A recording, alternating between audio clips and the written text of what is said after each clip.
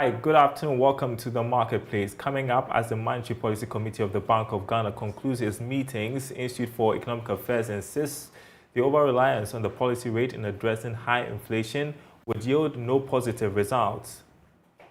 Inflation is also determined, to a large extent by supply and cost factors.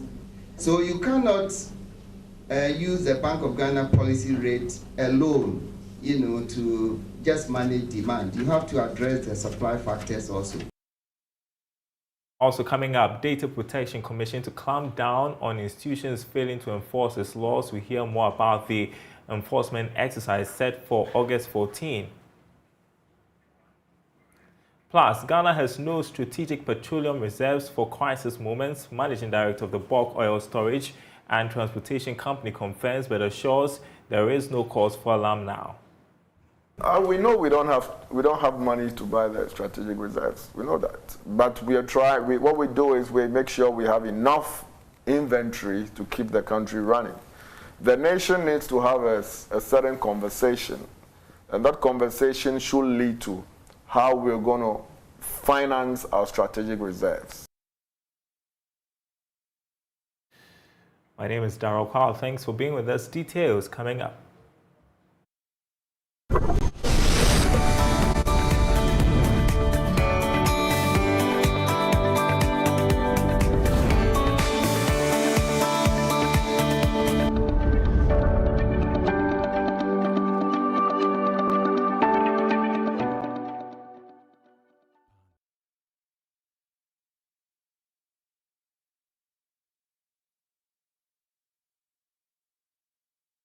Thanks for staying with us, everyone. And we begin with news that the media budget presentation has been pushed back to Thursday, the 27th of July. Parliamentary correspondent Kweku Asante joins me on Zoom with more on this. Good afternoon to you, Kweku. Are you able to confirm this information for us and any reason for the change in date?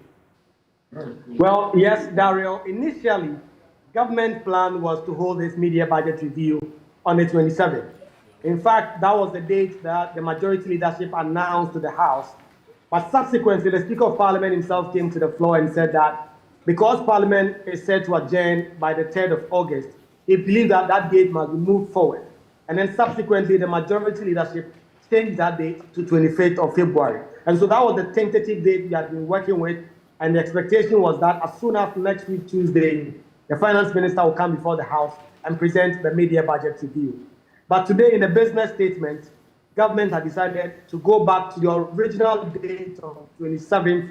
That is the date that the finance minister expected to come to the House and present this media budget review. So government has, as if you want to put it out, we snapped the Speaker of Parliament and is concerned about the 27th date and have affirmed 27th, next week, Thursday, as the date to present the media budget review.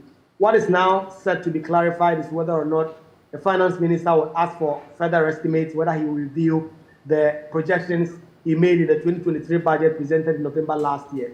But as of now, we can confirm, as per the business statement presented today, that Ken Ofori-Atta will deliver the media budget review next week, Thursday, to Parliament. Well, the presentation itself has been described as very critical, the first since we clinched the IMF deal. Do you have any idea what to expect? I mean, you're hinting at that when the finance minister makes a presentation. I bet there are high expectations, especially amongst the minority.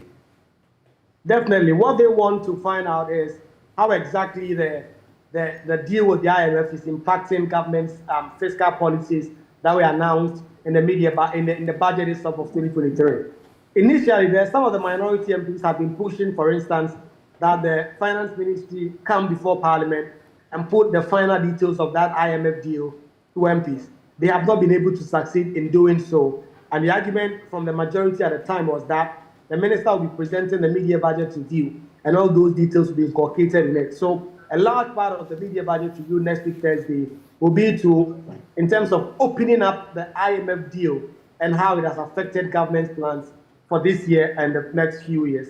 Also, some of the minority MPs want to know the domestic debt exchange program. What is the success rate? How is it impacting Ghana's debt level as we speak now? All those questions are set to come. But really the next question is a matter of revenue. Government has been saying a lot of things about how the revenue measures they've been putting in have not been successful so far. We know that e-levy has not given government the amount of money they wanted. And so we do not know yet if government has any firm plans to probably introduce new taxes, new revenue measures, expand others, probably delete others. Those are the vexed questions, and our ears are on the ground to find out whether or not the minister will be bringing those details next week, Thursday. And finally, we've had a bit of a situation in Parliament this week. The House has not been able to sit because they've not been able to form a quorum, and that has affected government business. Give us a background to that and what the impact will be if this goes on for a while. Right, so as of today, we'll probably have this situation having been resolved a little, because today, per my count in the chamber, there's no quorum, but no one has raised the issue of quorum, so the business will progress. But the whole of this week, the House has suffered several adjournments because both sides have not been able to bring in enough numbers. For the minority side, it's intentional because they've decided that they're going to bring in very little number of MPs so that they can raise matters of quorum and sabotage the business of government on the floor. The government side, we know that a number of MPs have been with Dr. Bawumia campaigning ahead of that NPP primaries. So a number of key businesses have suffered, particularly matters having to do with bills. There's a constitutional review amendment bill. There's a death penalty amendment bill, the bill that is seeking to repeal the death penalty. All those bills have been suffering for some time now. There have been a number of referrals that have been made to the committees as regards to tax waivers, import acceptance, among other things. All that has not been able to be dealt with. But today, business has progressed quite good so far, and matters having to do with quorum has not been raised. It is expected that from today through to the weekend and Monday, leadership on both sides will try and work to have some sort of agreement so that some of these issues will be dealt with. And so we expect that from next week, head of Parliament going on break on the 3rd of August, these matters will be dealt with so that key issues, particularly the media budget review, can be dealt with and debated. All right. Thank you so much, Kweku Asante, for updating us. Now we know that the media budget will be presented on Thursday, the 27th of July. Let's move on now. The Institute of Economic Affairs has indicated that the over-reliance on monetary policy in addressing the hikes in inflation would yield no results. The Institute is entreating government to address the supply-side factors driving inflation. According to Director of Research, Dr. John Kwache, more collaboration is needed between the government and the Bank of Ghana to address the country's high inflation in the media budget scheduled for next week. He was speaking at a media interface on Ghana's IMF bailout organized by the Economic Governance Platform. Rely on a monetary policy framework that essentially focuses on controlling demand pressures in the economy. But what we have come to realize is that our inflation is also determined, to a large extent by supply and cost factors. And this, we've been talking about food, fuel, the importance of fuel in driving our inflation, transportation, and then of course the exchange rate. So you cannot use the Bank of Ghana policy rate alone, to just manage demand. You have to address the supply factors also. And this is what we have been calling for, for a long time. And we're just asking both Bank of Ghana and government to, cooperate, work together, so that they can also be addressing the supply and cost factors that drive inflation. We are happy to note that when it comes to the demand pressures, the program contains a provision for reducing what they call monetary financing of the budget by Bank of Ghana. In fact, government and the Bank of Ghana have signed a memorandum of understanding now for Bank of Ghana not to lend to government at all, under the program. So that will help to reduce the demand pressures. But we're saying that they should do something about the supply and cost factors as well. Well, economist Dr. Patrick Isumin joins me on Zoom with a reaction to this. Good afternoon to you. Great to have you on the program. So the Monetary Policy Committee has been meeting this week to review the economy. So we expect an announcement of the policy rate next week. Now, the IEA raising concern about policy rate hikes as a means to tackle inflation. In their view, it is not effective. Your thoughts? Good afternoon and good afternoon to viewers, and thanks for having me. I think that, I will agree with the sentiment that we should combine demand management measures with also measures to address the supply side constraints.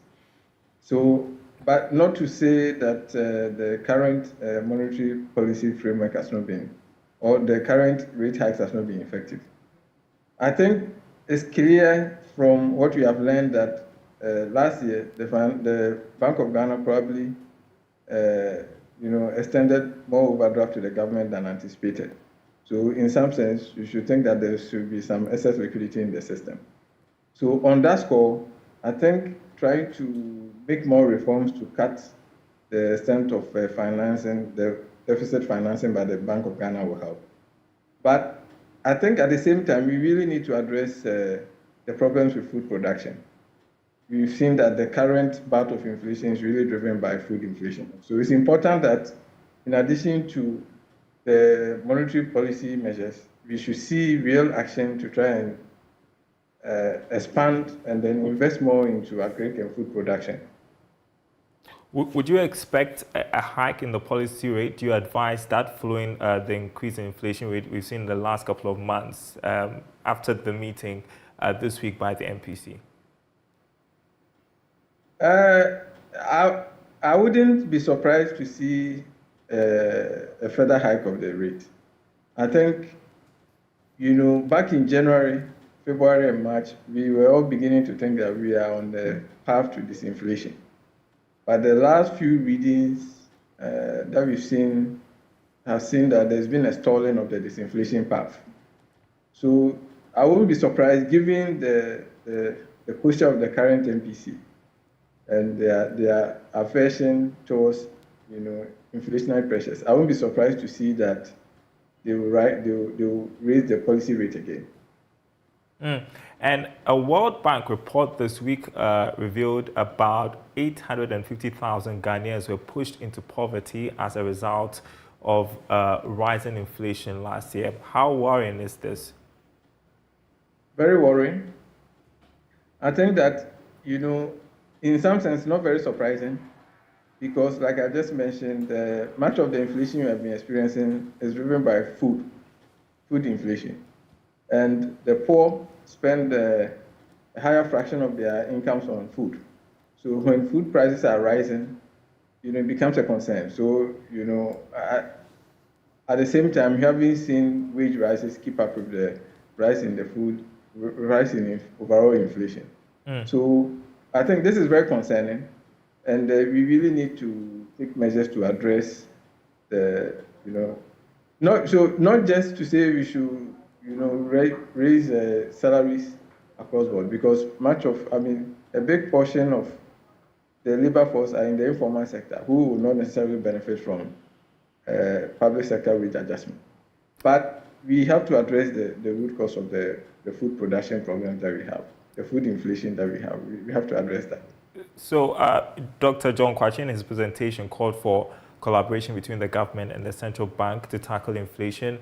How can they collaborate on this? What should the government be doing, especially as they look to present the media budget next week?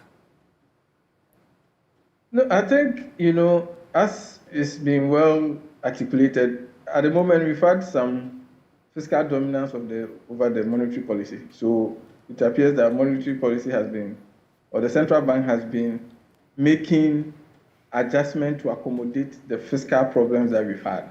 And I think that's where we really need that to stop. So I think that is why the IMF program contain measures to curtail that aspect. But coming to what we are going to do with the media budget, I'll be surprised to see if the government introduce any new tax handles. I think we've seen a lot of new taxes recently, some of which we haven't really fully implemented to see what they will do for our revenue side. But we also need to see more measures on the exemptions bill that were passed. I think it's widely acknowledged that we lose a lot of revenue through the exemptions. And if you're able to plug the holes from there, you'll be able to raise a lot more revenue, and then it wouldn't be necessary to impose any new tax handles. On the expenditure side, I would like to say the government should cut the expenditure, but at the same time, I think this government has not been very amenable to cutting expenditure. So as much as we want to see that happen, I don't really see that happening. All right. Dr. Patrick Esuming, I appreciate your time with us. Certainly good to speak with you. Dr. Patrick Esuming, an economist, sharing his thoughts about rising inflation and the media budget. Well, let's move on now to another story following for you. The Data Protection Commission is scaling up enforcement of the Data Protection Act 2012, Act 843, which, among other things, requires data controllers to register with the Data Protection Commission and renew registration every 2 years. The exercise is expected to be carried out from the 14th of August. Patricia Eduse-Poku is Executive Director of the Data Protection Commission, and she joins me on Zoom with more on this. Good afternoon to you, ma'am. So first of all, enlighten us about the Data Protection Act 2012, Act 843, and why enforcement is important.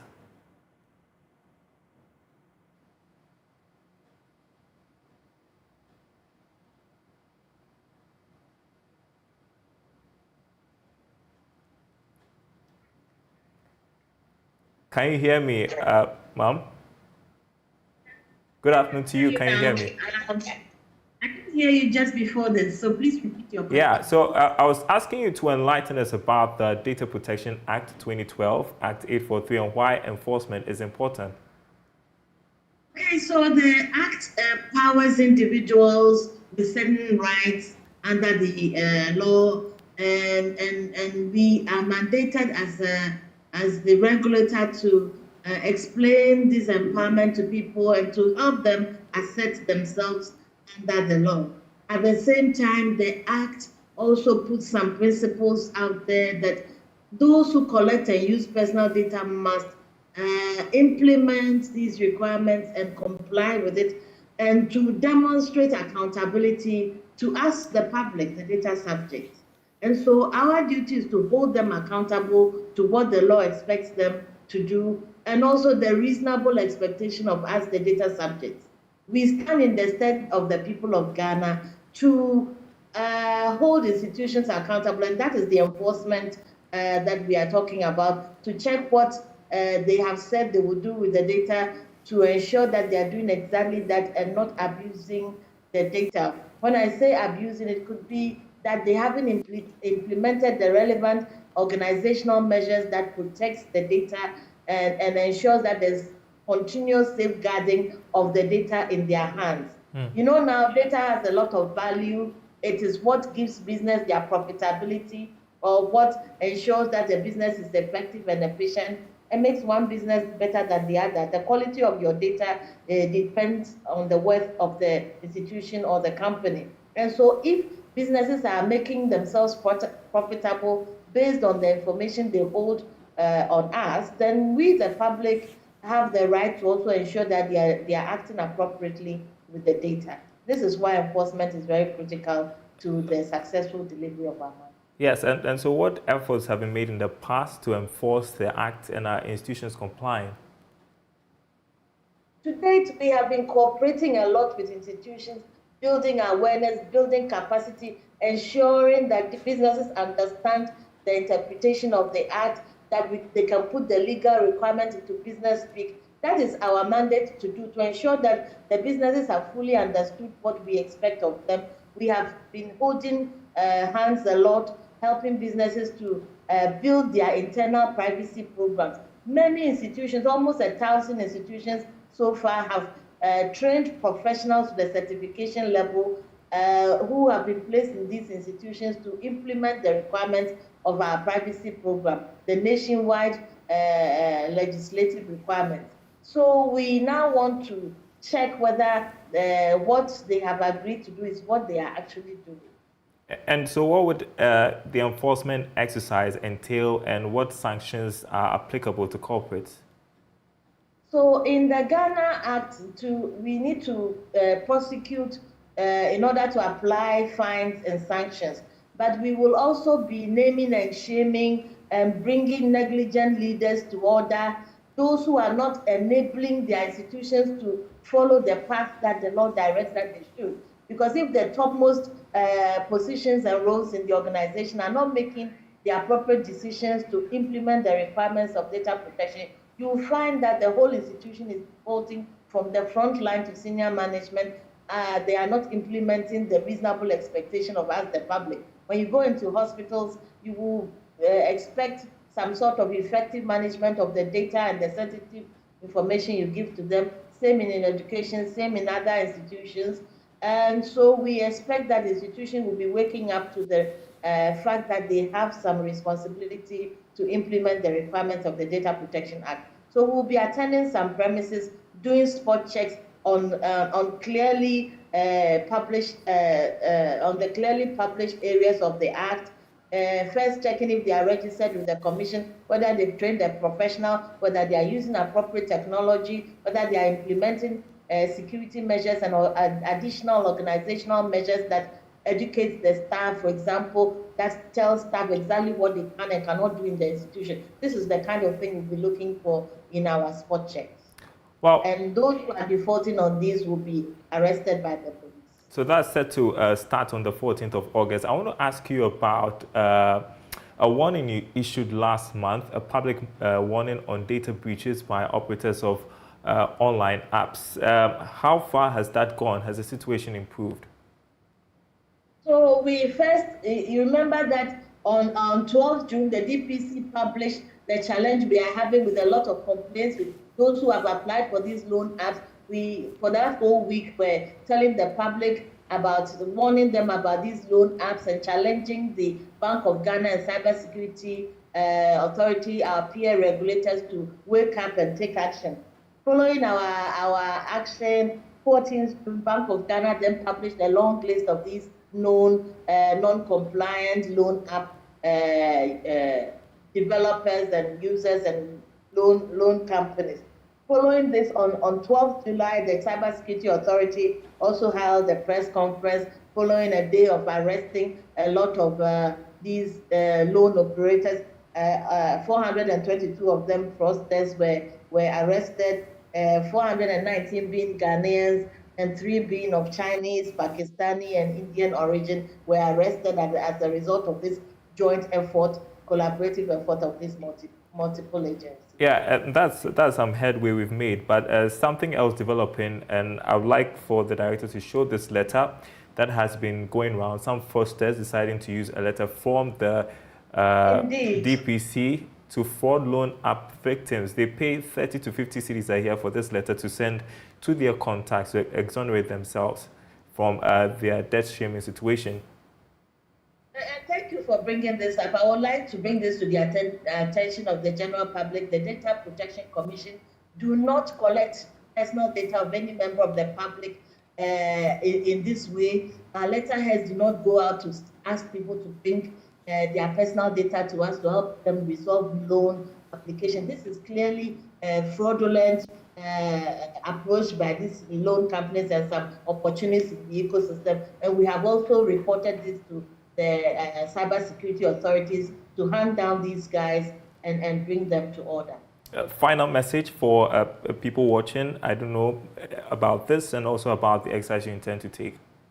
So the final message is especially to data protection compliant authorities and institutions across the nation to wake up and do the needful, comply with the requirements of the Data Protection Act, take action now, and contact the commission, get yourself registered, commence the implementation of your internal privacy program, because we are aligning the data protection requirements with the digitization of the economy. It is critical to the success of our digitized economy. We have to jointly enable an unlocking of the potential of data in the Ghana economy and enable appropriate access and sharing to data and to increase innovation and to promote the use of digitized information appropriately in the national ecosystem. And so we are taking this enforcement week, triggering the enforcement date and enforcing the law actively from 14th August, and will not be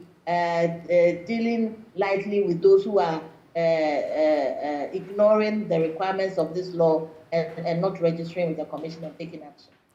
Thank you so much for speaking to us. Patricia Eduse-Epoko, Executive Director of the Data Protection Commission. Thank you for your time. Well, finally, Ghana has not got any strategic petroleum reserves now for crisis moments. This has been confirmed by Managing Director of the Bulk Oil Storage and Transportation Company, Edwin Provincial, to Joy Business. But he insists there's no cause for alarm for now. He has been speaking on PM Express Business Edition. We know we don't have money to buy the strategic reserves. We know that, but we are trying. What we do is we make sure we have enough inventory to keep the country running. The nation needs to have a certain conversation, and that conversation should lead to how we're going to finance our strategic reserves.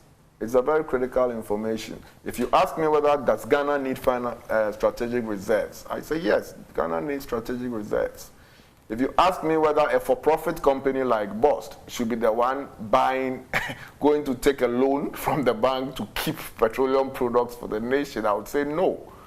We can't do that, because the strategic reserve, like I said, is like an insurance policy, and you and I who benefit from the insurance policy, we need to finance that reserve.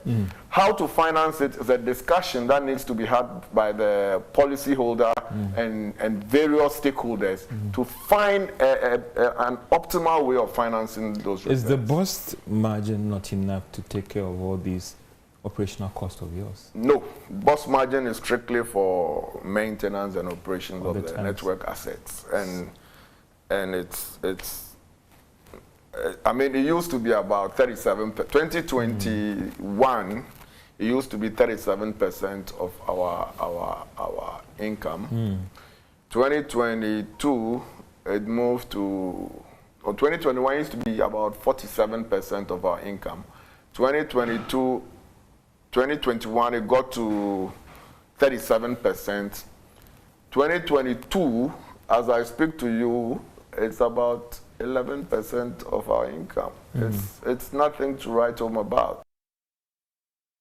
Certainly, there's much to talk about on that story, but that's our program this afternoon. Thanks for watching, everyone. But there is plenty to read this weekend on our website, myjoyonline.com/business, including Ghana Stock Exchange to boost liquidity access through commercial paper market establishment.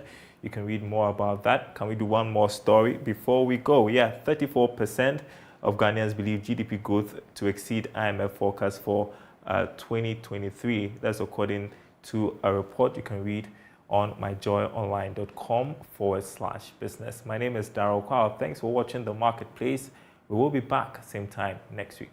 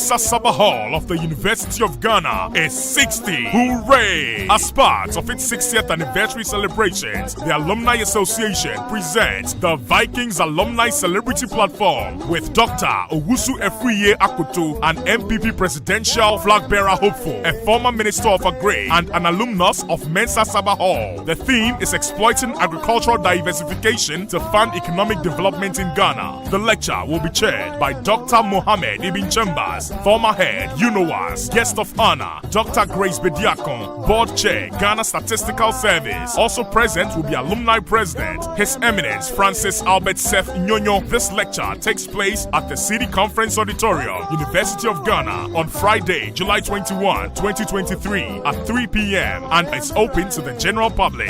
Mensa Saba Hall at 60. Hooray! Today on Rev, the Auto and Mobility Show. The iconic Trabi gets a new electric lease on life. A wheelchair ride as you've never seen before. The Albanian taxi that's still going strong after 1 million miles on the road.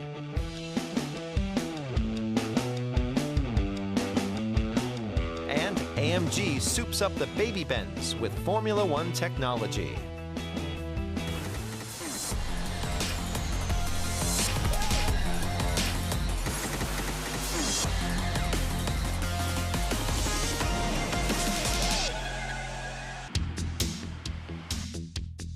The iconic Trabant, the plastic car that ruled the road in communist East Germany, is back, this time with an electric heart. We met the man who dared to tinker with the notorious two-stroke classic. The Trabi is a part of history. It's really famous and has cult status. So it's great to take it into an electric future.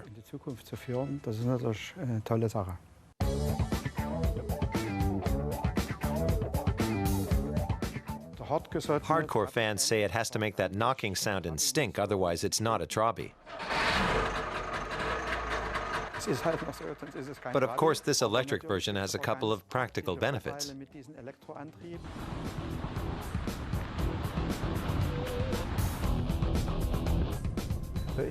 I'm driving the whole time in third gear because I don't need to really accelerate. It makes it feel a bit like an automatic. What began as a hobby for Matthias Baer is now a side business. He actually runs a cleaning company, which is where he and his team developed a Trabi conversion kit. We never wanted to come up with some kind of makeshift solution. It was for the commercial market, which meant providing a version that was easy to use and performed well on the road, and kept the customer satisfied.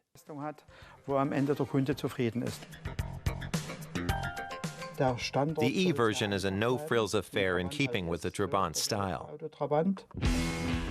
But some things you just can't replicate. Driving an electric Trabi is an entirely different experience for the ears. There's no comparison. We're doing 70, and the noise you hear is more the transmission than the car itself. The electric makeover is possible with any Trabant model. What started out as a prototype in 2012 is now a standard package. Drivers can either do the conversion themselves or have Baer do it. The first step is to gut the vehicle. Now it's ready for the electric powertrain.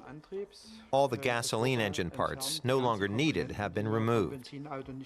The engine and attachments, the exhaust, the original ignition, they're all gone. And the fuel tank that's actually fitted up front in a Trabant. It's all gone. So now we're ready to refit it as an electric car. To appreciate what electric Trabi really means, it helps to look back at East Germany's beloved and hated automobile. The Trabant came from the state car maker Sachsenring in Zwickau and was built there till the end. The first Trabi rolled off the assembly line on November the 7th, 1957. Buyers typically faced a 10-year wait and a price tag equal to a year's wages. Its body was made of plastic fibre composite resin due to steel shortages. The Trabi was also a manifestation of the shortages that typified East Germany's economy. In German, Trabant means companion or satellite, inspired by the Soviet Sputnik, the world's first artificial satellite, launched into orbit that same year. Shortened to Trabi, the car became the companion of East Germans for generations. It was used for everything, making out, making babies. People slept in them, camped out in them, and covered big distances in them, as long as they had enough spare parts with them.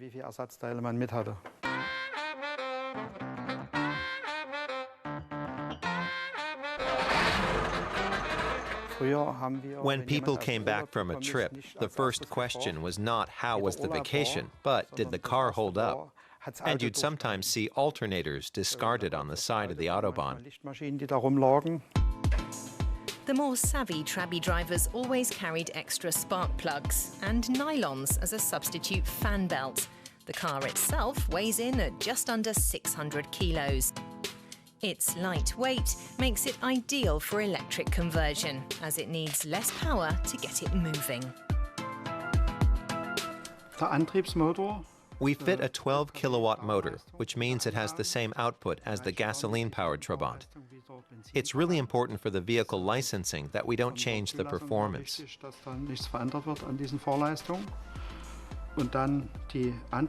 These are electric batteries. We put in 30 or 60, depending on the range.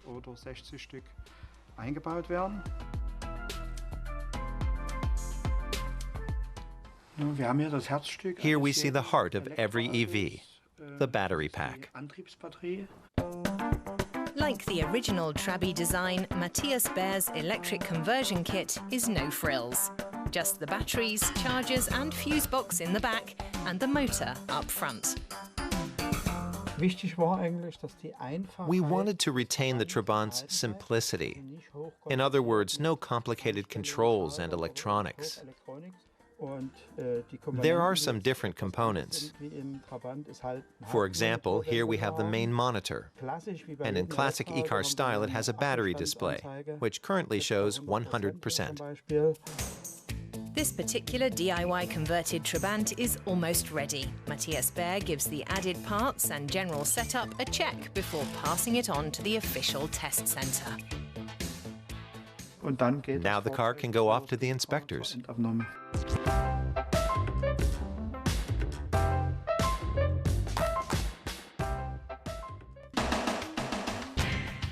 Unplugged and ready to roll, the only thing holding back owners of an e-Trabi is battery range. In the old days, Trabi drivers faced a different kind of limit to their movements, thanks to the Cold War.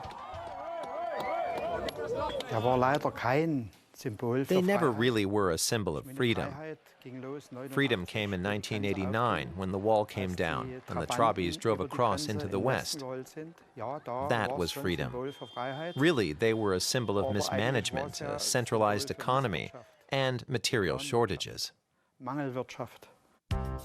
The fall of the wall meant the end of the Trabi too. There were tears among the workers at the Sachsenring factory as the last of the 3 million units rolled off the production line in 1991. Trabis would become increasingly rare in reunified Germany before their nostalgic comeback. They've now got a passionate fan base, and they're even considered a financial investment. They've practically become vintage models. Lots of fans are fixing them up to look better than when first built. That definitely gets the emotions going. There are still around 38,000 Trabis in weird and wonderful varieties in Germany today, with a growing share of electric editions. People make the wrong equation that simple car means low price. Unfortunately not. That's because of the high-quality lithium batteries we install that are now standard in modern cars. And that's the chief price factor, of course. It costs €22,000 for the DIY kit, or £27,000 plus to have a car converted by the City Sachs team. The exotic appeal of the cars has even led to the growth of Trabi safaris in Berlin, where tourists can cruise around the classic sights of the urban jungle. And now, of course, there are electric editions too.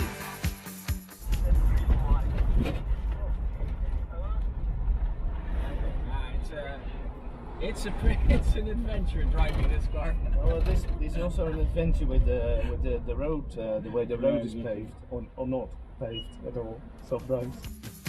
And of course, the Trabi trip takes in Checkpoint Charlie, the most famous border crossing between East and West Berlin. It's pretty amazing being at the wheel of a Trabant at Checkpoint Charlie. It makes you kind of emotional and very proud. A new age has dawned for the Trabi as the cult communist car silently powers into the future without leaving a big stink behind.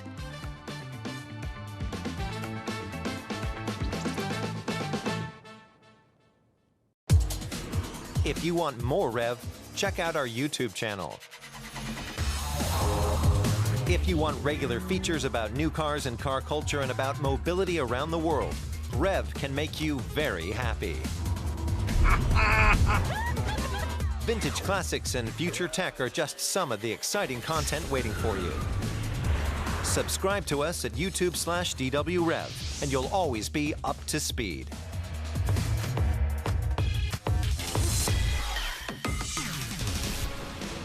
An unusual set of wheels, but with a fair share of thrills. Using his wheelchair, 35-year-old David Lebuza expertly performs many a skateboard trick. It's challenging, sometimes painful, but always exciting. Wenn du was machst, was du irgendwie 1000-mal nicht geschafft hast und dann endlich schaffst, ist natürlich so ein Mega-Relief. Bei mir war es zum Beispiel der Handplant. Immer wieder ist das so ein Trick, den ich auch über Jahre probiert habe, bis ich ihn halbwegs hinbekommen habe und bis ich ihn dann gestanden habe. Und das war auch an dem Tag, gibt es zum Glück ein Video von, also das war auch unbeschreiblich auch, weil erstmal gar nicht so realisiere, ich roll dann irgendwie weg und denke mir so, was das? Und schmeiß den Helm weg und das ist einfach so mega Freude, kann man echt schwer beschreiben. Lebuza sees skateboarding as both a lifestyle and a sport and encourages others to try it, offering workshops and tours across Germany, like here in Berlin, where skateboarders show off their skills. Ich will ja gerne darauf hinwirken, dass die Skateboard-Szene, aber auch die BMX-Szene und alles, was da irgendwie so ähnlich ist, dass die inklusiver werden, dass die sich so ein bisschen mehr noch öffnen. Und weil ich glaube, es braucht keine eigene Rollstuhl-Skate-Szene in dem Sinne, sondern ist eher schon so ein inklusives Gemeinschaftsding. Of course, these are no ordinary wheelchairs. The spectacular stunts need reinforced and spring-mounted chairs. Ich fange natürlich mit einer Stufe an, dann mit 2, dann 3, dann 4. Und bei 4 ist jetzt was ich relativ locker runterspringe. Wenn ich weiter nach rechts gehe, dann wird schon anders. Lebuza has used a wheelchair since he was 21 when he fell down a flight of stairs, leaving him with paraplegia. Ich mache das jetzt seit ca. 14 Jahren. Also vor 14 Jahren hatte ich einen Unfall und ich habe schon in der Reha dann angefangen, hatte Spaß dabei, den Rollstuhl auszuprobieren, in verschiedenen Situationen, irgendwie Stufen hoch, Stufen runter, Treppen hoch, Treppen runter. Und dann war Skaten irgendwie so die logische Konsequenz. From that point on, David devoted himself to skating. He's since won the World Championship in 2014, 2 German championships, and finished 3rd in several events in the US. Ich bin jetzt gar nicht so scharf irgendwie drauf, irgendwie Meister zu werden oder was zu gewinnen. Aber wenn man dann im Contest ist, dann bin ich in so einem Modus. So. Dann will ich auch mein Bestes geben und dann will ich auch einen richtig guten Run hinlegen und dann will ich auch, dass die Jury das dementsprechend auch bewertet. And there are competitions aplenty worldwide, most organized by the Wheelchair Motocross Society. Skaters from across Germany flocked to the Berlin Open, the first competitive event since the start of the pandemic. Lebuza was a member of the jury. After all, as a multiple champion, he's a role model for young people. And not just when it comes to performing. Ich finde das vor allen Dingen wichtig für die Kids im Rollstuhl, dass sie halt ein Vorbild auch haben können, was eben auch im Rollstuhl sitzt. Weil die können sich ja nicht nur die Tricks abgucken, sondern die können sich auch viele Sachen abgucken. Wie macht denn der das irgendwie im Alltag oder wie kommt der denn damit klar? Und das ist eben was die bei den Eltern oft nicht sehen. Wheelchair skating is classified as an extreme sport. Hardly anyone leaves the hall without bruises. But to guard against more serious injuries, especially to the head and neck, everyone wears helmets and protective gear. That way, even the youngest can convert their dedication and motivation into results. Es ist einfach schön zu sehen, dass die sich Gedanken gemacht haben, was sie irgendwie in der Zeit auch zeigen wollen und dass sie einfach die Bühne haben und sich präsentieren können. Und ich würde sagen, der Nachwuchs für den Sport ist gesichert. As the sun sets over Berlin, there's a sense of community, inclusion, and accomplishment amongst all the wheelchair skaters at the event. Living proof of the power of the mind to overcome seemingly insurmountable obstacles.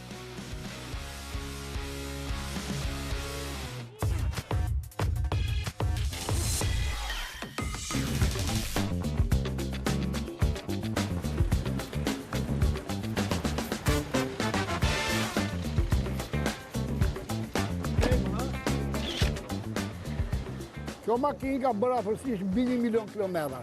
Është makinë e vitit 93, është afërsisht makinë 30 vjeçare. Është motori vetë origjinal. Nuk u ka ndruar asnjë send. Vetëm një herë u ka riparimi mesëm, vetëm një herë. Është origjinal si ka ardhur nga Gjermania.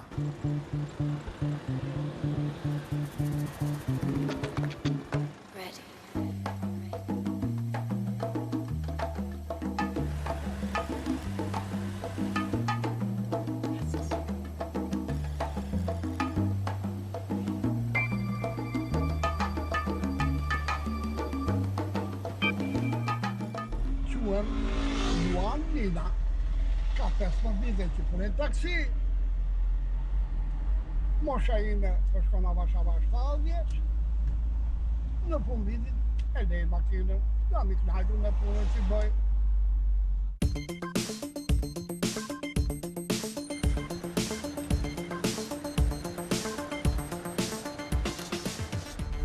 Me Durrësin nuk krahasoj asnjë vend botësh.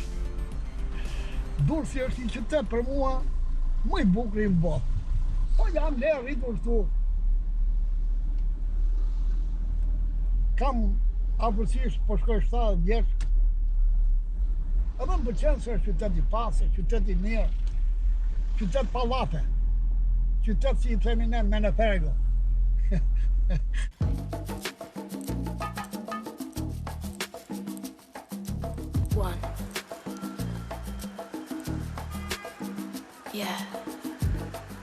Radio, ma është e bukur, duhet edhe kudo. Atë më tepër që Durrësi ka dhe plazhin tërheq turistit. Durrësi verë popullohet shumë, më thënë 2 fishin e përmundësisë, po dhe 3 fishin. Vinë shumë turistë.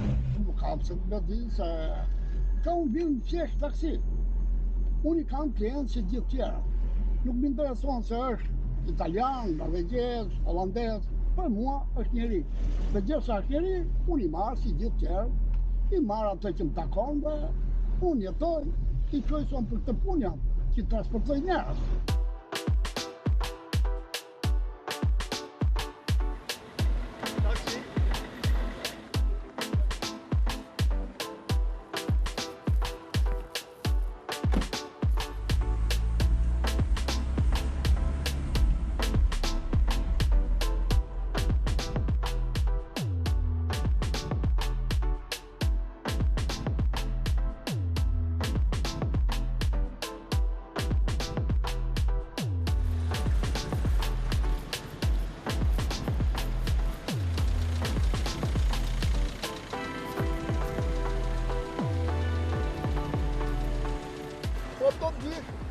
Është Gjermane, ma ka bën një refugjat që ka ardhur nga Gjermania.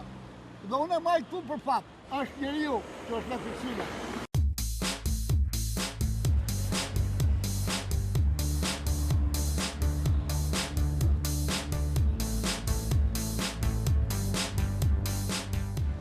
soldaten vågade mig till många tror jag så kunde min telefon.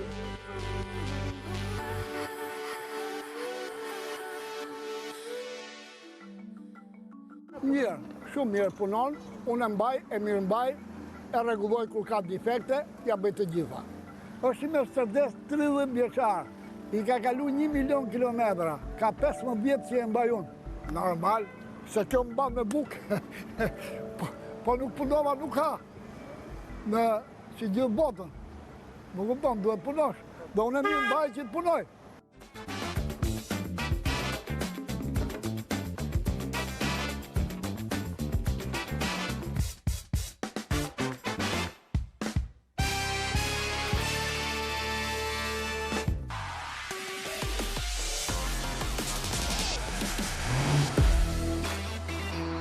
This is AMG's new C43, a 408 horsepower C-Class. Mercedes is seeking to establish itself as a more exclusive luxury brand, and the entry-level A and B class models are being discontinued from 2026. So from then on, the C-Class will revert to being the brand's smallest model. But how does the souped-up C-Class, available as a sedan or wagon, fit into that luxury car strategy? Is the C43 a certified sports car, or more an upmarket cargo carrier? Its predecessor was the 190 sedan, launched in 1982 and dubbed the Baby Benz in the US due to its 4.4-meter length. The 190 and its successors were successful contenders in the German Touring Car Championships before withdrawing in 2018. The AMG base model at the time, the 190E with a 2.5-liter Cosworth engine, was limited to just 500 units. Today, an original condition Evolution or Evo 2 sells for 300,000 euros. The 190's era as the smallest Merc was ended in 1997 by this curious-looking subcompact, with some critics questioning its Mercedes credentials. It was the birth of the A-Class. However, the carmaker's venture into the less lucrative and less glamorous subcompact segment is set to end after almost 3 decades. From 2026, anyone looking for a low-price Mercedes will likely have to fork out at least 44,000 euros based on today's prices for the C180 coupe. While Mercedes promises luxury on 4 wheels, it's AMG's job to provide exclusive visuals and power, with a range of options fashioning the desired look. And they've added race car engineering to give the 4-cylinder engine the right kind of performance.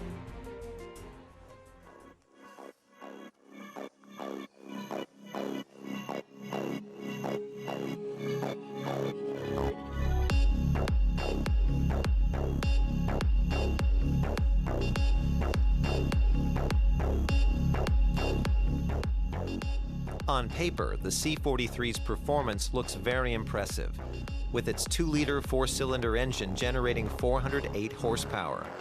That's quite an achievement for a paltry 4 cylinders. Less impressive are the high CO2 emissions at more than double the 2022 EU standard.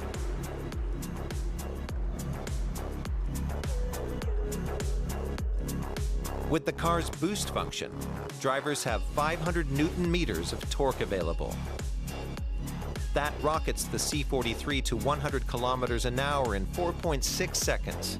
Not bad for a 4-cylinder unit.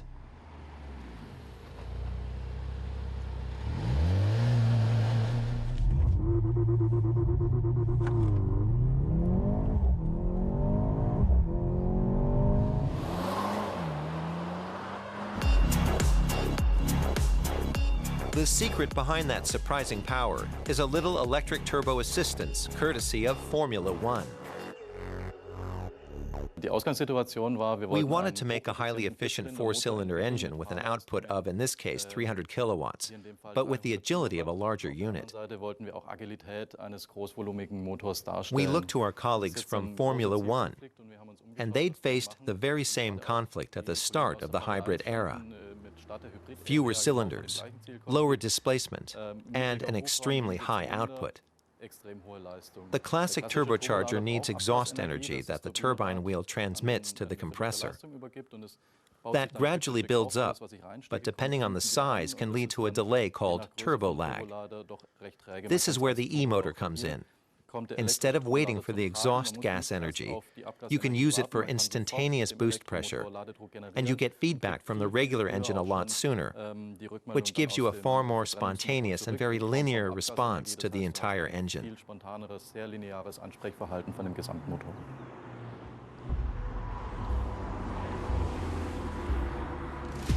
Any drawbacks? Fans of loud engines will find the sound experience a bit muted. That might dampen their enthusiasm for the powerful performance of the high output. It's also a complaint often made about Formula One cars of the hybrid era.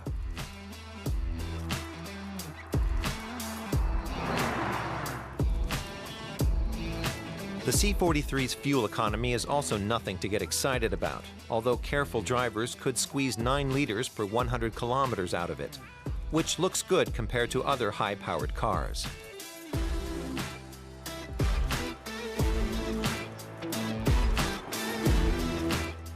The sporty station wagon can accommodate between 460 and 1,480 liters of cargo.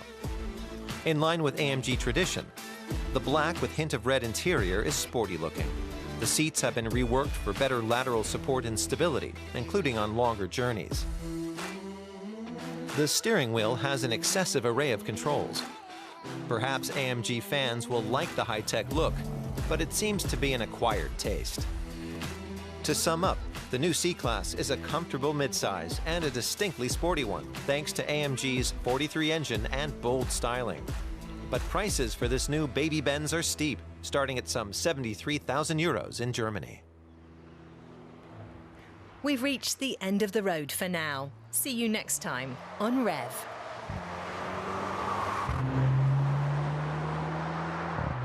Hits 103.9 FM, the official mouthpiece of tertiary institutions, brings you the Hits Tertiary Show. Friday, 21st July 2023. The Hits Tertiary Show stops at the Ghana Communications Technology University in Tesano. Join us as we interact, socialize, and have fun at the Ghana Communications Technology University Tesano on Friday, 21st July 2023 from 2 p.m. live on Hits 103.9 FM. There'll be loads of fun and entertainment as we deliberate on issues bothering students live on radio. Which tertiary institution do you represent? Watch out for the Hits Tertiary at a campus near you. For enquiries, call 0540-106-467 or 0559-691-797. Follow us on our social media platforms with the hashtag Hits Tertiary. Hits Tertiary Radio Show is brought to you by Hits 103.9 FM and partnered by the Ghana Communications Technology University. Sponsors,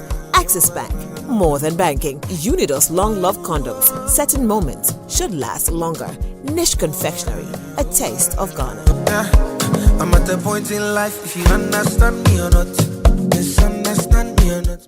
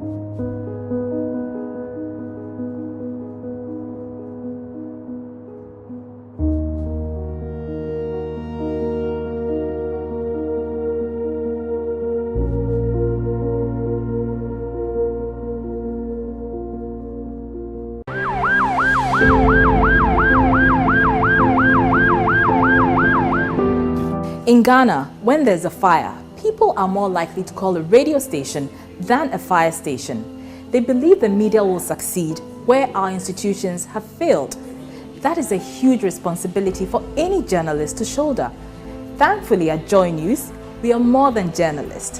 We are agents of development. We are champions of change. We don't just report the problem, we help define solutions. We are JoyNews, home of independent, fearless, and credible journalism. My name is Araba Kumsin.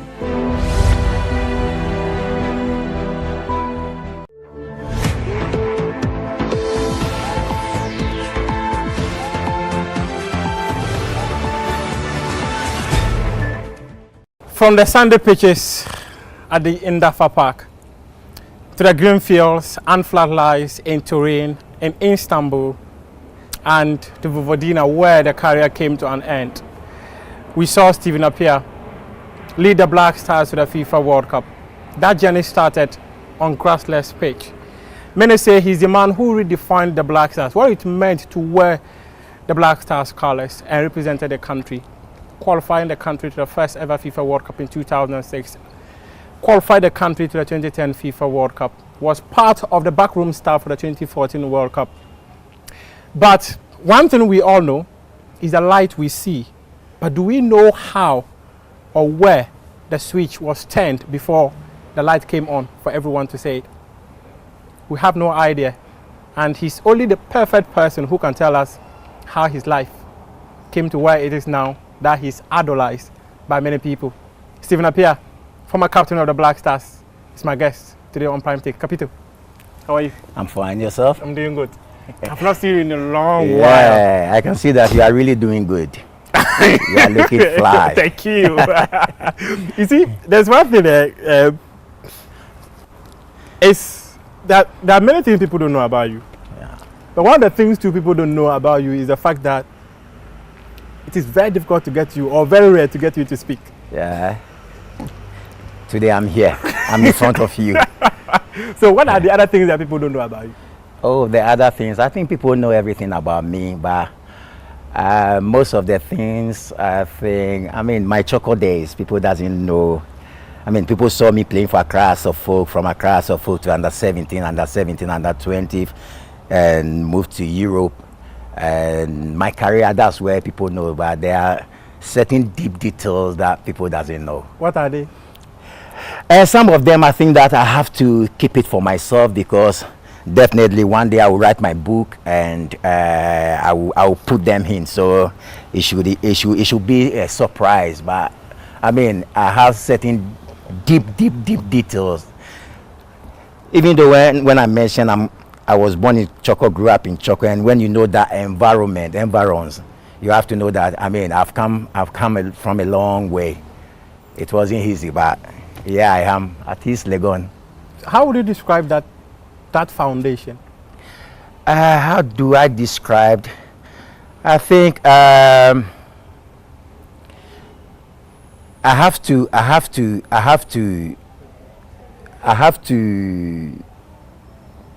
say that I've done well. I've done well. This is a place that I grew up, and people that you roll with were doing all sorts of things, but I never allowed myself into those things, and I said, okay, what I want to do is to play football.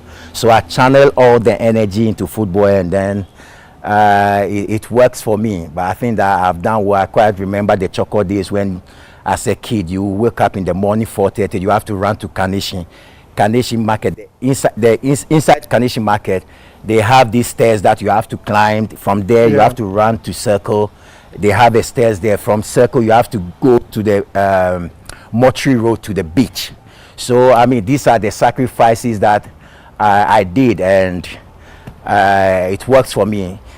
Growing up, I come to realize that whatever we do is the passion and the hard work that takes you to the top, and that's what I did. Talk to me about the days of playing at Indafa Park. Yeah. Okay, so I attended St. Martin's School, and those days it was very, very difficult for me. I mean, at times as a kid, you go to school without no food, you go to school without money. So one day I was on my way to school. I walked from Choco to White House. And I was on my way, and I met a friend called, now he's a musician, YZ. Oh, really? Yeah, YZ, they were very, very rich, and I met YZ. YZ was like, Stephen, are you going to school? I said, yes, I'm going to school. He said, no. We shouldn't go to school today. I mean, follow me. Let's go to Salvation. I've never been to Salvation Park. It was my first time. So he said, let's go to Salvation Army Park. When we get there, I will buy you rice and beans. As soon as beans and plantain. Yeah. As soon as I heard... Is it your Kogari? Yeah. Gobe. Gobe. As soon as I heard beans and plantain, I said, hey, I have to follow Daniel because myself, I don't have anything on me. So I followed him. We went to Salvation Army Park. We saw some kids playing football, and Daniel know that after schools, at times we played in the premises. So he said, Stephen, I know that you are a good player, so join the guys. I took off my school uniform. I put it in a plastic bag. We hid it under a bin. So we know that at that time, if you go home without your school uniform, you get lost. So we hid it, and then I joined the guys, the kids, to play the game. When we were playing, there was this man standing like 25 meters from where we were playing. So when we finished, he said, oh, you're a good player. We have a coast team at Indafa. Can you join us? And I said, oh, okay, I would love to join you, but you have to come and talk to my mom first. So he came, and then my mom was like, no, he has to go to school. And that time I wanted to play football. So one day I found my way to Indafa, because where I live and Indafa, Indafa Park is a bit far, and I was a kid then. So I found my way, and then I showed myself at the training grounds. I had a chance to play for under 12 and then under 14. When I was playing under 14, I was doing so well that when I play under 14 games, I wear under 17 jersey. So I had a chance to play under 14 and then under 17. At times I will come and play 5 minutes. I will come and play 10 minutes. That's where it all started. Capito, how many siblings do you have? We are 4. I have another brother and 2 sisters. And who is the firstborn? I'm the firstborn. So you are like the father? Of course I am. Father figure. I quite remember Choco days. I mean, you are staying in a small room, and where at times I have to make space for my siblings. So you have to go and sleep under the bed, and then under the bed you know that you find certain things there which are not cool. I mean, the cockroaches, the rats, and all that. So these things, it comes with it. I mean, being the firstborn, you have to do a lot of sacrifice. And today I'm happy that my siblings, they see me, and then they are very, very happy that he started, and then I mean, now we are all seeing him happy. I saw a video that you posted on social media when you went back to Choco. This was like so many years ago, and I could imagine the emotions of going back to the roots. Yeah. So I saw the video. Came back, I think 3 days ago, when I went to visit. I mean, there was a table tennis game. So Professor Kofi Abuchi invited me. So we went to Choco, and then I have to go there to mentor the kids. And where I didn't know where they were doing the program, but when I got there, I realized that it was the same place that I learned how to play football. Oh, really? Yeah. So I was very, very, very, very emotional. Yeah, very, very emotional, because I mean, taking my mind back when I was a kid, when I was trying to learn how to play football. This is the pitch, and then I didn't know that that's where they were doing the program. And I end up, I mean, being there to mentor the kids, and I was so happy. I told them how I started. I told them that a lot of people came because they heard that I'm around. Yeah, so people that I grew up with, all of them, they were there, and they were happy to see me. Even though I go there at times, but I have to sneak in, because at times the pressure and the crowd is too much, and you know that you can't run away from your people. No, you can't see everybody. So the people that you see, them are happy. Those maybe you don't do it deliberately, but you forget to see them. They will take it in a different. So at times I have to sneak in to see 1 or 2 friends and then leave. But they were so happy. So I told them about my story. I told them that standing here today, not even a single person can come and say that when I was here as a child, I've insulted nobody.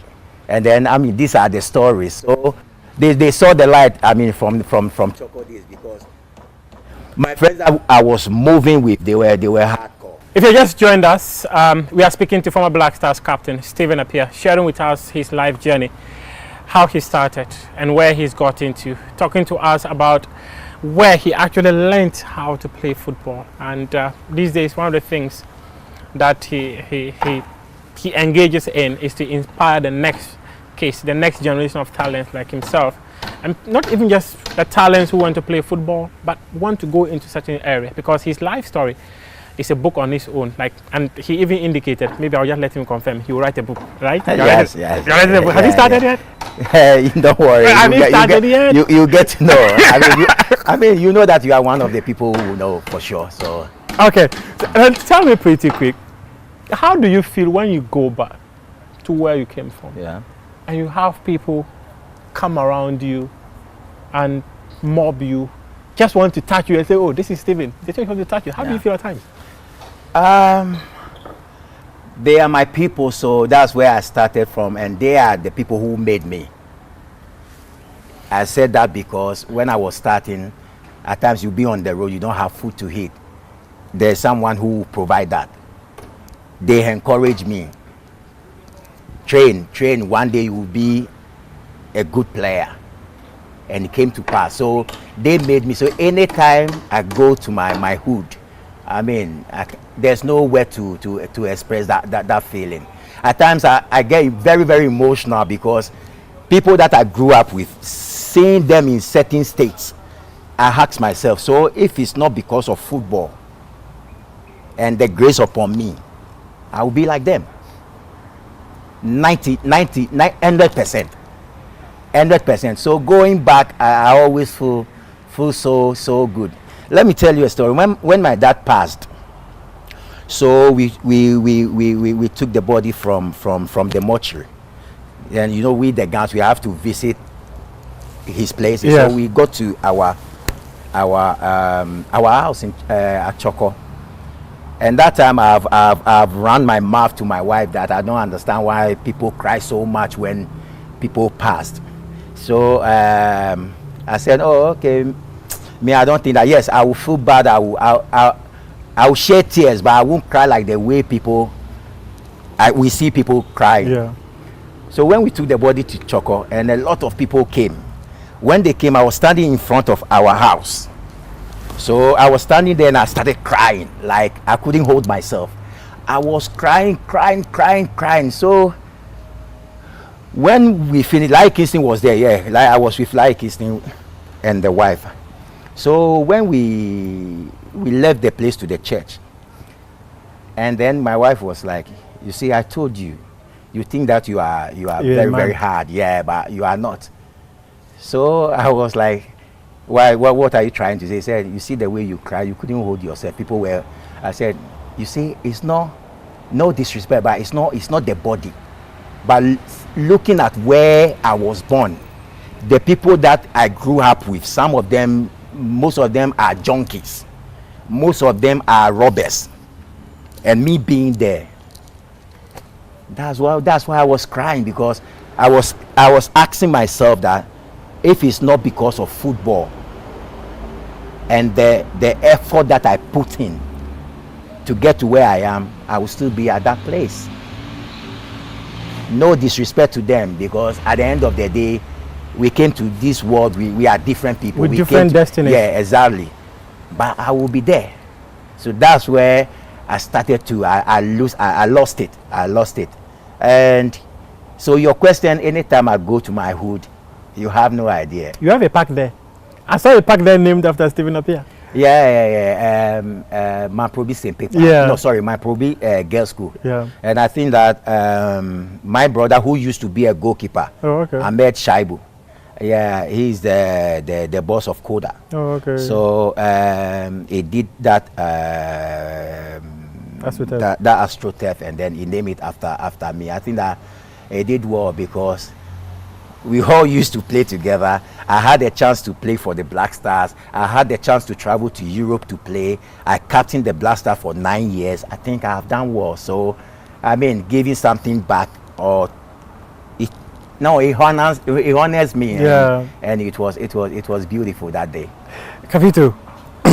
Again, I mentioned Capito.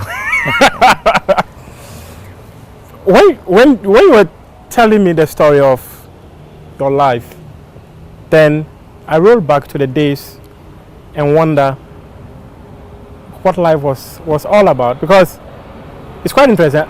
Larry Kinsey was on this very show, and he was telling me that your early days were not easy. And in fact, he spoke about you one time being, was he a mate or what? Yeah, okay, so that's what I said. most of my friends, they were mates. I mean, like conductors in Tertiary and stuff. Oh, okay. They were the people collecting the money, and even though moving with hardcore guys, I was a bit shy. I was still shy. And then I quite remember when we used to sleep in Tertiary. So they would wake up like 4 o'clock to go and get ready to go for job, their work. And then I will go and change, and then I will hit the road. I will go for jogging. I will go and train and then come home. So when I come home, I have to wait. No, when I come home, I will rest. Then 3 o'clock, I will go to Indafa for Fatah babies training. And when I finish training, because you know those days, you finish training and you are jogging home, you don't know what to eat. It's not because you have a choice, but because you don't have money for food. So I have to wait for my friends, and they will come around 10 o'clock. So when they come, 5 of them, I don't want to mention their name. Oh yeah, 5 of them. So when they come, they will be trying to, when we come, you wanted us to buy you food because you don't want to work, because you don't want to do this. So somebody will buy cake and fish. Somebody will buy rice and stew. They will buy different, and I'll be sitting there, and then somebody will try and give me a spoon of rice. Somebody will put one fish. Say, no, this is what I can do for you, and then they will give it to me. I couldn't reject it. I have to eat it because I was starving. I don't have food. But today, I mean, these are the same people that I roll with. Most of the time, Sundays, I will call them, I will gather them, we'll go and hit tilapia and the rest. Even though they thought they didn't know, I didn't know myself. I didn't know where I was heading to because I was young. So nothing guarantees me that I will be a good footballer. But I have it in me that I wanted to play football. And they thought they were being hard on me, but they gave me something. The more they were doing that, the more they were giving me the energy to wake up in the morning to prove them wrong that one day I will be a good footballer, and it happens. So you were a mate for some time? Did you do it? I did it one, but it wasn't. I was. It wasn't easy. Sex, or talk. Oh no, those days it wasn't. These days they have modified it, so they have to, sex. No, but those days it wasn't like that. How was it? In my situation that day, when we leave the shyness from Stephen up here, I think that it wasn't bad because people are still doing it. Yeah. So I could have done that job, but I have it in my mind that I wanted to play football. Did you break stones at some point in your life? Who told you this story? Who told you this story?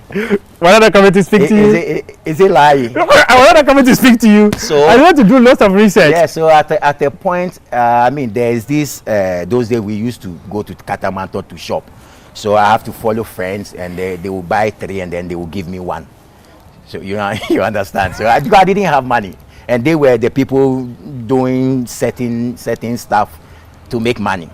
So myself and my best friend, Danso, we played the same course.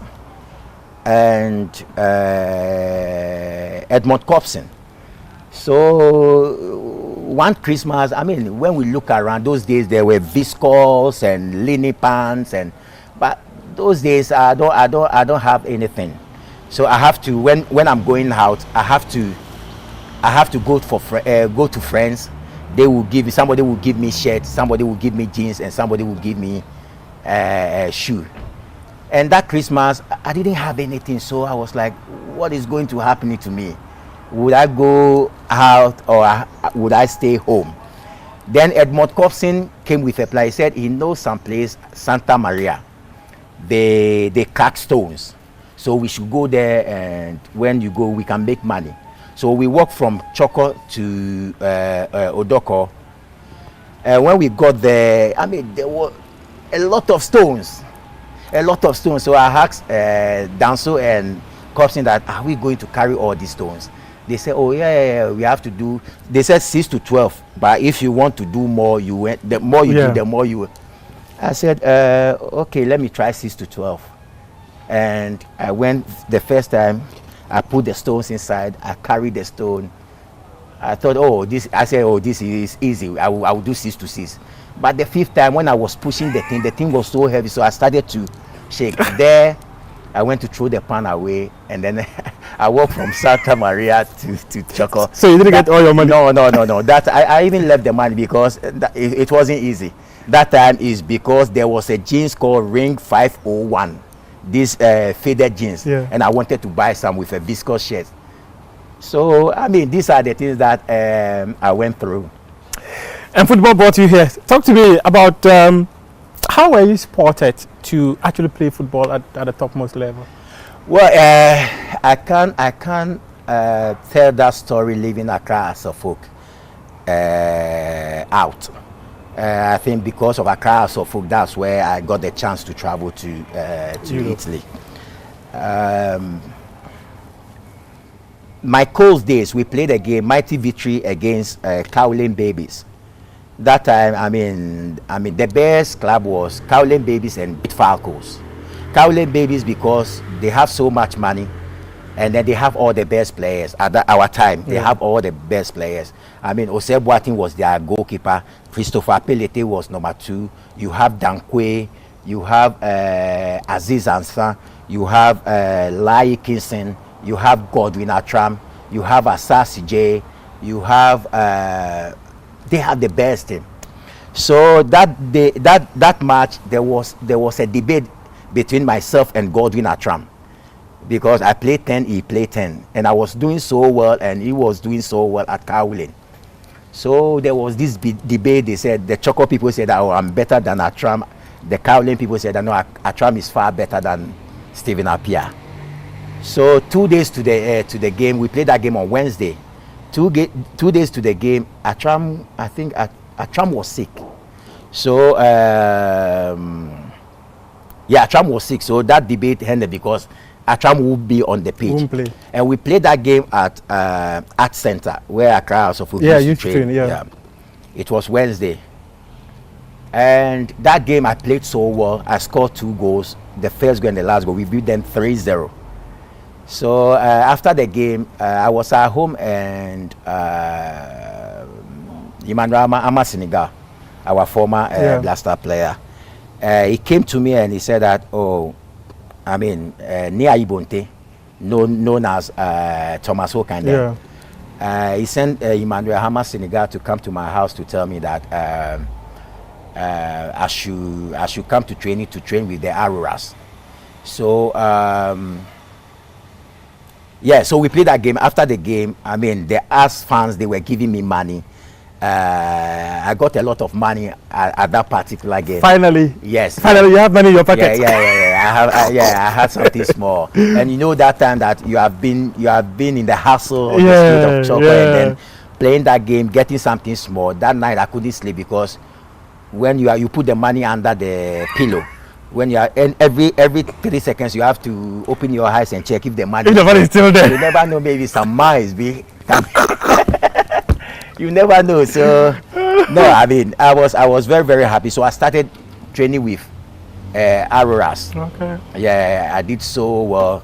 That time, Coach Samamate Efio was our coach. Oh, okay. Yeah, and I mean, may he so rest in peace, but I mean, he did everything possible that we should join there. Myself and Sibu Money. There's a guy called Sibu Money. Oh, okay. That we should join the first team. And then with hard work and the love of the game, I did, and I joined the senior team. So playing for Accra Asofo, my first game I played against 11 Wise. Okay. So when we were going to the pitch, you know that those days, the dressing room is where the VIP is, and they have a space there. So walking, you can see the pitch. And we are playing against 11 Wise. This is my first game, and you have players like Ebu Smith and the rest. Yeah. So going to the pitch, I was very, very nervous. Not nervous, I was scared of the game, because when we were walking, I saw the pitch and my heart started beating. I was like, today what has brought me here? Yeah. Today I'm part of this team and I have to show myself. So Ebu Smith realized that I was very, very tense. I was scared of the game. So he tapped me from behind and he said, Stephen, you know what? When you get the ball, you just dribble. When you lose the ball, we'll take it and we'll give it to you. Just dribble them. So I think that thing that he told me gave me some confidence.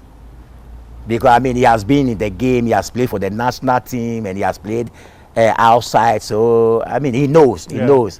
And then it happens. I mean, I enjoyed myself. I played very, very well. When we finished the game, the fans, they were throwing money. If I don't start making money. Yeah, of course. Level change now. Yeah, level have changed. Yeah. So you were able to go and get your G's? Oh yeah, that time I wasn't getting it myself. So you know, you play games on Sundays. Yeah. Monday, deliberately, you have to go to UTC. You have to walk from UTC to Watu. So walking, the AS fans, they will be giving you things. I mean, fan, iron, money. So anytime I played a game on Sunday, you're guaranteed. 12 o'clock in the afternoon, you will see Stephen Appiah coming from UTC. Was it deliberate? Of course. Of course, man have to make some money, man. I mean, but your career at Hasafo was very brief, but people still remember those days at Hasafo. Oh yeah, I played very, very well, and I mean those days 11 o'clock stadium is full. Yeah, it's full, and I was very, very young, playing with all these top experienced players. And my performance was unbelievable. So people were even calling me. They call me computer.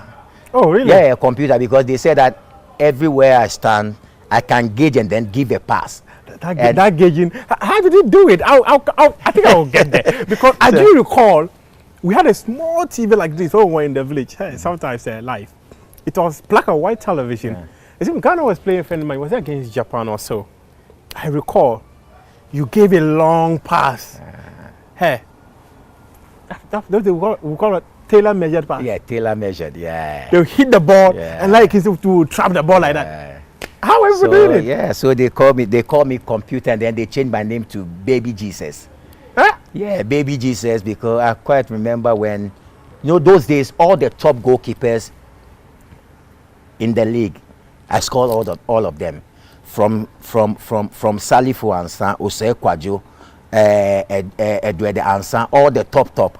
And I was young, and I mean, getting those football sense and the positioning myself and the places that I would place the ball, it was beyond imagination. But I think that it's something that I was born with, because when I was even playing courts, it was there. And at times you have to go to the beach to practice on certain things in terms of accuracy. So I will stand somewhere like 50 meters, and I will tell a friend to stand a certain position, and I will be hitting the ball there, and then I mean it will be going like that. So yeah, they said I mean computer practice Jesus. Makes perfect. What? Computer Baby Jesus. Yeah, computer Baby Jesus. Yeah. Wow. And then when I was playing coach, they called me Gadiola. Gadiola. Yeah, no, not Guardiola. Gadiola. So you know those days, before we saw Ronaldo. Yeah. I mean Brazilian. Yeah, Ronaldo Lima. Yes, and other players doing, you know that. Yeah, that skill. We saw Ebu Smith and the rest doing that. So when we were playing coach, I used to do that. that thing. Even the Black Stars colors, you did it many times. So when I do this, my fans know the chocolate people, they will say gajo. So they they give that trick, no gajo. So when I was playing Charlie Bale gajo, do gajo. Then I would do my things and everybody hears. So. Is it that you've been receiving fans from childhood? Oh yes. Mufti, I was good. I was good. Let's forget about the Black Stars, but when we were playing Munchedi and I was good. From House of Folk, then you went to the under-17, subsequently to Europe. Tell me about that call-up. How did you get the first call-up to the U17? U17, so playing across House of Folk, 95, I was doing so well. I've won certain awards, and Honorable Yiti Minsa gave me a letter to join the under-17. That time, Coach Ade, they have been in camp for I think 2 years. Is this Samade? May he so rest in peace. The multi-system man. Multi-system man. Multi-system. So he had his team already, and I have to join the team, and it wasn't easy. It wasn't easy. I went to camp to meet players like Christian Saba, Atadaku, Atakra, Amene Ampon, Emmanuel Bentel, and the rest. So when I got there, you know when you are training, but it looks as if your energy is not right there because they have been together for so many years. So they know themselves. Being a new player, I was the youngest player in the team that time. Being there late, and then the players, they will be looking at you in a certain way that we have been here for 2 years. You have come and you think that they will take you to the World Cup. And I was training with them. I used to wash their clothes. So when we finished training, at times under 17. Of course, under 17, I used to wash their clothes. I used to wash like Emmanuel Bentel and Atakra Meniampo and then Atakra Meniampo and the rest. So at times we will finish training, they will put their jerseys and their pants, and I have to wash it for them. I wasn't feeling bad because it was normal. Today, I mean, our players know. I thought so. I'm a head job, and Kanibe can say a head job. But those days you have to wash. But when I was washing, I wasn't feeling anything because I'm seeing them as senior players. And then when we started to read the Bible, or when we started to understand life will tell you that before you will be great, you have to serve. So some of us, we serve. We serve by washing and going to the dining room to take their food to their rooms and all that. But today I'm here. I'm here. You deserved. Yeah. So under 17, I joined the team. We traveled to. That was Ecuador 95. Yeah, Ecuador 95. Yeah. So we did our pre-camp in Manchester. Oh, okay. That's why I became Manchester United fan. Oh, I see. Yes. So we went to Bobby Charlton College. Oh, okay. That's where we camped. And my first stadium that I saw with my eyes was Old Trafford. Oh, okay. I've never seen. We thought that Accra Sports Stadium was heaven.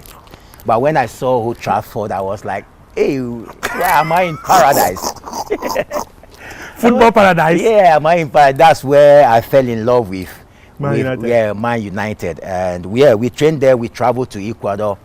I had the chance to play one game. I'm not going to say only because I have to be true to myself that the players who were there were better. Yeah, were better. They had the experience. Players like Joe Ansan, Baba Sule, David Amwaku, Abu Idrisu, Emmanuel Bentel, Audu Isaka, and the rest. I mean, they were ahead of me. So when we play our second game, we won the 2 games. So the third game, we have qualified already. So you were given an opportunity. Yeah, and you know that Coach Ade, let me say this. Coach Ade he has a way of doing his selection. So it's not like the coaches will come, okay, Michael Essien, you will play 8. Adokwe Papo, you will play 3. John Pence, you will play. No, Coach Ade will be like, Abu Idrisu, sorry, Mohamed Abu. No, Michael Abu, sorry. Yeah. Michael Abu. If you get the ball, you give it to Patrick Alute. Patrick, when you get the ball, you just play a long ball to Kwekutre. He was the number 2. So Atakra, you come and then receive the ball. And then Saba. That's how. When he got, yes, when he got to my 10, because Yiti Mesa gave me letter to join the team. Today, GFA number 8.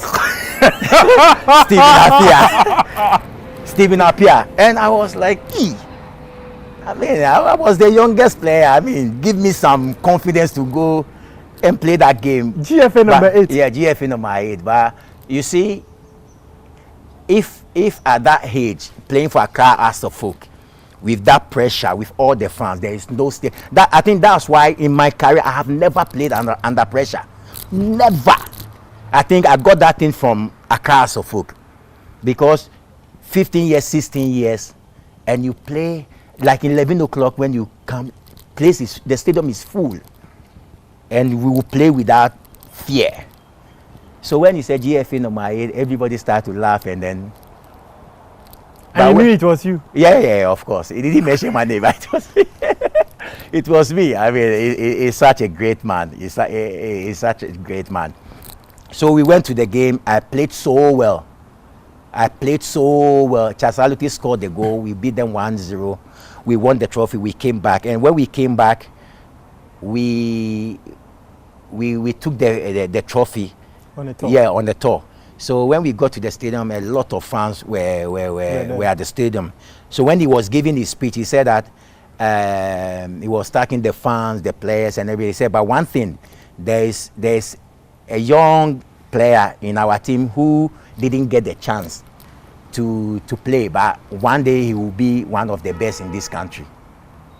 And it happens. He prophesied on you? Oh, yes. And it happened? Yes. It means that he knew the quality you had. Of course. I mean, it's like saying certain players, you can predict, you can see that this player will be good in the future. And most of the time it happens. At what point did you get to the Black Stars? What point? Was it 95? I think we played a game. Was it Zimbabwe or Mozambique? I can't even remember. I think 2005. So that was my first call-up. And I mean, 1995 you meant? Yeah, okay. yeah, 95. No, I think 96. Okay. So, 96. So I had the chance to be in camp with Abedi Pele, the maestro, the Anthony Yeboah, and the rest. So you know, when you are in camp and you can't even eat, you are so shy, because being in camp with these great, yes. And Abedi had already won the UEFA Champions League. Of course. Being with Siki Akono and the rest. Now, for me, it was. I couldn't believe myself. And that game was going on. Abedi Pele scored the first goal. Tony Yeboah scored the second goal, and I had the chance. And I think I was the first player to sub Abedi Pele. So I had a chance to come and play 10 minutes. And that's where no, 90. Okay, so 96 I had a chance. Then I traveled to Italy. I played the under 20 World Cup, 97 in Malaysia. Okay. Under 20 World Cup again in Nigeria. 99? Yeah, 99. Yeah. Then 99, 2000 I entered with the Black Stars. So my first major tournament was the Cannes 2000. Okay. It was co-hosted. Yeah, co-hosted with Nigeria, and I didn't get the chance to play as usual, because myself and Peter Forukwe were the youngest players in camp. And that time you have Ales Nyaku, you have Siki Akono, you have Makeduse and the rest. So I mean, it was very, very tight for us to break through. But when we played the quarterfinals against South Africa, and we were down by 1 goal. So second half, like 25 minutes to full time, myself and Oforikwe, we had a chance to play. And when we came in, we played so well. So that's where I mean, the coaches and Ghanaians started to talk about the guy is young, but I think that when we give him the opportunity, he can deliver. That's where it started. And that's where it started. Talk to me about substituting Abedi Pele. How did you feel? That time I was, we hear the name Abedi Pele, but because being there, I didn't even know that I would wear jersey that particular match. But I mean, I got a chance to wear jersey, and then 10 minutes, I tasted that uniform. Yeah. I mean, it was unique. It was unique. Yeah, it was unique. And tell me, and at what point were you made the Black Stars captain? 2001? Okay. Yeah, 2001, when we played against Slovenia. Okay. Slovenia in Ljubljana. Okay. Yeah, so we were there, and but you were young. Yes. Within a group of experienced players. Yes. So Olele was my roommate, and we had a meeting with the coach, and when the coach was doing the selection, the coach was like, today the captain will be Stephen Appiah. And I raised my hand. I was like, no, I don't think that I can be the captain, because I mean, Olele is a senior player, so he should be the captain. And then Olele tapped my shoulder and said that, Stephen, don't worry, it's a band. You take it, and we will support you. So yeah, Olele said that, and then I was given the band. We lost that game. And then 2002, I think we didn't. 2002 was Mali. Yeah. We didn't qualify. No, sorry, Mali we qualified. Yeah, but yeah. And Tunisia was 2004. So Mali, I was injured, so I wasn't part of the team. 2004 we didn't qualify. 2006 we went to Egypt. 2008 so you know that about Stephen Appiah. I have played only 2 African Cups. No, 1.5. No, 2000 I had a chance to play only 25 minutes. No, it's not only, because I mean I was selected to play, so it's the national team, so it's not only. I played 25 minutes, but in Egypt, I played all that one. That one I got injured. That's where Larry Kingston was banned. I got injured against Senegal. So when we played against Zimbabwe, I was limping. Like Kingston told me you were not fully fit. Yeah, I wasn't bad. So you played just 2 AFCON, and people doesn't know. People think that Stephen Appiah. I've played 2 AFCON. 2008 I was injured. 2010. Angola. I was training. My last training at Bologna, I got injured, so I have to miss that tournament as well. So people doesn't know. People think that I've played only. Because that time the players, most of the senior players were not part in that game. So when we came back, 2004, when Milankovic came, before the qualifiers, we had a meeting at the stadium. So when he was talking, he said, "Oh, Stephen Appiah," and blah blah blah. I was so happy to be, being the captain. So when I was there, I was jubilating, and I was like, "Oh, now I'm the captain of the senior national team." And I have to call my friends. They have to come to the stadium. We went to a place called Epo at Osu. When we went there, we were celebrating. After I came home, I was sitting here alone, and then that's where it started to. This place?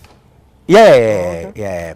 And that's where the thing started to reflect on me that, giving the handband is a huge responsibility. So I was like, what should I do? World Cup qualifies is on its way. We have been there so many years trying to qualify to the World Cup, and we haven't gotten the chance to be there. And our team, I won't say that is the best. We have seen the 92 Blue, Abedi and Prince Poli and the rest. We have seen their squad, Tony Yeboah, Ama Senegal, Frimpong Mans, but they couldn't get the chance to qualify. So I was thinking that, what should I do? For us to qualify. So I was sitting, and then I was like, that time we were hearing a lot of things. So I was like, the only thing I have to do is to unite the boys. What were the things you were hearing then? Oh, the things that I was hearing. You know that, I mean, we were not there, but I mean, you heard it. I mean, there was division in camp. I mean, there was no unity. Players are not together and all that. So I was like, I have to try and bring everyone together, and that's what I did. We played our first game against Burkina Faso. We lost 1-0, and I was so, I mean, in the dressing room after that game, I was so like, I wanted to tell the coach that no, I don't want to be the captain again. You were down. You were down. Yeah. Captain can't even motivate me. No, that time, you see, you went into the game with certain level of confidence that we are going to win the game. We played so well, but you see, it's different from being outside and not having certain responsibilities. You think that is easy, but when it got to your turn, you will know that it's a different thing. So I was thinking that, hey, what are they going to say in Accra? What are the media going to talk about? Are they going to talk about me? Those days you were afraid of media. I wasn't afraid. I wasn't afraid. It wasn't like today. You can control the media. I wasn't afraid. But today you can control the media?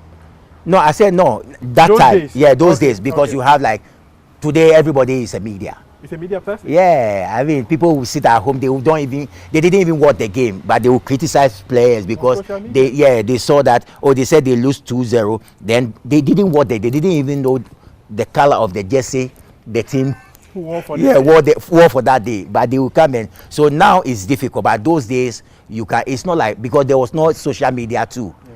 So it's not like now that everything flies like that. So I was thinking, and I was like, no. We can make it. Then what makes it worse? We played against South Africa. That would be our second game, and that time in our history we have never beaten South Africa. So we played that game at Kumasi, but the atmosphere, we knew that we are going to win that game. From Wednesday to Saturday morning, to Sunday morning, we knew that we are going to win that game. Because the atmosphere, because you can see that the players, we were like, no, whatever, we have to break it today. And we beat them 3-0. I scored 2 goals. That time before the game, Ghanaians and those days, don't wear the number 10 jersey, is this and that. You have to wear a different jersey. And they did a program about me not to wear the number 10 jersey. And I told them that I will wear the number 10 jersey. Why were they saying you shouldn't wear it? Yeah, they said that the number 10 jersey is not good and blah blah blah.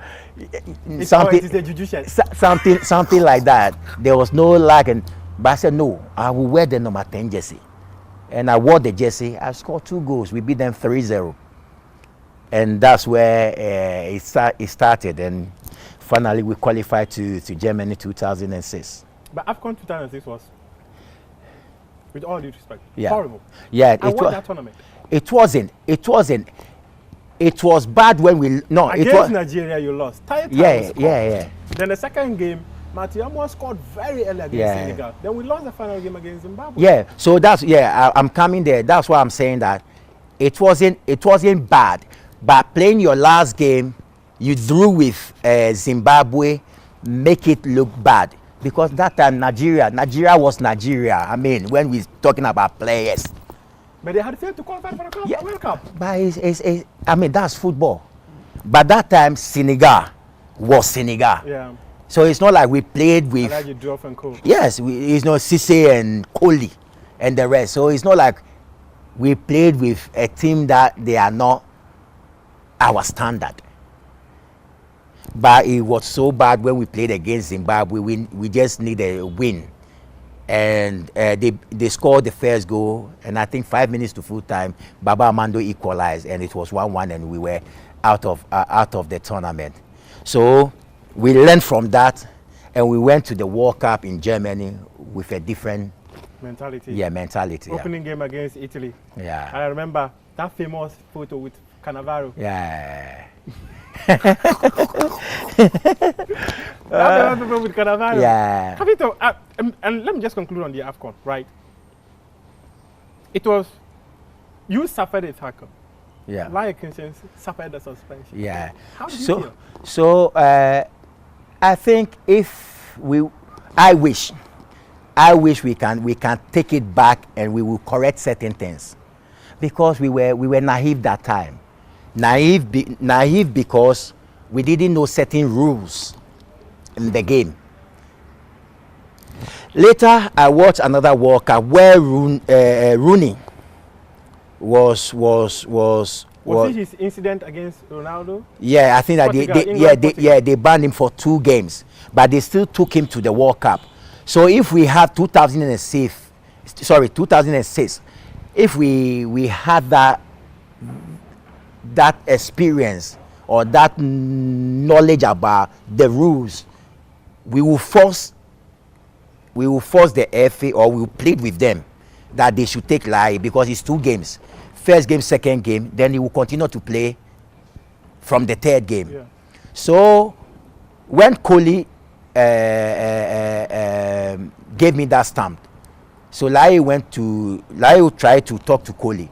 Then their number 2, Beye, came from the side. He pushed Lai, and then Lai started to argue with them, and we were shocked. At times, certain things you don't understand them. Are you pained? I am, because Lai is one of the players that, when I look back, even though we traveled to Germany, we played the World Cup 2006, 2010, but still it looks as if we were not complete. Not because we know that Lai knows how to play, but I'm not talking about his play, but he should be there because of the sacrifice. He was part of those who sacrificed. And I think up to now he will still feel bad, because looking back, I did everything in football. We had the chance in our time to qualify to the World Cup, and this small mistake made me lose my chance being to the World Cup. So some of us, we still, when we talk about it, we feel bad. Because the other day I was talking to someone, I said, if Lai can even be in the team and maybe first round we can go, I'm not saying that nothing guarantees when it has never happened. So I'm trying to say that, but if Lai was in the team, I'm sure that we'll go somewhere. It's not because don't you have a soft spot because he was part of the quartet? You know, those days the quartet was very famous. Yourself, Sule Muntari, and Michael the quartet. Yeah. I don't have a soft spot for him because of that. It's not because of that. Today, all of us, we are talking about Messi. Who made Messi? It's Iniesta and Xavi. So we have some certain players of certain caliber of players. When they are in the game, you are rest assured. It's not because it's my close friend. It's not because I have a soft. No, if Lai was in the team, it would be a different ball game. You people saw it when we played. It's unbelievable. The 4 of us, we play without positioning. Lai will see me at the right, he will come to the middle, I will go to the middle, you will see Sule Muntari. It was beautiful. And talking about sacrifice, right? We've heard stories about sacrifice. How you personally sacrificed? Aside from your club career where you sacrificed to play for the country and suffered hugely at Juventus, and also sacrifice, use your own money to even help the national team. Oh, but I think, you see... Did you use your money to fly down players? I've said it before, and you know that, I didn't want to say these kind of things, trust me. But you see, at times you go to interviews and talking, certain things comes and you just have to say it. But I didn't want to even talk about it. I've never spoke about it before, never. But at the end of the day, today I'm sitting here as a proud former player that I played in the World Cup. So you have to do certain sacrifice to make people happy, to give their all. You have to make people happy. And that's what so I you did. were flying down players to come and play for the national team. I said I don't want to. I said no. I've said it already. You see, were you flying down players to come and play for the national team? I did some. Yeah, some of them. I was giving people bonuses. I mean, I'm not running away from it. And it's not like somebody forced me to do that. But at times, that Mufti at a point nobody wants to come and play for the Blasters. Maybe people. That time I said there was no social. People doesn't know a lot of story. That I said one day I know that I will write a book, and there will be certain things that I will put in my book. So but people never now, wanted to play the Blasters at some point. No, at a point, yeah.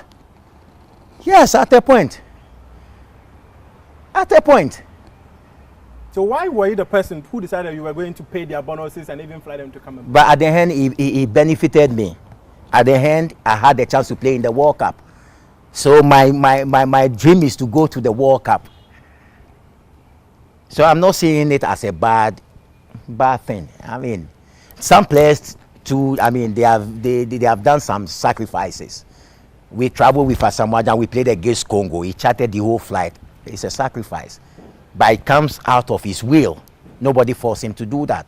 Nobody forced me to do that. But I was looking at a bigger picture. We went to Slovenia where we were wearing our own attire at the hotel.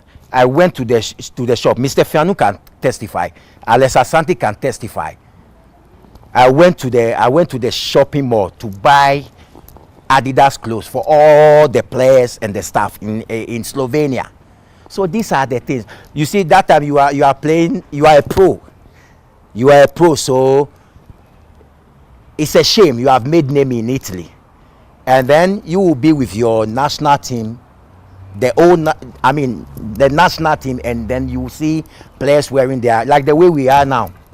I mean, jacket. Yeah, somebody will be in jalabia, and it's not, yeah, yeah, it's not nice. So that's where I took it from. Like, oh, I think we have to be in uniform, because I've played for Udinese. That time I was playing for Parma, and it was so nice when we go to camp. We are in uniform, everybody dressed the same. So I said, okay, I didn't do that because I wanted something.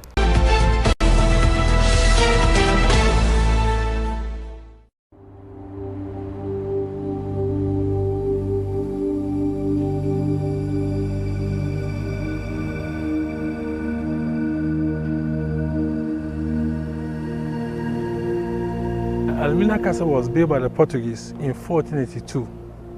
They came here in 1471 to trade. So the rate at which our locals here were giving the Portuguese gold gave the Portuguese an impression that the land here was full of gold. So they named this place La Mina, or Mina de Ro, which means the mine, gold mine. It has been corrupted by our local people as Almina. Almina is a Portuguese word.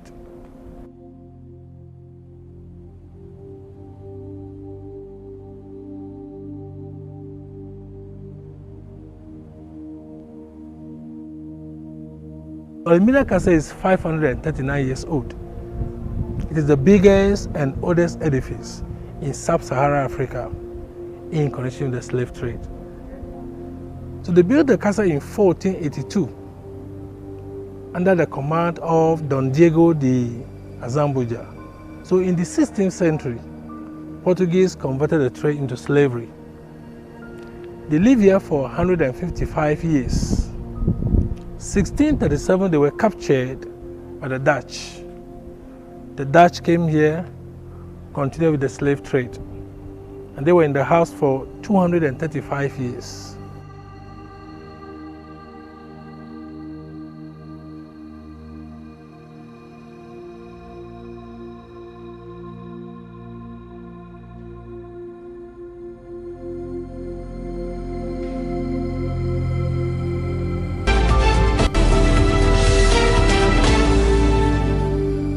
In the world of fake news, you can count on us to bring you the truth.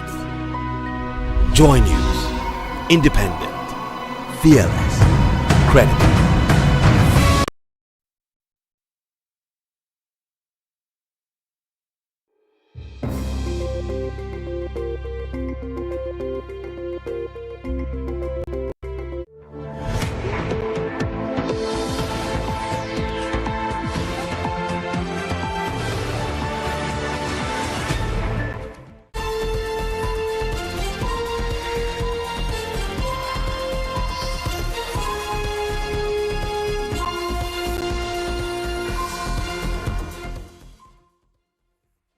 At 1500 GMT, this is the pulse on the JoyNews channel.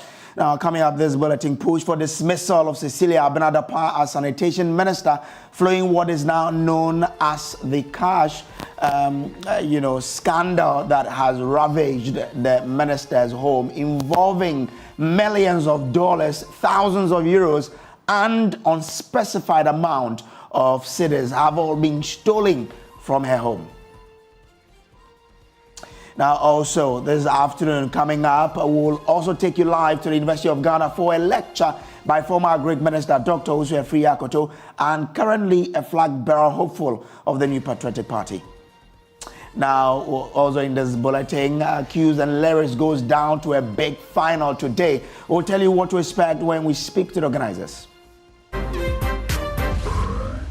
Give me love, oh my baby. Say you drive me crazy, only you get martini. I go sing for mama. And who is your money on for that final? We have all of those coming up next year on The Pulse. My name is Samuel Kojo Brace. We are coming to you live from our studio here in the capital of Ghana, Accra, live on DSTV channel 421 and on GoTV on channel 125. Around the world, joyonline.com. Do stay with us for the details.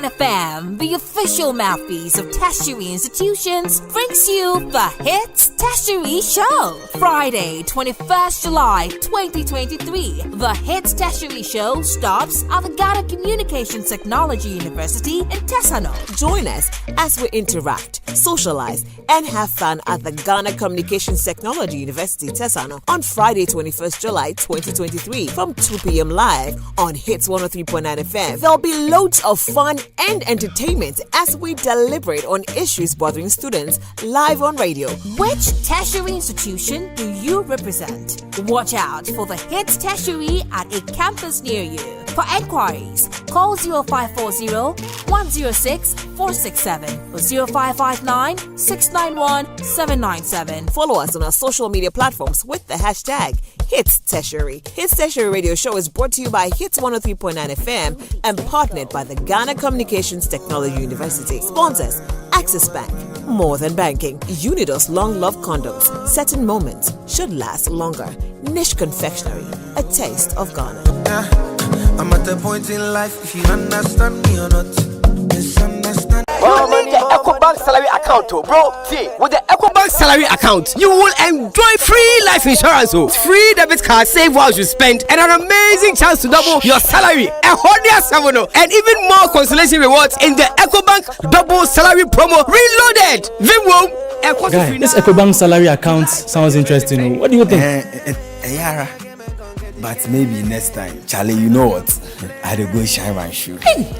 Yo, myself, I had to go check my BP. We going up, never go down, and we stay flat. Hey, Chairman, you see the white sign it here. Open an EcoBank salary account today for a lifetime of benefits. You also stand a chance to win more than double your salary in the EcoBank Double Salary Promo Reloaded from now till July 31st. Terms and conditions apply.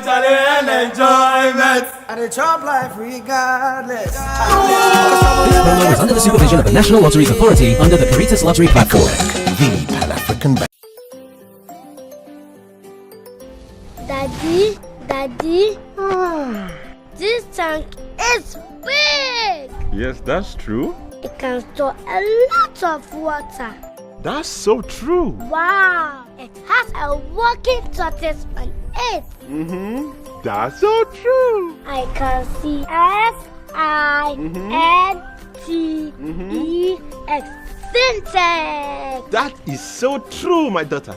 But it's fast and it will spoil. That's not true. But why? Hey! Syntax was the first to introduce double-layer tanks in Ghana. Syntax again was the first to introduce white inner layers in Ghana. Syntax gives you the biggest warranty, 7 years. No matter your water needs, Syntax is the answer. Syntax tank. Are you strong? Are you tough? Smile, Look lively, okay? Smile, smile.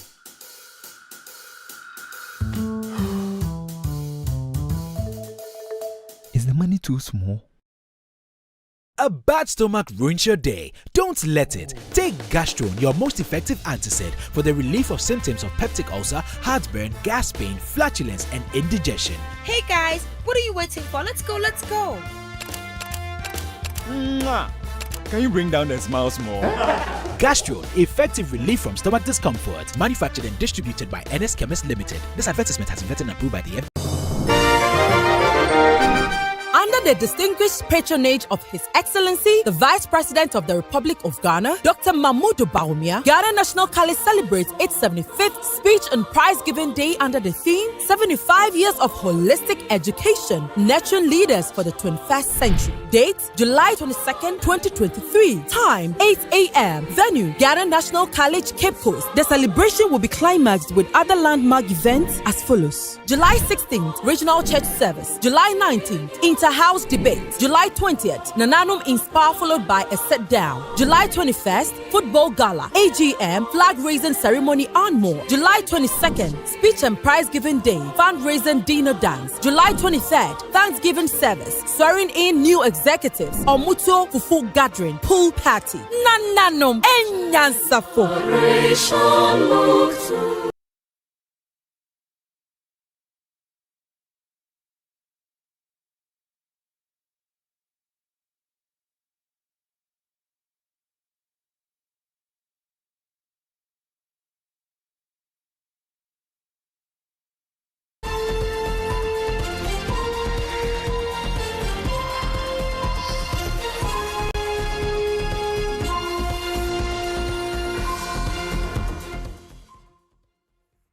So let's get into the details of the stories. This afternoon, there is a push for President Akufo-Addo to sack Sanitation Minister Cecilia Abena-Dapaah following revelations she stacked in her home millions of dollars, thousands of euros, and unspecified amount of cedis, part of which have been stolen. Now, 5 persons have since been arrested and slapped with charges bordering on stealing and dishonestly receiving funds.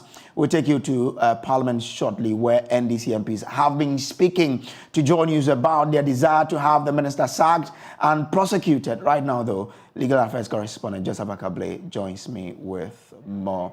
So we will be getting into that story by getting Akable on the line. But we have Kweku Asante, who is joining us live from Parliament. Kweku, you've been in Parliament the whole day. How have the MPs been reacting to this development? Well, so as expected, this has become such a big issue in the House. In fact, if you go around the coffee shop and you have your ears on the ground, you'd see a lot of MPs, ministers, chit-chatting about the development. There are few MPs who are willing to go on the record. In fact, when it comes to majority MPs, they don't want to speak to this at all because this is their former colleague in Parliament and this is someone who is a very popular person within their party, current minister.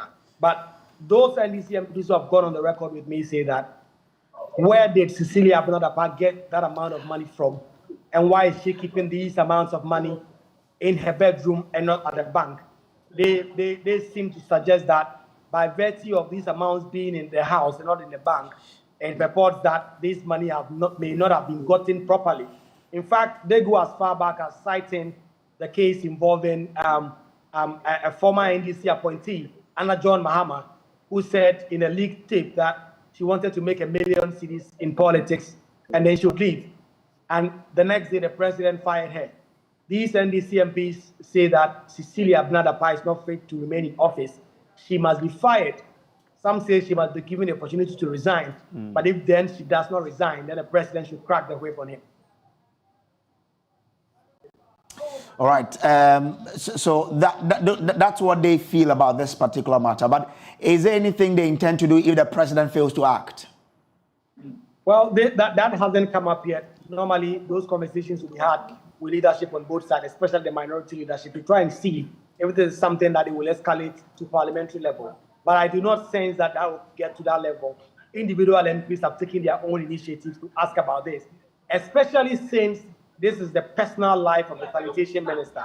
This is the minister, and this is not in any way related to her duties, official duties, as a minister of state or as a former member of parliament. And so that is the concern.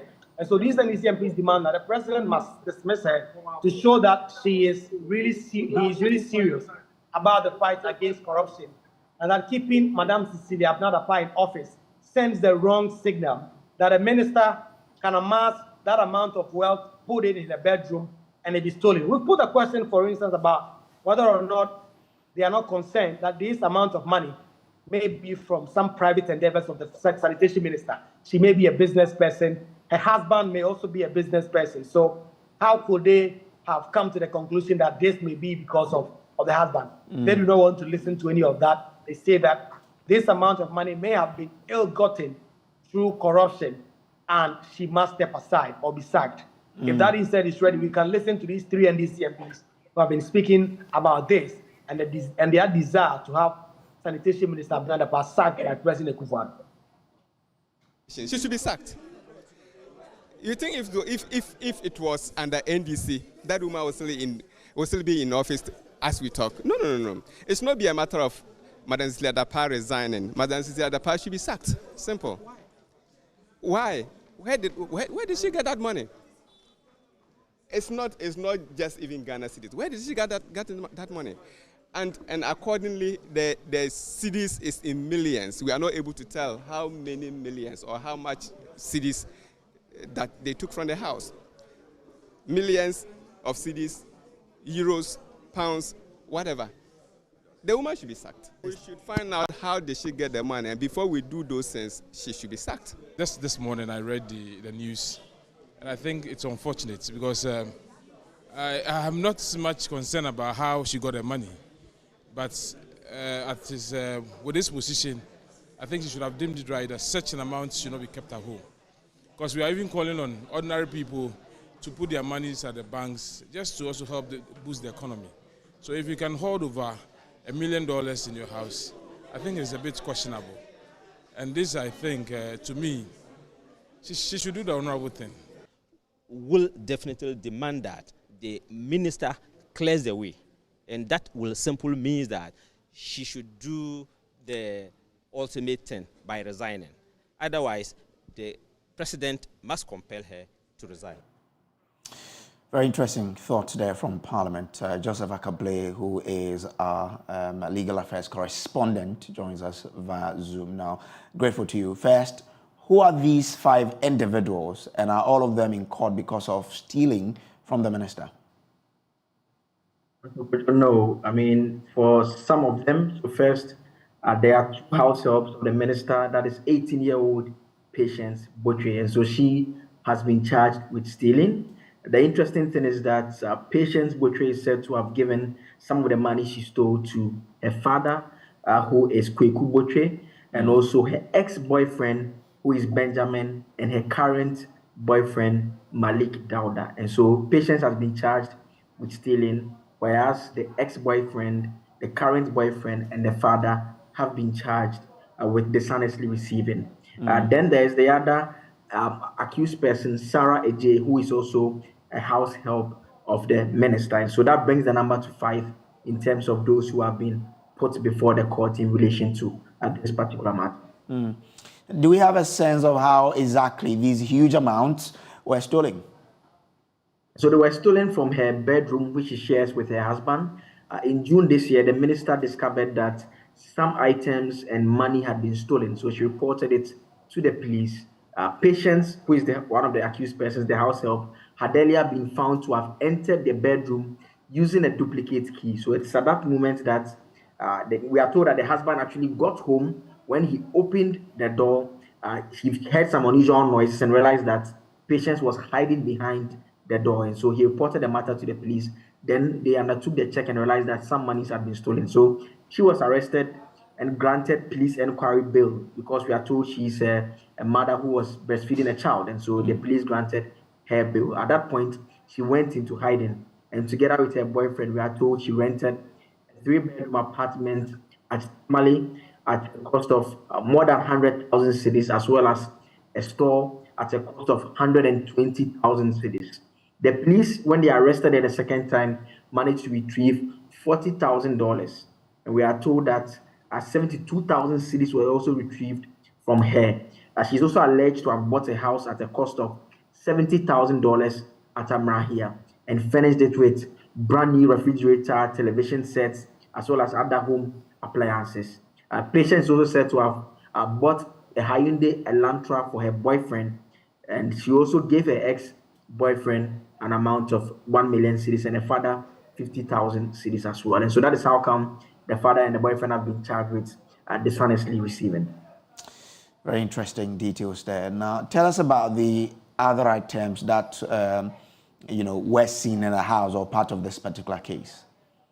So in terms of the other items that were stolen beyond the cash that we've talked about, the dollars and the cedis that we've already spoken about, clothes valued at 95,000 cedis belonging to the minister was stolen. Also, jewelry valued at $95,000 stolen from the residence as well. Then kente cloth worth 90,000 cedis also stolen. Then 6 sets of men's suits. We are told that was valued at $3,000, which are properties of the minister's husband, were also stolen. Interesting. Grateful to you, Joseph Akable, for these details. So these are the details of this particular case. Later, we'll be speaking to an anti-corruption campaigner on this. But before that, let's bring you other angles to this particular story. We've already taken you to Parliament for you to understand what the members of Parliament are making of this particular development, calling for the minister to either resign on her own accord or the president to act by sacking her. They are also calling for investigations into this particular matter to help unravel the circumstances surrounding which the minister will have over $1 million in her house, euros, and even an unspecified amount of Ghana cedis, to really understand what are the reasons why a woman, the minister, could be keeping these monies in her homes. Some other experts have even spoken about bringing in financial laws, asking that is it legal for an individual to keep such amounts of monies in the home. Other people have brought in the angle of armed robbery, that this will, spark people then sort of targeting some people in society. And there's a lot to this particular story. The news on the street out there. And of course, we'll be bringing you some reactions from social media as well for you to understand how people are reacting to this story. Now, if you go on to Facebook, Twitter, and what have you, a lot more people are communicating or commenting on this particular development. Now, a lot more people are shocked.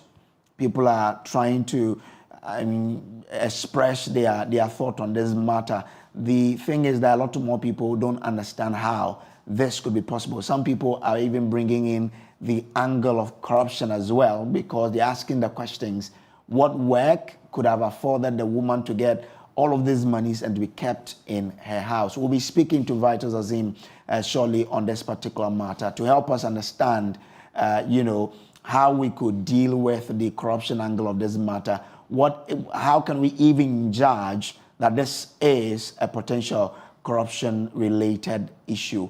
Vitus Azim, who is an anti-corruption campaigner, will be joining us very, very shortly. But I'll be sharing with you thoughts that people are already sharing on social media. We'll be taking you to Facebook and to share with you some of the comments that people are sharing. Now, on Facebook, people are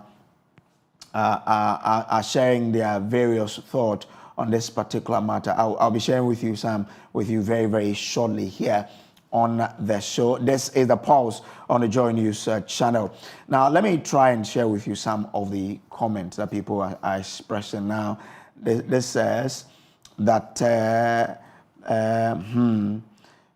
is the most popular word in every home under this useless government. How could one person keep over 530 billion in her house under this economy? Where did she get that money? So that is one of the comments that someone has put out there. Now, NDC MPs are telling President Akufo-Addo to sack Cecilia Dapa for allegedly stashing over $1 million in her house. Mohammed Amin says, while I am disenchanted with the incumbent government in its fight against corruption, I strongly believe political malfeasance can only be curbed by amending our outdated constitution to hold leaders accountable for their actions. They are steering the country towards doom. Oheneba also J. Cherichie says, poor people who have not 0.0005% of that wealth would come here and defend her. Poor people and unnecessary defense. Kwabena Mankwa says, now being on their side is very difficult. Hey. Nana Kweku Boateng says, Mahama just want to score 1 point. No one is obliged to save his or her money at the bank. But Nana Kweku, there are laws regarding, money keeping in this country. I am not sure it is legal for anyone to keep more than $1 million in her house. Well, but would explore that angle as well. So Thomas Yenemi says Parliament should remove her if the president refuses. David Kofi Intisan says hypocritical statement. Okay, referring to the statement from the NDC MPs. Adongo Azotiwine says this case should not be referred to OSP. Instead, Ablakwa should handle it. We are not interested in prosecution, which will not even happen. We just want to establish the facts, and I trust Samuel Okujeto Ablakwa on this. Prince Pex says, in case you're asking the president to sack most of his appointees, thereby breaking off the government he built, it won't happen because most of his ministers are handling even more of such sums. Okay, I don't know what he knows to make that comment, but Nana Kwame says they should go to Parliament first. Nana Yao Sefa Boachi says she must be fired immediately. And a lot of you are still sharing your comment with us here. Richard Asari says, Okurofo, God will judge us one by one. Such a huge money in your house and not the bank. Shameful. Kiki Joe says, after all this, the suffering youth who are jobless will defend her. Osei Kwabenan Ketia says, I've just finished watching Gold Mafia documentary on Al Jazeera. I know Opana will sack the minister, the sanitation minister. Daniel Fuga says the president would not do that since it's normal with these politicians, including the president. Kurobiso Hene says she must be jailed too. Akromfong Sinai LMS says the chief clearing agent will clear her soon. Rabina Duku says sanitation minister did so. Just imagine the finance minister. Hey, I'm a Ghana. Greatness MC says exactly where she got such amount from. That's a question that Greatness MC is asking. Sani Ibn Fadal says for Ghana to work again, it should be handed over to the Europeans to govern us. These politicians will steal our money and send their children abroad and leave Ghanaians to suffer. Tay Shu Elisha says corruption has fought Akufo-Addo down long ago.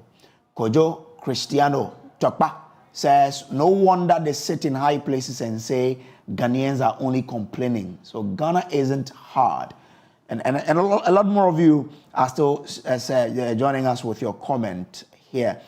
Do go onto our Facebook page, leave your comment. What's your reaction to the news that the Minister for Sanitation, has her house helps arrested for stealing more than a million Ghana cedis, some euros and more, some unspecified amount of Ghana cedis. The story is one that we need to spend much time on. We'll revert to the story later on in this bulletin. In the meantime, the chairman of the United States Nuclear Regulatory Commission, Honorable Chairman T. Hansen, is urging the Ghana's Nuclear Regulatory Authority to make conscious effort of getting close to the public to build the trust of Ghanaians in the work they do. Using the example of his commission in the state, Chairman Hansen explained that people tend to believe those they can interact with on a daily basis. Therefore, it is an important aspect that Ghana's nuclear regulator must develop. He was speaking at an interactive forum for workers of NRA and the U.S. NRC as part of a working visit of the chairman of the U.S. Nuclear Regulatory Commission to Ghana. Like a lot of places in America, a lot of politics is local. And so people trust the people that they can see and interact with on a daily basis. And so we have regional offices at the NRC, and we have at every nuclear power plant, we have 2 inspectors who are on site all the time. And those inspectors interact with the public, they interact with interest groups, they go to public meetings around these things. And also we have inspectors that come out from our regional offices in Chicago and Philadelphia, Atlanta, and Dallas, who also visit these facilities and also participate in public meetings. We do almost everything we do in the full view of the public, with maybe 2 exceptions. One is for maybe very special business technology specific information or security related information. Otherwise, everything is broadcast on the web. As many of the technical folks in the room know, we publish everything on the web. We had a young woman who asked us about New Reg 155. That's as well as all of our licensing basis documents and other things are available on the internet so that people can see those. We frequently will have a public comment period on a particular issue. We frequently extend those public comment periods to provide more opportunity for people to participate in our processes. He also urged the Ghanaian counterparts to develop a pre-licensing engagement as an effective regulatory mechanism. For new applicants, a lot of pre-application engagement is important too. So they're giving us technical information even before they apply, so that we can start to look at some of that and say, oh, when you apply, we're gonna need more information here, or and so forth. And those engagements are very important to our licensing process. And then once they get a licensee, they're responsible for reporting to us and sharing technical information with us, whether it's event notifications, so if a reactor tripped, for example, how quickly they need to do that. But it can also just be routine, inspection and other kinds of information too. So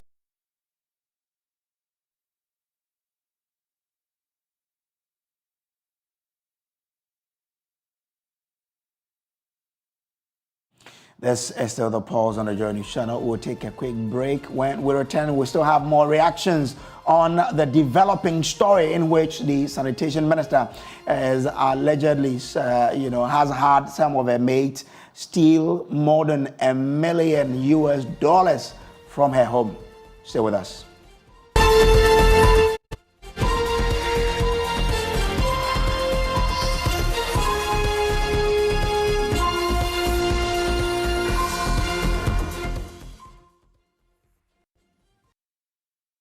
12 ambitious talents, 11 weeks of intense grooming, 7 talents have dropped off.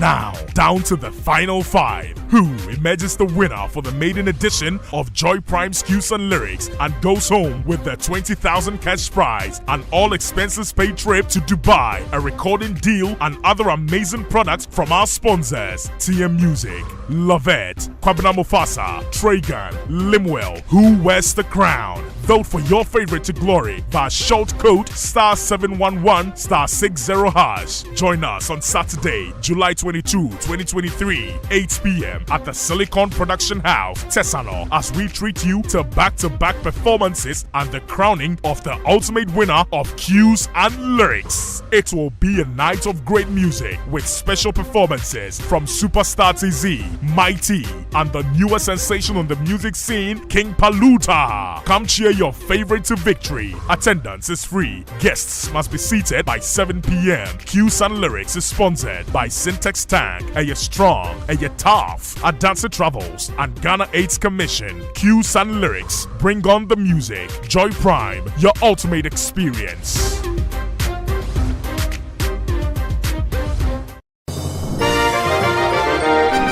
Under the distinguished patronage of His Excellency, the Vice President of the Republic of Ghana, Dr. Mamoudou Bawumia, Ghana National College celebrates its 75th Speech and Prize-Giving Day under the theme 75 Years of Holistic Education, Nurturing Leaders for the 21st Century. Date, July 22nd, 2023. Time, 8 a.m. Venue, Ghana National College, Cape Coast. The celebration will be climaxed with other landmark events as follows. July 16th, Regional Church Service. July 19th, Inter-House Debate. July 20th, Nananum Inspire followed by a sit-down. July 21st, Football Gala, AGM, Flag-Raising Ceremony and more. July 22nd, Speech and Prize-Giving Day, Fundraising Dinner Dance. July 23rd, Thanksgiving Service, swearing in new executives, Omuto Fufu Gathering, Pool Party. Nananum Enyansafo.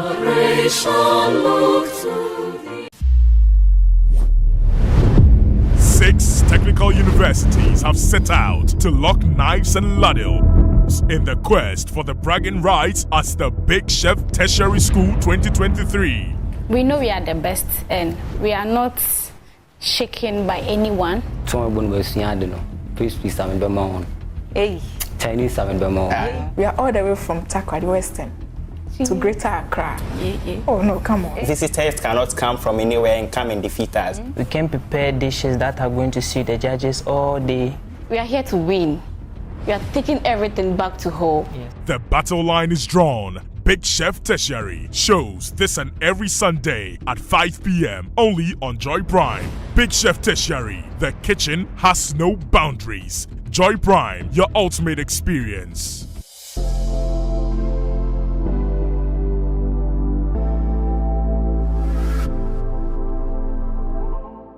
We've had news file over the weekend, and an interesting part of the conversation focused. Oh no, we are out of range. Oh, don't worry, Daddy. I have Alexa in my bag. Alex, what? Alexa, open Multimedia Ghana and play Joy FM. Super Hits Radio, Joy 99.7. Listen to Joy FM, Hits FM, Love FM, live on your Amazon Echo.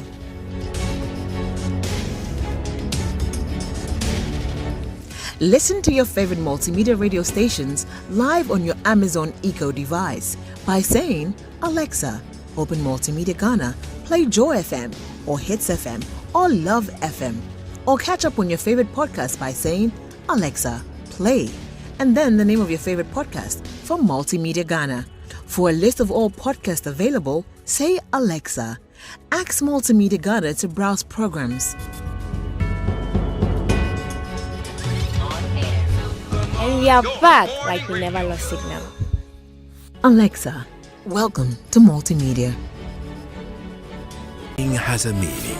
If you recklessly and maliciously destroy reputations, you must suffer the lawful consequences. For every story, there are many versions of what is true. If you compare last year, which is 2,589 deaths, added to this year, We've already passed 3,000 deaths in 15 months. Every opinion can be debated. The political construct of the national interest can be interrogated. You cannot call for abolition of the Fourth Republic in the name of seeking constitutional reform. But some facts are hidden in the depths of interpretation. It's Al Maktoum Father Christmas that he'll give you vaccines, 20,000, and not receive payment.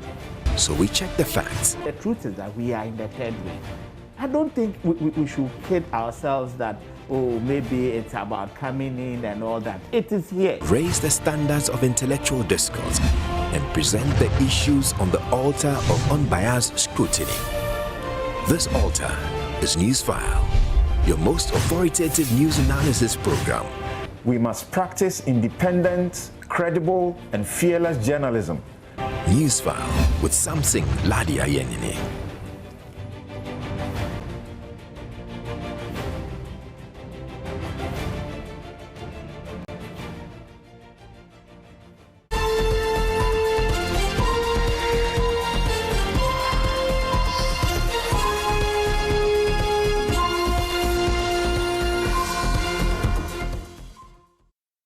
Welcome back from the break. Now, let's revert to our earlier story concerning the sanitation minister whose housemates have allegedly made away with huge sums, including over $1 million, some unspecified amount of Ghana citizens, over 600,000 euros.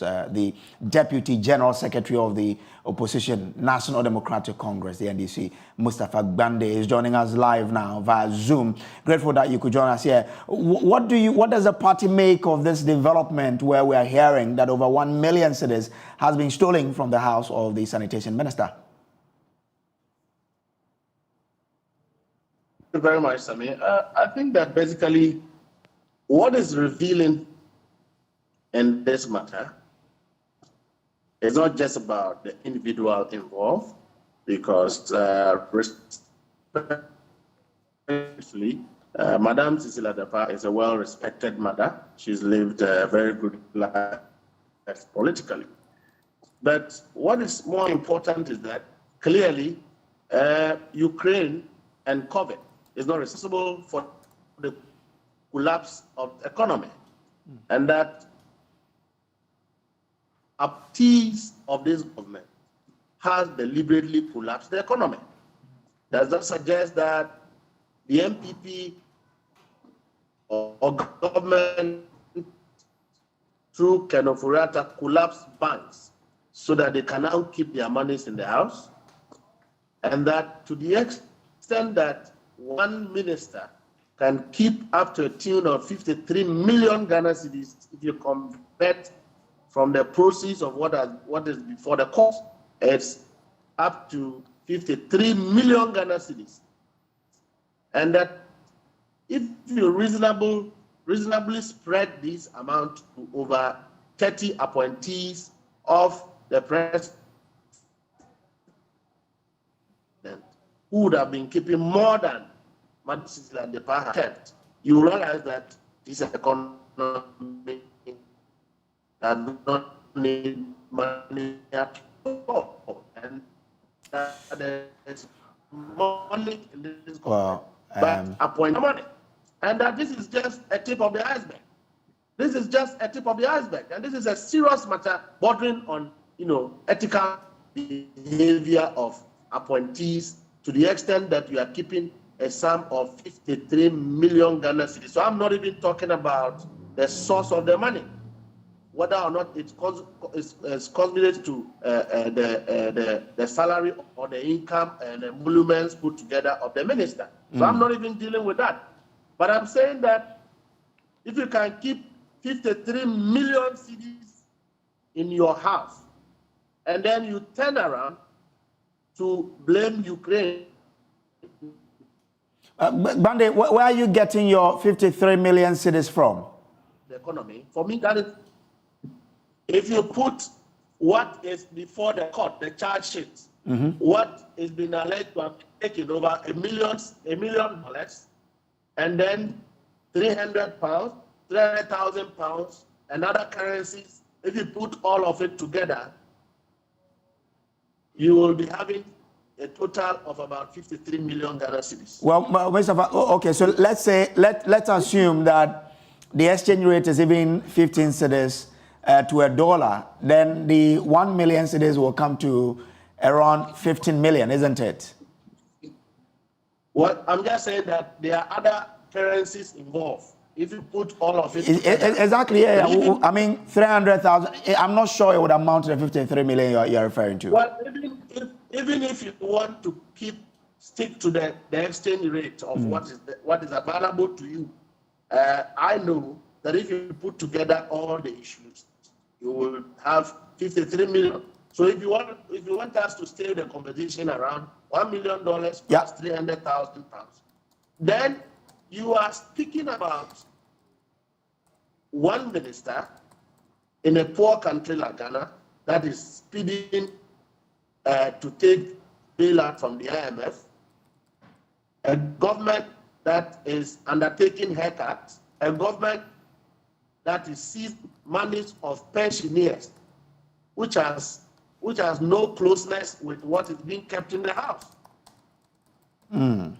So if that government is telling you that the collapse of the economy is as a result of COVID and Ukraine, that is the highest level of mediocrity, and that our position that the collapse of the economy is not by accident, it is as a result of high rate of political crimes, high rate of corruption, high rate of mismanagement and government expenditure. That is what has caused the collapse of the economy. The issue of Madame Sikadapa only goes to validate our claim. Well, Bande, won't it be an overstretch? But once it has not been established that the monies that were stolen were coming from probably, government circles, she could possibly be involved in extra, business. Even the husband could be involved in some business. So once that has not been established, if you say for a fact that it's coming from government circles, and that could be the reason why we are where we are, wouldn't that be too much of an extrapolation? What I did, if you recall, is that I'm not even questioning the source of the fund. And that I'm keeping conversation around the issue of the economy. And that a salaried worker should be paid to the bank, right? Yeah. But a minister of state can keep such huge amounts of money in her trunk.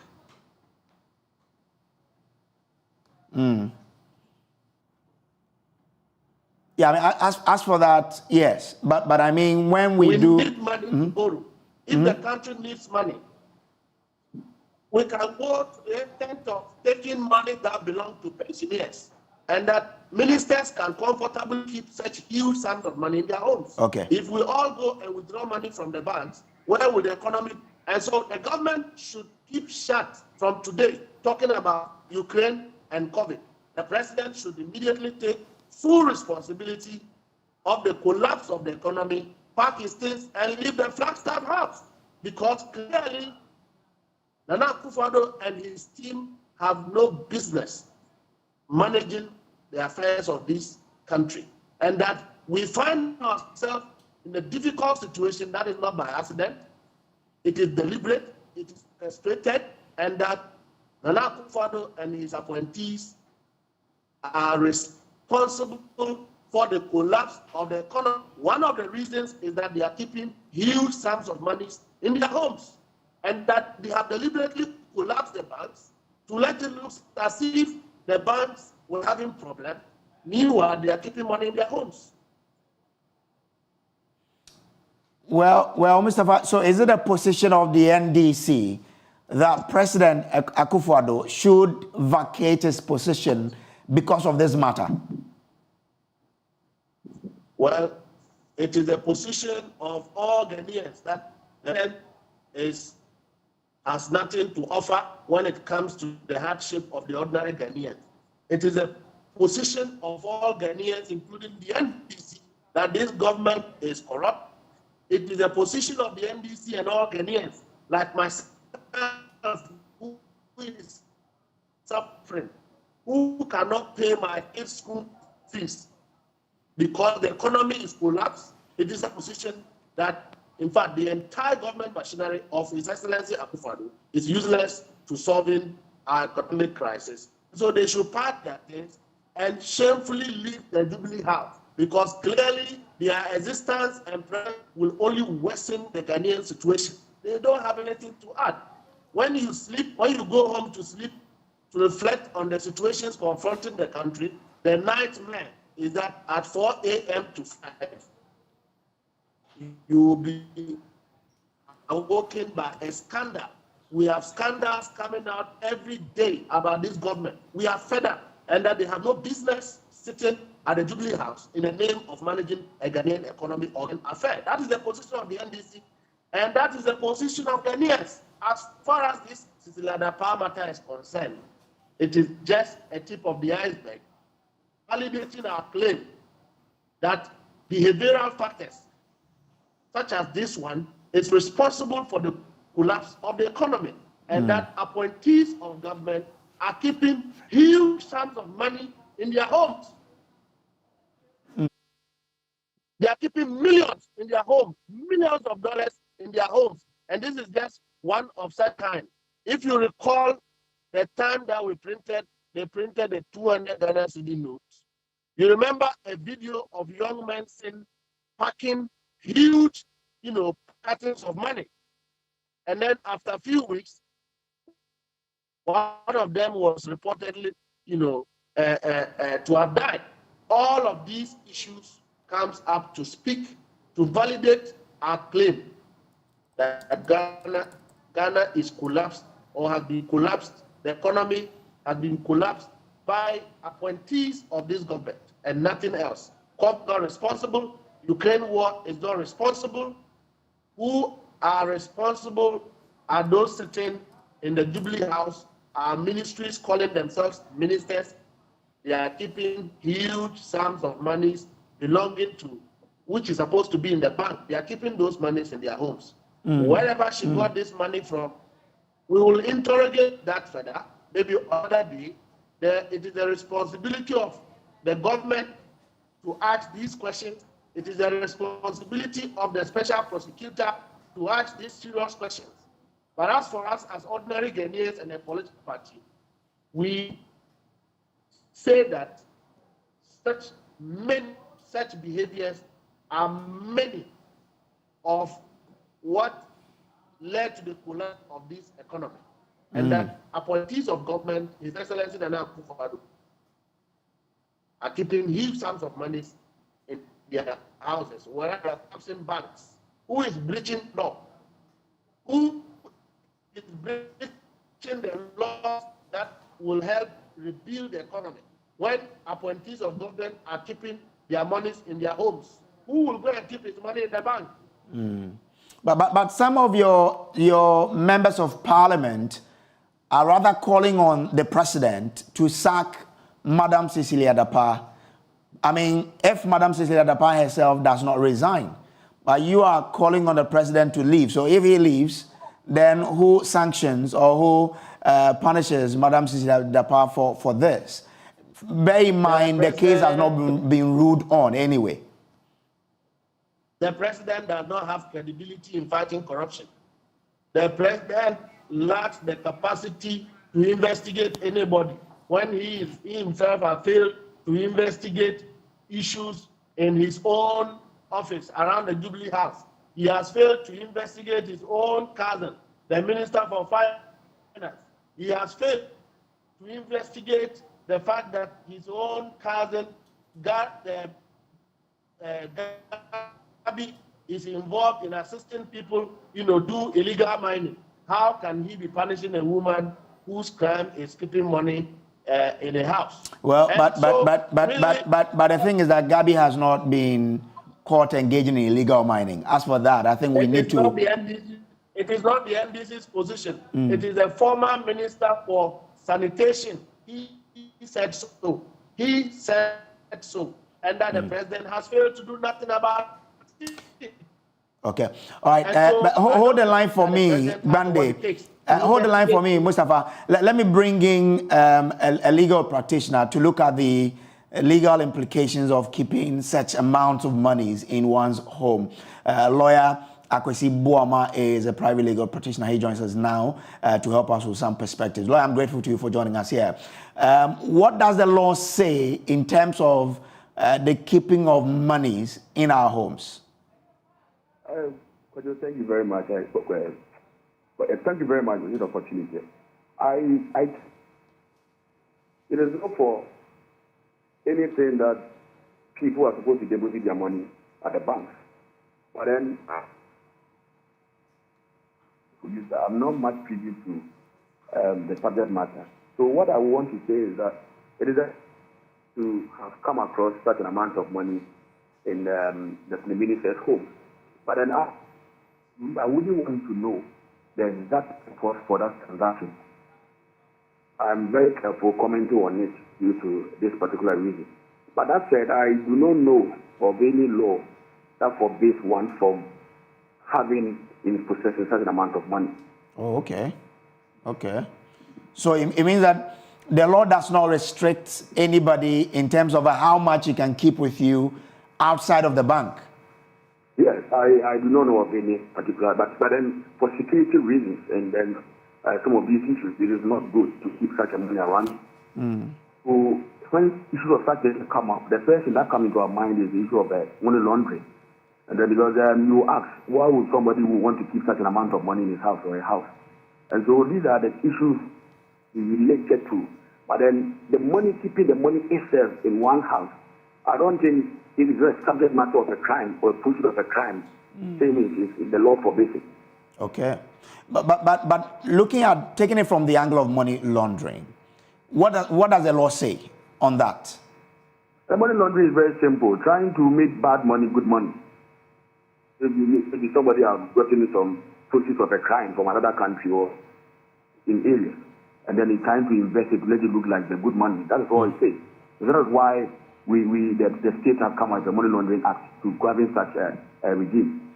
So that's like I said, I'm not privy to much information, so it's very difficult for me at this juncture to be able to comment and then look at it from any merit or whatsoever point of view.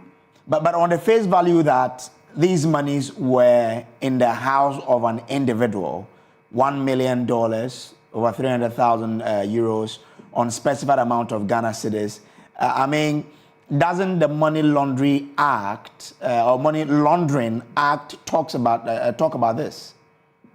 That's what I'm saying. That so far as I know, I do not know of any particular act that forbids a citizen of Ghana from keeping certain amount of money with him or her.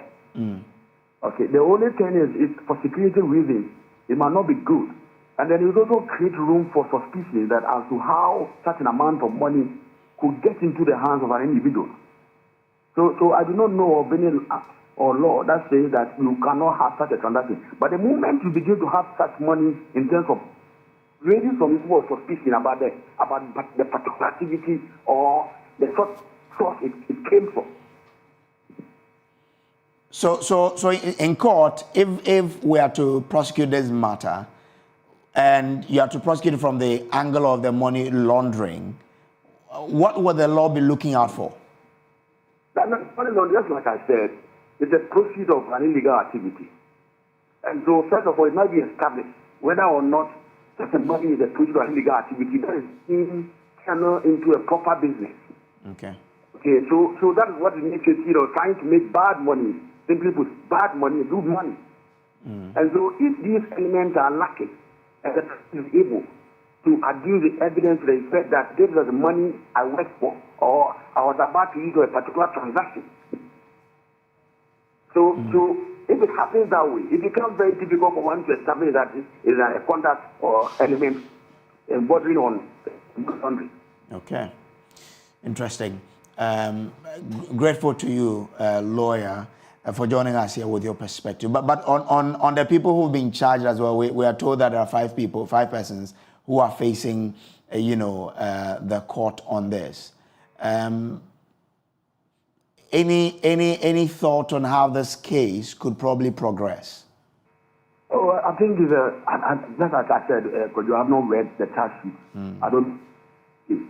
But then I just heard a brief headline online and then from media platform. So they either must be established in this field such in court. So the burden is for the prosecutor or the prosecution to establish in court that the said amount belong to these people, the minister and the husband. And for that matter, these people at a point in time, this pay the money or the acted in court. I mean, it depends. So if they are able to establish it in court, obviously, there's or anything sort of that. The burden is upon them to prove some reasonable doubt. That is the burden in criminal matter. All right. I'm grateful to you, lawyer, for joining us here. Akwesi Boama is a private legal practitioner. Bande, so if the president fails to act, what will the NDC as a party do? Well, thank you very much. I believe that, first of all, we will not put this conversation to whether or not it is criminal in nature or otherwise, but we have to look at it from the perspective of the implications of the conduct on the economy. That our position is that if appointed government can keep such huge sums of money in their homes, you will invariably collapse the economy. And that the collapse of the Ghanaian economy, they have always touted and lied about it and said it is as a result of the Ukraine war, as a result of COVID. We are saying that these and many more activities have led to the collapse of the economy. And that we cannot hold COVID and Ukraine responsible for this. If the president fails to act, which I believe he will not, it does not repair the economy as it is today, but it only speaks to expose what has led to the collapse of the economy. And that government, the MPP and its appointees must take responsibility for where we have come to in terms of the collapse of. Okay, all right. Grateful to you, Mr. Mustafa Bande. He is Deputy General Secretary of the Opposition National Democratic Congress. To other stories now, and PANAFest is an acronym for Pan-African Historical and Theatre Festival. It is a cultural event held in Ghana every 2 years since 1992 for Africans and people of African descent to promote and enhance unity, Pan-Africanism, and the development of the continent of Africa. Joining us with details of this year's event is Corporate Affairs Director of the Ghana Tourism Authority, Jones Nelson, and Chairperson of the PANAFest Foundation, Professor A.C. Sutherland Addy. Grateful to have you here. Let me start with you, Jones Nelson. So, what is the focus of this year's celebration or this year's festival? Thank you very much. First of all, I'll give a shout out to the listeners in the tourism fraternity, especially the Minister of Tourism, Honorable Mohamed Ibrahim Awa, my CEO, Mr. Akwesi Ajima. First of all, this year we are having both PANAFest and Emancipation together. PANAFest is an acronym, Pan-African Historical Theatre Festival. It is celebrated biennially every 2 years, and then that of Emancipation is every year. So this year happens to be the two programs coinciding. And we have the theme for PANAFest, reclaiming the African family and confronting the challenges to face, confronting the past to face the challenges of the 20th century. And that of Emancipation is empowering the African family to confront challenges of the 21st century. So this one is talking about reclaiming the African family to look at the challenges ahead. And then Emancipation is also talking about empowering the African family. As much as you know, PANAFest Emancipation has been celebrated. This year, we have Emancipation being 25 years. Emancipation Day celebrations is 25 years this year. PANAFest was 1992, first celebrated in Ghana 1992. So these are the themes. And we've had a number of programs outlined there. We had this pilgrimage, Northern Pilgrimage Tour, which started 2 days ago on Wednesday. We have a group of people participating in a tour to the northern part of Ghana from Accra. So they started with Pikoro Slave Camp yesterday. there was a Durbar of Chiefs and a few celebrations there. As I speak now, they are currently in Salaga. If you remember, Salaga, we have the slave wells and the slave camp. They are also visiting there today for an atonement. Tomorrow will be Bono Manson Slave Market. They will have a tour of the place, interactions with the people and the chiefs and people and the Durbar, mini Durbar. And then Sunday, they will be at Asimpraso. So when the slaves were taken from up north, Picoro, they came down to Asimpraso. They crossed the River Pra before they were taken to the dungeons, to the castles, and then to their unknown destinations. Monday, we'll have these wreath-laying ceremonies in Accra, where we'll lay wreath to pay glowing tribute to our ancestors and forebears. Dr. Kwame Nkrumah, Dr. George Padmore, and then Dr. W.E.B. Du Bois will be having the wreath-laying ceremony. And then the same evening, we'll be having what we call creative explosions. So with the creative explosions, we'll be having it at the National Theatre. There will be all performances in all the arts. We're talking in terms of traditional music. We are talking in terms of poetry, drama, musical concerts. So we have music that Rocky Dawuni coming. We have jazz prophets from the US. And then there's also going to be a performance, Chief Moments play on Mansa Musa. If you did your history, remember your history, Mansa Musa. One significant event is also the wreath-laying, the reverential nights at Cape Coast Castle, where we are going to have a candlelight procession, and there's going to be spoken word, roll call of ancestors, and then a proclamation of emancipation.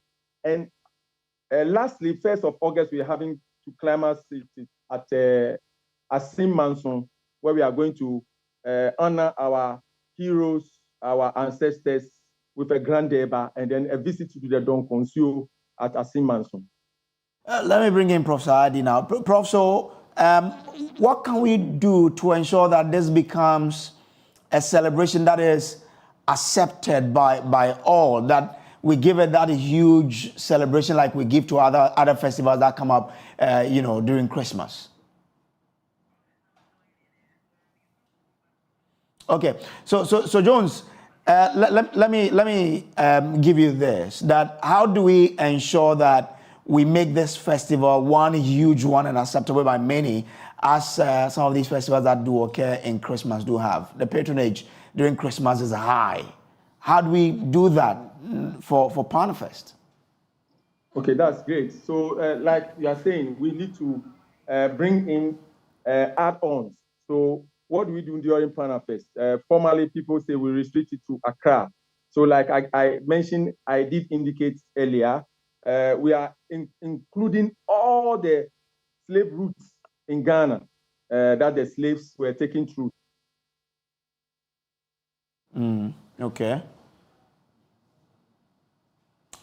All right. Okay. So, Prof, in trying to get a buy-in, so Picoro has come in, Salaga.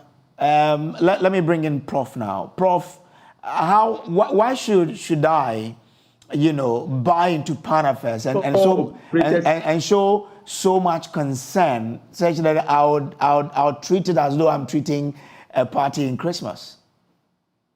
Well, it's not a party. So let's take a look at Easter, for example.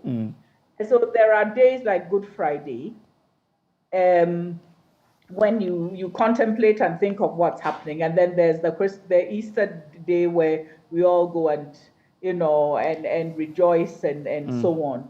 So Panafest is a little bit like giving us the reason, not the surface, not the glamour, but giving us the reason why we must take ourselves seriously and take our history seriously, and delve into it. So it will not, parts of it are, you have your masquerades and so on and so forth, but then you have your colloquia, you have, going through the dungeons and coming out, you have a moment where you meet each other. So I think that we need to see that Panafest, lets us touch the reality.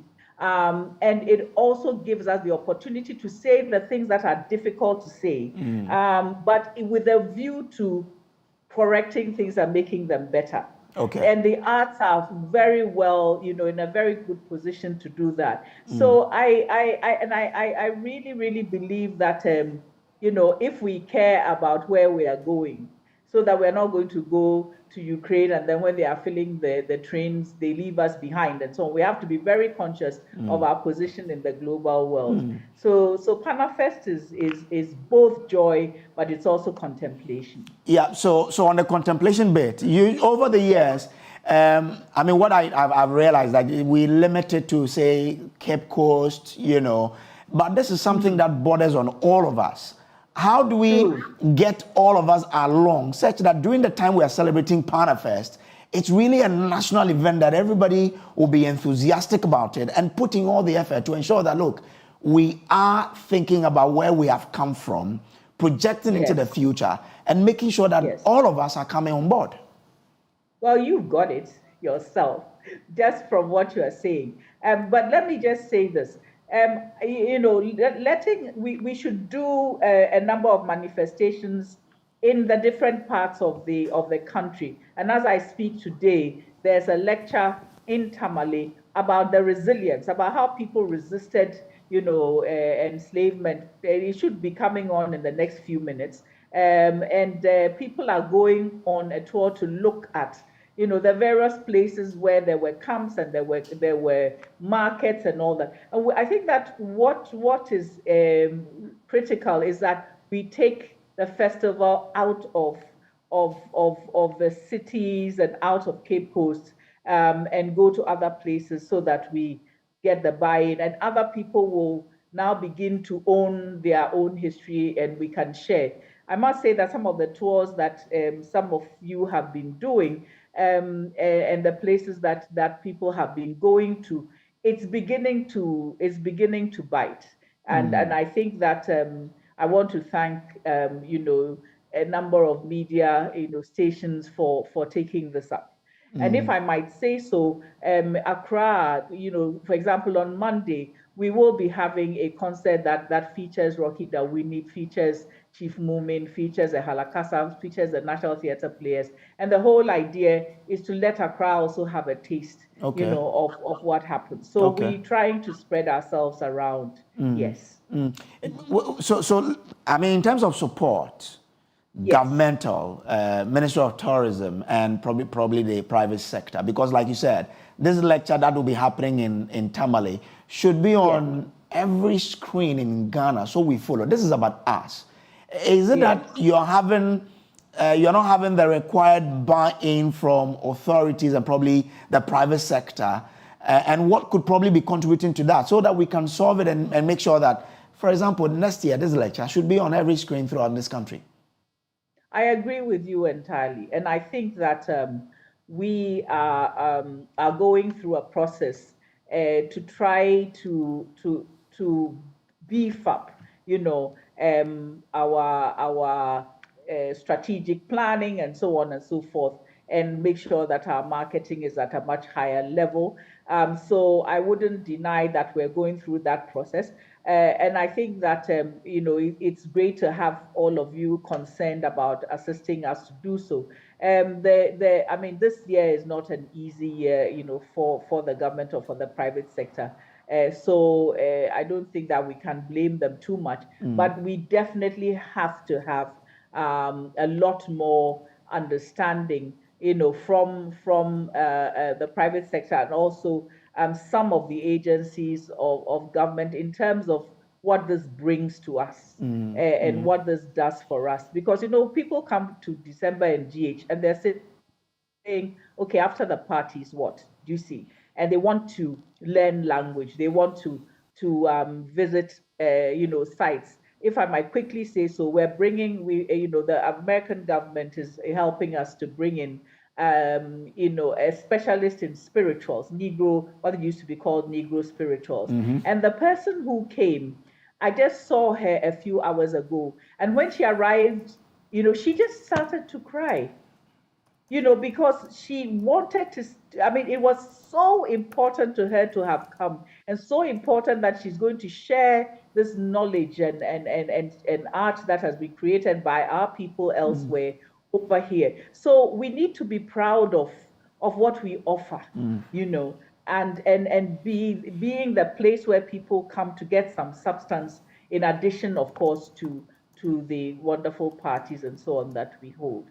So I mean, I'm thanking you once again for bringing up these questions, because I think there's a lot to do in terms of getting us to understand that in the global world, you know, we still have to make sure that, you know, we tell our own stories and make sure that we are at the table as far as what is happening globally is concerned. There's also this phrase that says, catch them young and they shall be yours forever. What is our strategy in trying to get our young people at the basic schools to even know their culture so well and their history so well that when they grow, they are the ones who will be saying that I want to be part of PanAffairs because it gives me the opportunity to then try to rekindle the identity in me and to understand myself better? Well, I think that in school and out of school, we have to work on it. Now, there isn't enough being taught, you know, concerning this era, perhaps because people think that it's past.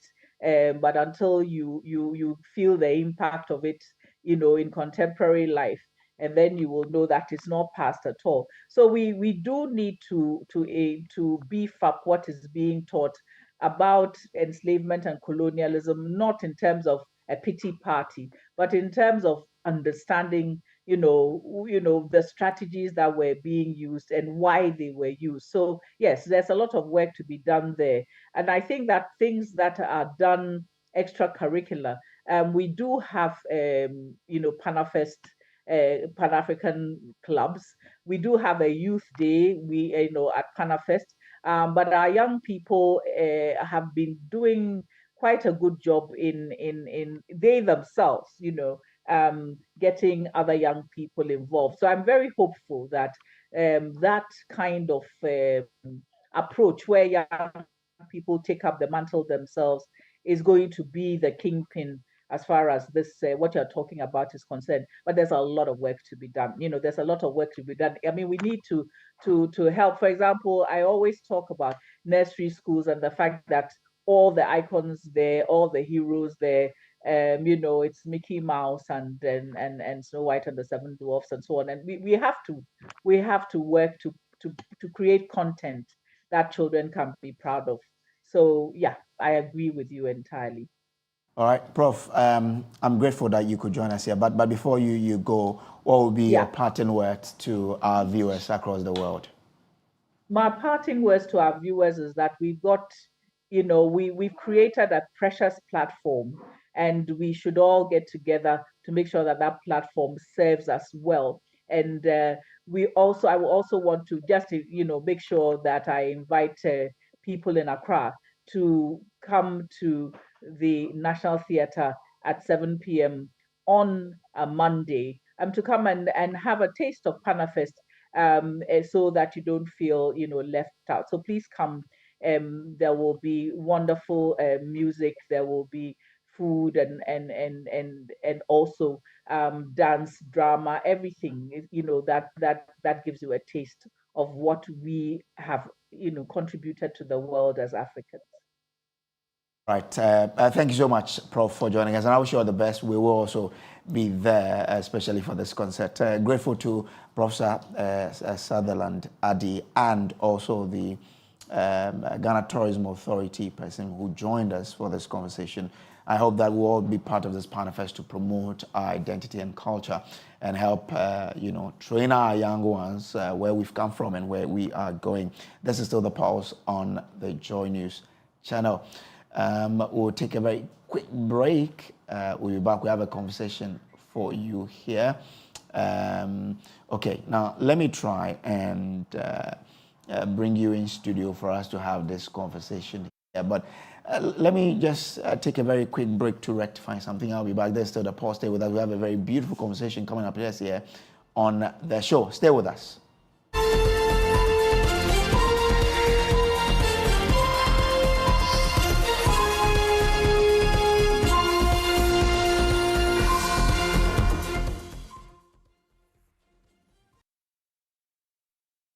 Everything has a meaning. If you recklessly and maliciously destroy reputations, you must suffer the lawful consequences. For every story, there are many versions of what is true.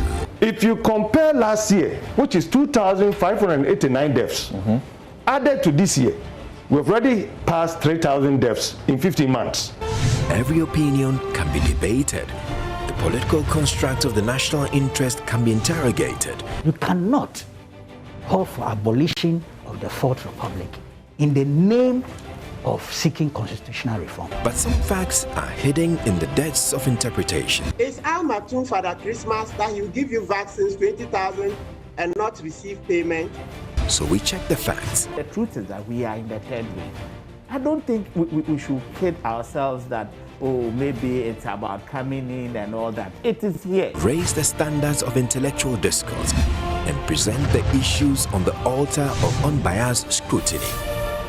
This altar is Newsfile, your most authoritative news analysis program. We must practice independent, credible, and fearless journalism. Newsfile with Samson Ladi Ayenine.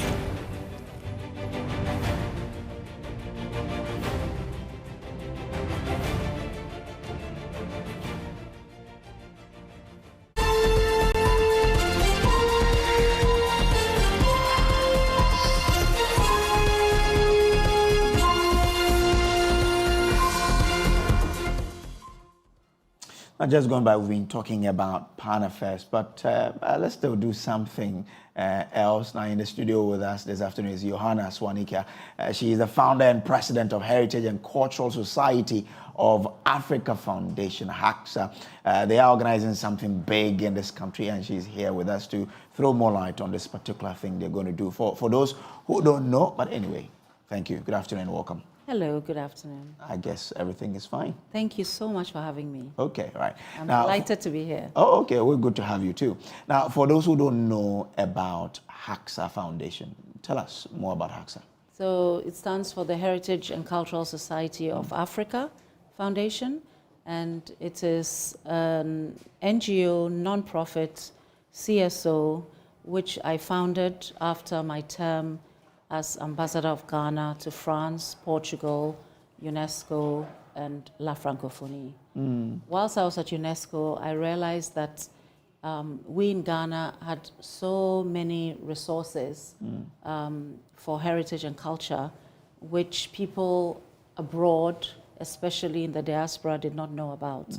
So I set out to have a conference around Ghana's 60th independence anniversary, and that was the first HACSA Summit.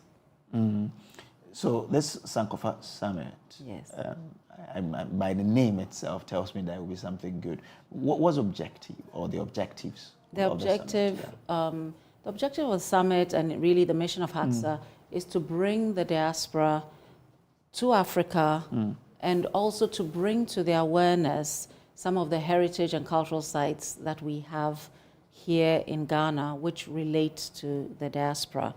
So we have, of course, the forts and castles, which are related to the transatlantic slave trade. But we also have the monuments which are related to resistance, liberation struggle, and independence. And therefore, we call this the full circle. And we bring people from all over the world, people who love Africa, people who are keen to learn more about Africa, and of course, Africans in the diaspora. But the mission of HACSA is, can be summed up into the present, the past, the present, and the future. That's why we use Sankofa as our logo. Yeah, so the past, I've just talked about. People need to know about this heritage and culture in Ghana. But then the present is also supporting African creatives here in Ghana, but also beyond the shores of Ghana. So we've partnered with Tough College to give tuition-free education to talented young Africans. Tough College does courses in music production, in cosmetology, in dressmaking, fashion, design, etc. So we also do exhibitions, like we had the James Barnor exhibition. Okay. Yeah, in around the 60th anniversary of Ghana, we brought Mr. James Barnor to Ghana. He's a resident in the UK. James Barnor is also our patron, and he turned quite 94. recently, a colleague of mine who studied in the UK did something on him. Yes, yeah. he turned 94, and HACSA has undertaken to celebrate his 95th birthday here in Ghana next year. Okay. Now on 24th, you're having a conference and a gala. What do you have planned for that? And you'll be raising money. Exactly. At the gala. So Exactly. For So I told you about the past and the present. So for the future, we invest in women and girls and in the youth. Okay. And we have a program called Tech for Girls, which we are raising funds for, and also a program called Creatives Lab. And we are implementing these programs in partnership with the Africa Freelancers College, which is short, Tough College. Okay. So Tough College will implement these programs, but we need to raise the funding to enable support them. Yes, because the tuition is for free. So on 24th, Monday, this very Monday, we will have a conference. It starts at 8:30 in the morning. You can show up and buy your conference ticket at Kempinski Hotel, and we will discuss matters of issues of the day for Africa. Our keynote speaker is the Honorable Samia Nkrumah. We're very delighted to have her. And then we will have panels on finance and investment, on innovation in Africa. We will have a panel on how to be a successful creative artist in Africa. And finally, on the topic of the day, artificial intelligence. Okay, interesting. Now it's taking over. Just before we part, what will be your parting words to those watching us? We also have the HACSA Sankofa Network. You can be a member of the HACSA Sankofa Network. And next year, we plan to take our conference to the diaspora. So we plan to go to the US to have the HACSA Sankofa Summit in the US for the very first time. Okay. So if you want to learn more, visit us at www.thehaxa.org. Follow us on social media at the HACSA and become a member of the HACSA Sankofa Network. And please buy your tickets, register for the conference. We have a gala. We have Kamido as the headline for our gala. And we have Sina Soul and Sophie, who happens also to be my daughter. And those are our lineup. We also have a fashion show with Elikam the tailor. And of course, the most important is our guest speaker for the gala, which is Her Royal Highness Lady Julia Osei-Tutu. So it's not too late to buy your tickets at Fidelity branches, and come and join us and have a very good time. Okay, all right. Thank you very much, Johanna Swanika, for coming through, and I wish you all the best for this gala coming. I'm very grateful that you gave me the chance to visit you here in your studio. All right. Thank you. She is founder and president of HACSA. You're also watching the Pulse on the JoyNews channel. Now we're taking you to the University of Ghana, where the alumni celebrity platform is having a lecture in which this guest speaker is the former Minister for Food and Agriculture, Dr. Owusu Afriye Akoto. Let's take you to Lagos now. My cat joined Twitter last month. Now he's a lion. Charlie, them tension Twitter CEO himself, he delayed the app. But you see, I'm here today to talk about us. In recent years, a lot has been going on for us. You see, our moms used to pray for us. And now, we also pray for us. Young ladies pray for us. And young men pray for us to be fat. Oh Lord, bless us. In this life, let ours be soft life. Even in the hereafter, let us still be soft. In times of hardship,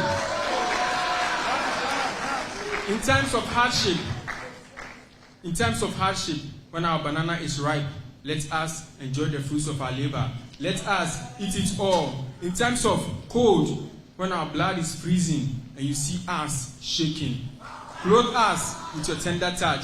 Grab us so we unite in orchestrating the kindling of hellfire. Thank you. Sustained applause. Thank you. Thank you. Thank you so much. I live in Accra. But you don't have capital. I do have capital. Distinguished ladies and gentlemen, we are gracious to have the hallmaster for this prestigious Mensa Sabbath Hall. And I would like to invite Dr. Roger Atinga to give us a welcome address. Put your hands together for her.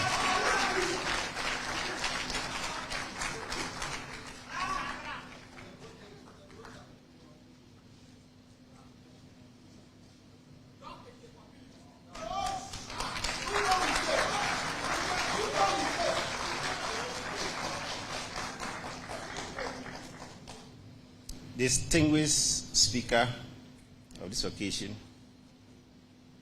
the special guest of honor who has now become the chair, Madam Dr. Grace Bediako,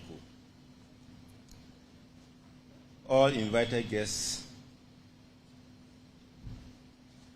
my colleagues and fellows of our great hall, Mensa Sabbath Hall. I can see a lot here this afternoon. My dear students of our great hall, who are keeping the place live. All invited guests, members of the university community, ladies and gentlemen, I welcome you to this special occasion of this alumni celebrity guest lecture. Somebody met me yesterday and asked me that Sabbath Hall, you're always fond of crafting things in a very unique way. We know of the university will call them guest lectures, but your term is alumni celebrity guest lecture. What is celebrity about it? I told him that we are the youngest hall of the university, but we are teaching the elders what to do.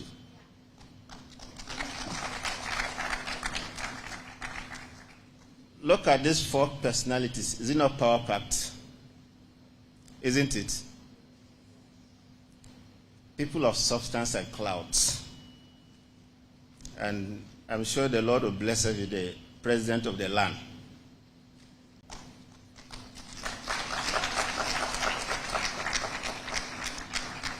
Aren't you going to be proud about that? We are. So we are proud to have you, Honorable, in our midst. 60 years as a whole in teaching and nurturing knowledge, honor, and service has been both a good experience and then a challenging task. The hall has come a very long way within the 60-year period. And you know, they said 60 years the age of retirement. So once you are retired and you're at home, we need to celebrate you. And that's why we are placing special emphasis on this 60th anniversary, because Sabbath Hall has actually achieved a lot within the 60-year period. And now is the time to revitalize, marshal our resources, and come together to celebrate the hall for all the achievements over the years. We have produced most of the statesmen in this country. We have produced distinguished lawyers. We have produced distinguished politicians. We have produced distinguished or accomplished academia. What else can we talk about? If the landlady of this university passed through that hall, what else can we talk about?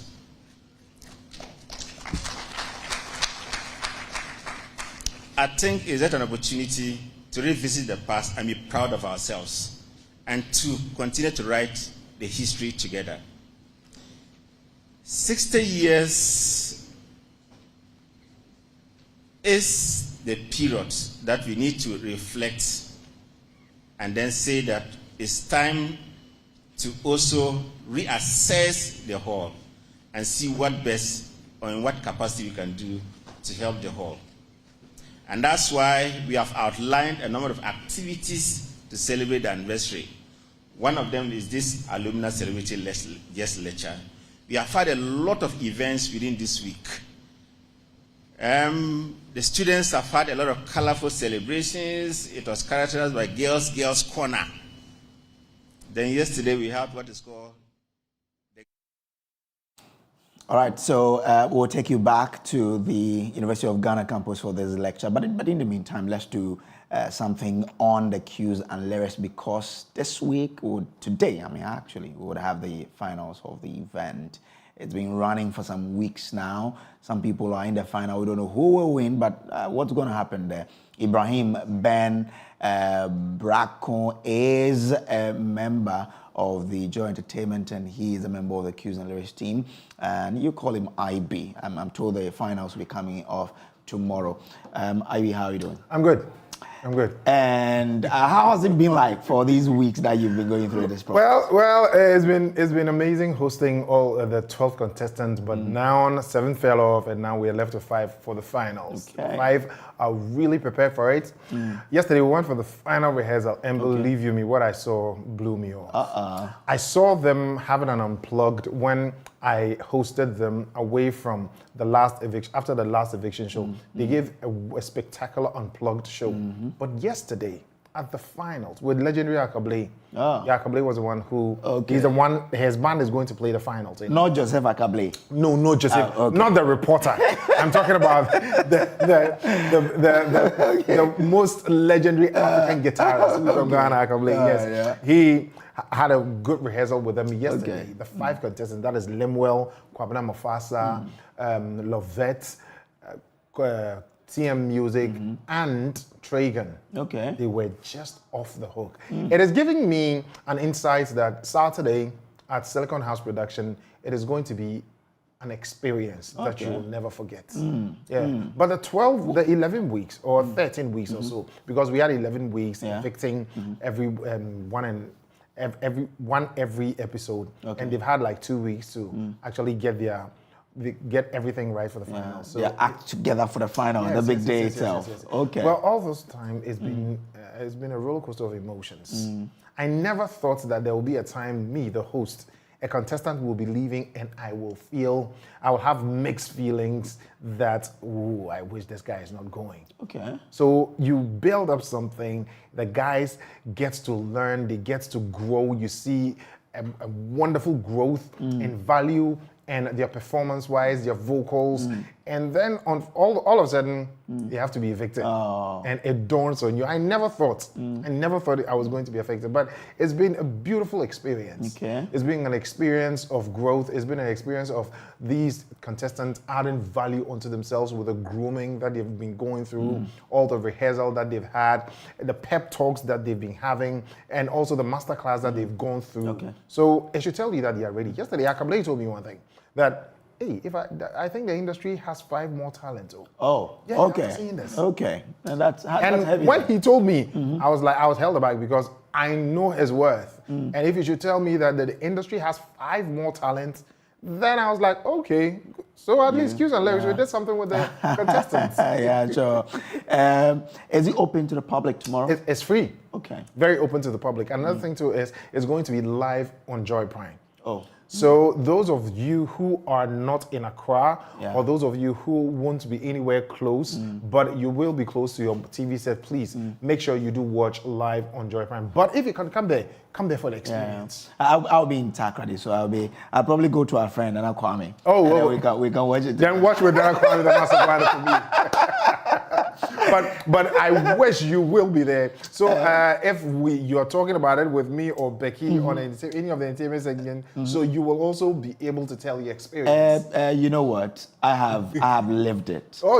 Because I've been there for some time, so I know how it's going to be, and I know that once I'm going to watch on Joy Prime, I will get every angle. You are getting 360 angle. So you can, All right. So what time is it starting tomorrow? It's starting 8 p.m. p.m. By 7 p.m. everybody should be seated. Okay. And because it's going to be live, we wouldn't want people walking, to be moving. Okay. Yeah, moving up and down. So be seated by 7. 7 p.m. everybody should be seated. 7 p.m. Latest 7 p.m. everybody should be seated. Where's Silicon Production anyway? Silicon Production. You see, when you come from Achimota, Tesano Baptist Church. Okay. Just before the Shell filling station. Okay. After Tesano Baptist Church, there's a right turn. Yeah. When you take that right turn, you go in like 20 meters.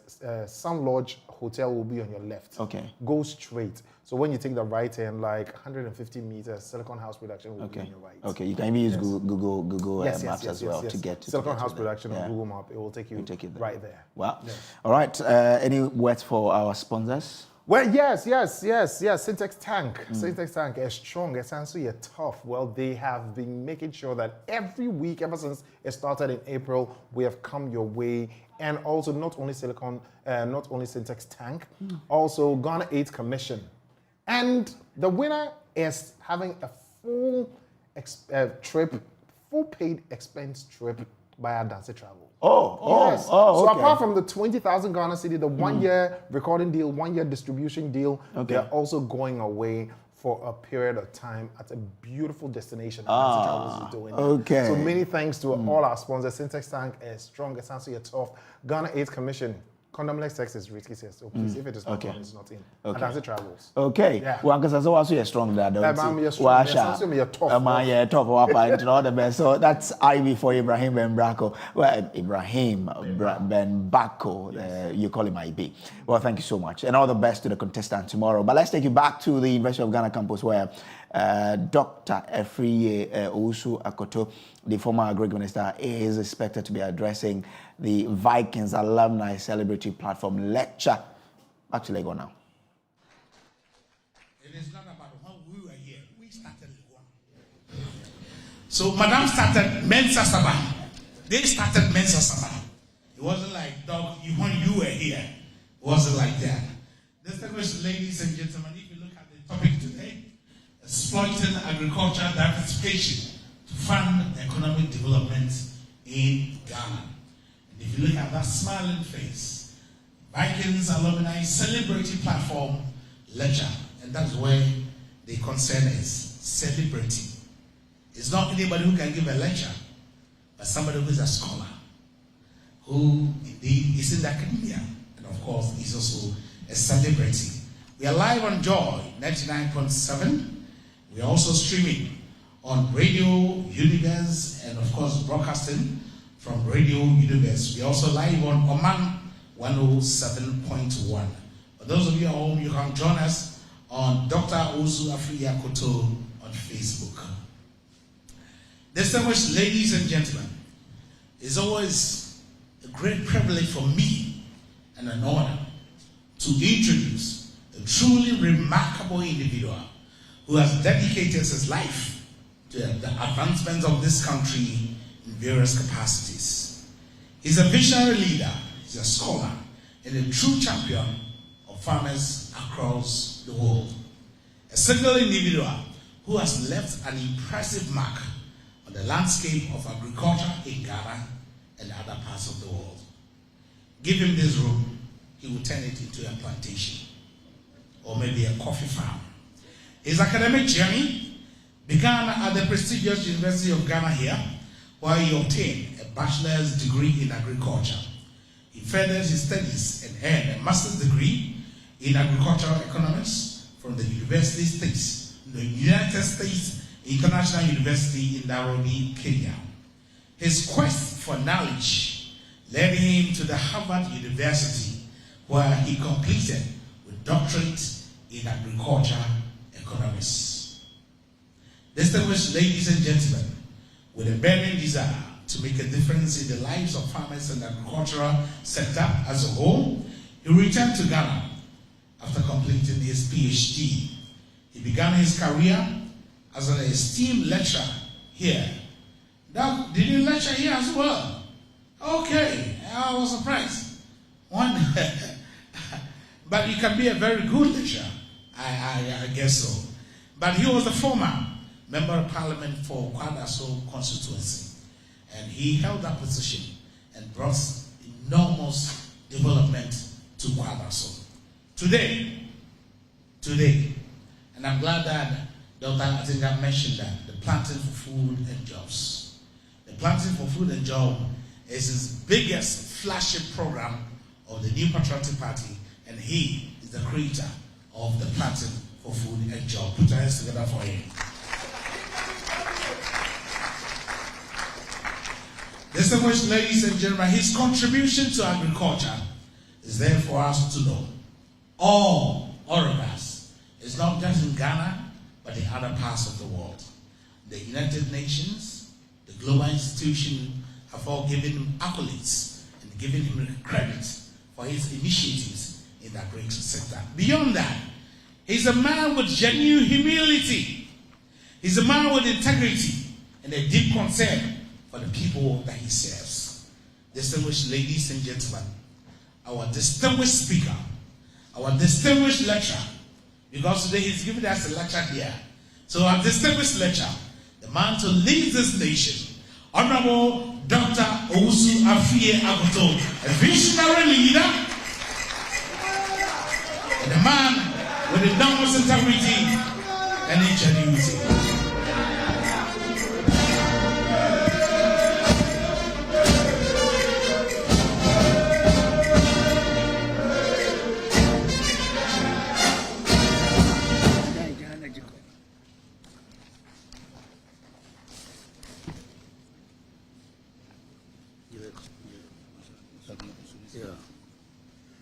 Please.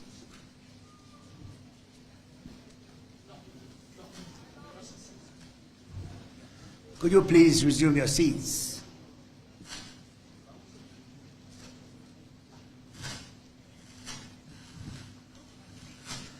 The chairperson of this event, Dr. Grace Bediako.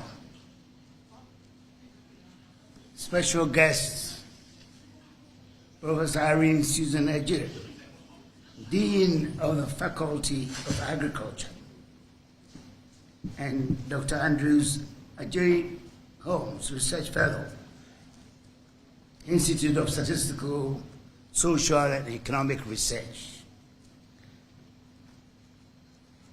Vikings Alumni President, the Hallmaster, and fellows of Mensa Saba Hall, the alumni of Mensa Saba Hall, students of Mensa Saba Hall, and other students of the University of Ghana, friends of the media, and distinguished ladies and gentlemen. The alumni of Mensa Saba Hall have bestowed on me a great honor by choosing me to give the celebratory platform lecture this year. The honor takes up greater significance as today's event forms part of the 60th anniversary celebration of Mensa Saba Hall. I therefore owe a debt of gratitude not only to the Alumni Association, but also to the authorities of Mensa Saba Hall and the University of Ghana. When I arrived at the Porter's Lodge of Mensa Saba Hall in September 1969, the hall was only 10 years old, and I was only 19 years old when I came to pursue my first degree in agriculture. To think that the hall has traveled another 50 years since I first entered its portals is in itself remarkable. But more significantly, the enormous contribution the hall has made to the development of our nation, Ghana, is something to be very proud of. The impact that the products of the hall has made in all spheres of our national life is worth documenting in detail for posterity. As an institution, Mensa Saba Hall has achieved a lot, not only in the field of academia, but also in the field of human development, sports, the arts, and many other areas of human endeavor. These achievements would not have been possible without the active contribution and support of the Alumni Association. I have been following with keen interest the active involvement of the Alumni Association in the affairs of the Hall, and I wish to congratulate the association for the vital role it continues to play in the life of the Hall. Madam Chairwoman, now to the matter before us this afternoon. The subject of this lecture is exploiting agricultural diversification to fund economic development in Ghana. Since independence in 1957, Ghana has approached the International Monetary Fund 17 times for emergency financial assistance. That is every 4 years on average. The latest IMF intervention was last year, 2022, with a final agreement reached only in May this year, 2023. At the root of the recurrent IMF intervention is the reliance of the country on mainly foreign debt to finance our development. This reliance stems from the fact that the economy does not generate enough foreign exchange and domestic fiscal revenue to fund our economic development requirements. Historically, the country has relied on a few commodities to generate foreign exchange. For over a century, these were mainly gold and cocoa, and since 2009, oil and gas. The amount of foreign exchange earnings from these commodities depend upon the volumes exported and the prices on the world market. As we all know, the international prices of these commodities are subject to large annual fluctuations, and over the decades, their real values have declined significantly. To counteract the decline in real value of exports, there has been a strong advocacy for adding value by processing the raw commodities before export. But agro-processing is yet to attract the needed investments to boost substantially the foreign exchange earnings from the sector. Madam Chair, I now make the case for agriculture. It is both by evidence and by conviction that agriculture holds the strongest potential to steer Ghana out of poverty, guarantee us food and nutrition security, and also generate the necessary resources for the development of the other sectors of our economy, including industry, health, education, and infrastructure in the medium to long term.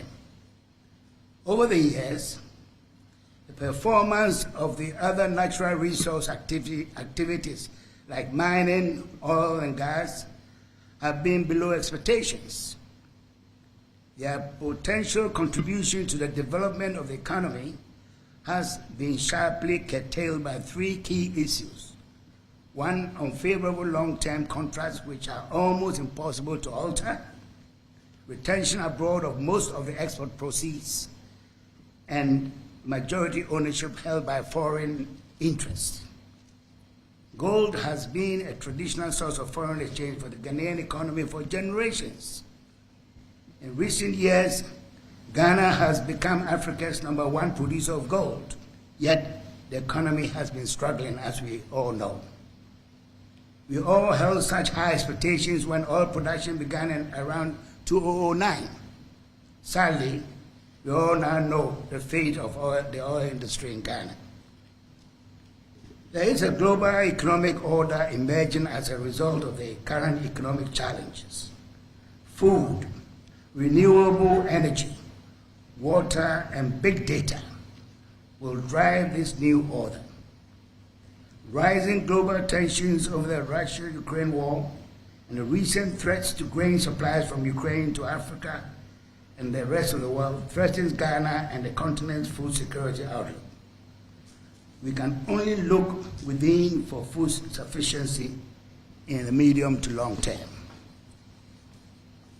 over 200 million Africans continue to struggle with food security. This issue has been further deepened by COVID-19, the effects of climate change on agricultural production, political unrest across the continent, macroeconomic instability, and the raging debt crisis that many African governments face. Despite these obstacles, Ghana's agriculture sector has shown immense promise and offers significant opportunities for transforming our economy to provide food and other products to the rest of the world. Brazil, China, Malaysia, Thailand are recent examples of agricultural success stories in driving economic transformation. In recent years, the European Union have substantially improved crop yields through plant breeding techniques, improved farm markets, and improved trading conditions in agriculture. These have contributed to significant increases in world food supplies. The more the threats of the looming global crisis unfold, it becomes increasingly clear that Ghana's political independence, economic transformation, and the survival of its youthful population would depend on robust economy that has agriculture as an unconditional priority.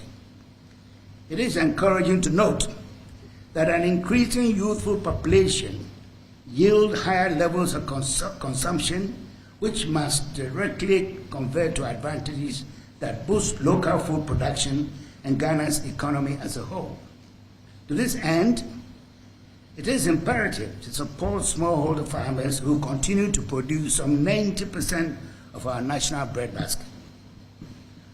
Ghana's dream of using agriculture as a driver for economic development can be traced as far back as the 1920s, when the then British governor, Gordon Gadgesby, made pronouncements backed by initial investment to diversify the cocoa-dependent Gold Coast by developing other tree crops. Successive governments since then have made various attempts towards agricultural development in this direction. Yet, there has been inadequate commitment to full agricultural transformation that yields the needed significant results to lift the country out of its economic woes. Madam Chair, looking back at the last 6 years of my stewardship of Ghana's Ministry of Food and Agriculture, from January 2017 to January 2023, when I resigned, I will now present my efforts in laying the foundation for Ghana's economic transformation through agriculture. I'm confident that if the foundation laid are built upon, they will lead to a thriving, sustainable agriculture to bring about prosperity for all of us. The foundations come in two parts. The first part are activities with direct interface with farmers and processors to raise the level of agricultural productivity, that is yields and etc., to international standards. And the second is the creation of new institutions with legislative backing to manage and develop targeted subsectors of the agricultural economy. To raise farm productivity requires direct interface with farmers and other stakeholders in the value chain. To achieve this, I resorted to the technique of branding to popularize the adopted policies. Planting for Food and Jobs was adopted as the brand name. PFJ has 5 modules: the food security, tree crop development, horticulture, livestock, and mechanization. Madam Chair, I want to take these 5 in some detail. Food security. The ministry made significant investment in farm inputs in order to increase productivity that raises incomes of farmers and achieves national food security. In the period 2017 to 2021, the government invested 2.6 billion Ghana cedis in subsidy to procure and distribute 1.4 million metric tons of fertilizer and 93,000 metric tons of improved seeds to more than 1.7 million farmers. This investment generated farm output worth 47.5 billion cedis at the farm gate. This presents a huge economic rate of return on public expenditure under the Planting for Food and Jobs.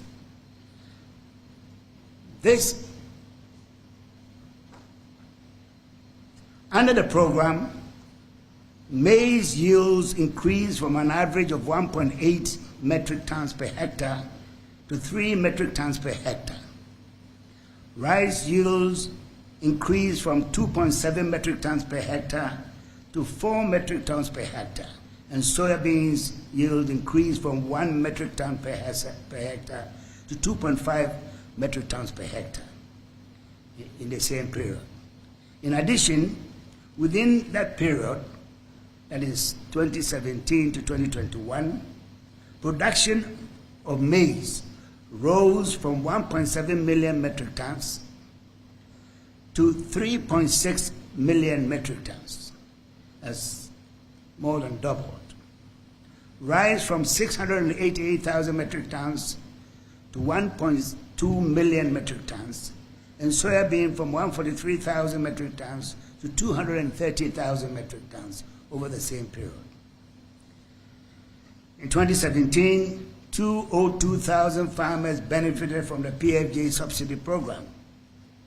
But by 2021, the beneficiaries had grown to 1.7 million farmers out of a total population of 3.1 million in Ghana, as captured by the Agricultural Census of 2018, the first conducted in 38 years.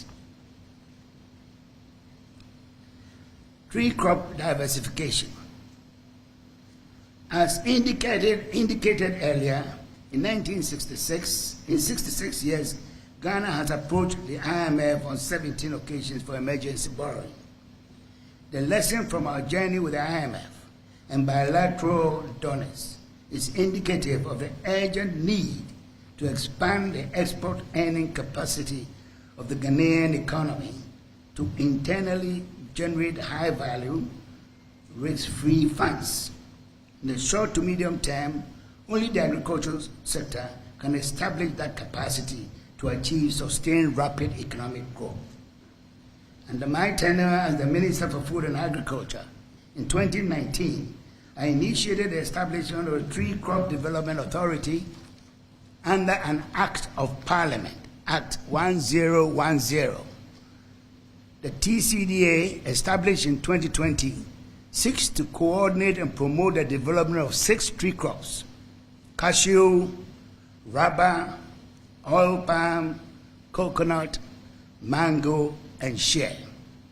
The goal of the authority is to develop, produce, and distribute the selected cash crop seedlings to farmers free of charge, so as to produce and generate a combined potential of export earnings between $6 to $12 billion per year after 8 to 10 years of implementation. At their full development, an additional $6 to $12 billion per year in earnings can substantially increase the less than $1.5 billion annual earnings from cocoa, the current highest foreign exchange earner for Ghana for over a century. The TCDA was designed to receive a seed fund of $15 million in the first 3 years of its creation. Unfortunately, in its current 3rd year of operation, it has so far received only $3 million, equivalent to 20% of the capital needed since its establishment in 2020. I'm glad to hear that last week the World Bank has announced funding to support TCDA, an aspect of Ghana Cocoa Board's activities, to the tune of $200 million.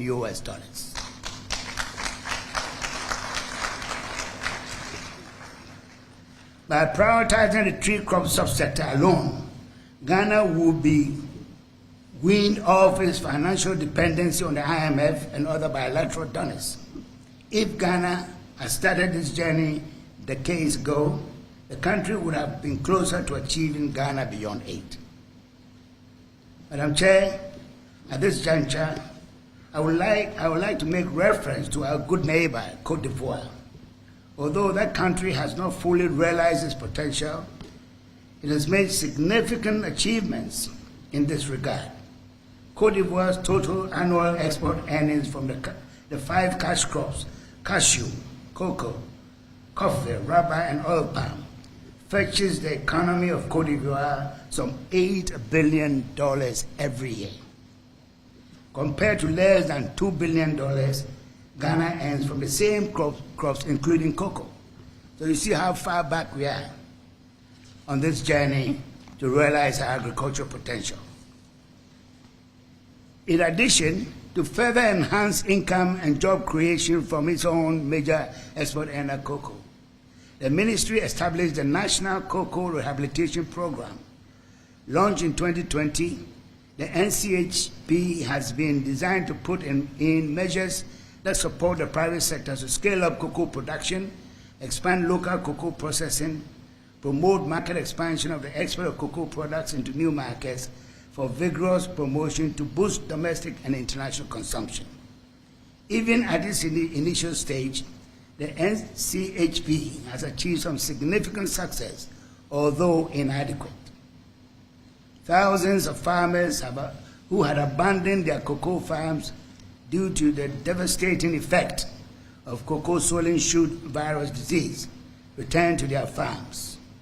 As of 30 September 2022, a total farm area of 56,343 hectares had been fully treated across the cocoa growing regions of Ghana. When fully implemented, the National Cocoa Rehabilitation Program should boost production and generate increased foreign exchange earnings from cocoa. Horticulture. The construction of greenhouse training centers which with attached commercial units is a key job and value creation tool for Africa's economic development. Under my leadership, we constructed 3 greenhouse training centers with an attached commercial unit at Dawinya, Akumadan, and Bogiasi in the eastern region for training 537 youth in high-quality vegetable production. These vegetables are sold to high-end shops scattered across various cities in Ghana, including Palace Mall, ShopRite, Starbite, KFC, Burger King, in Tema, amongst others.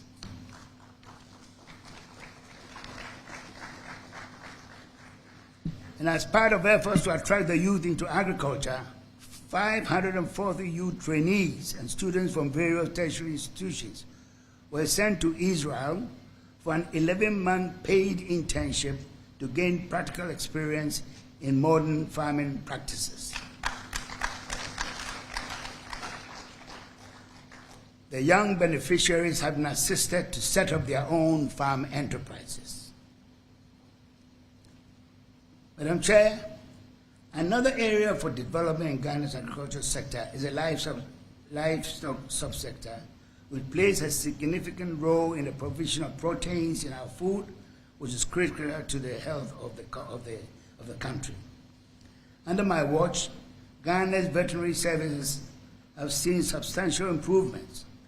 Works done included the installation of new laboratories, re-equipment of old ones, and the recruitment of 500 additional veterinary personnel. The poultry industry faces various challenges. Key amongst them is the high cost of feed and the high importation of cheap poultry products onto the market in Ghana. There is a double-edged solution to this. The first is to regulate the importation of chicken and other meat products, and secondly, to address the cost of feed. This will be tackled as a major responsibility of the incoming Grains Development Authority, which I will speak about later. To this end, the ministry prepared a proposal for the establishment of a Poultry Development Authority to to equip and promote growth in the sector. Agricultural mechanization. The Ministry of Food and Agriculture since 2017 have imported and received and distributed a total of 12,200 pieces of agricultural machinery equipment at 40% CIF subsidy to farmers.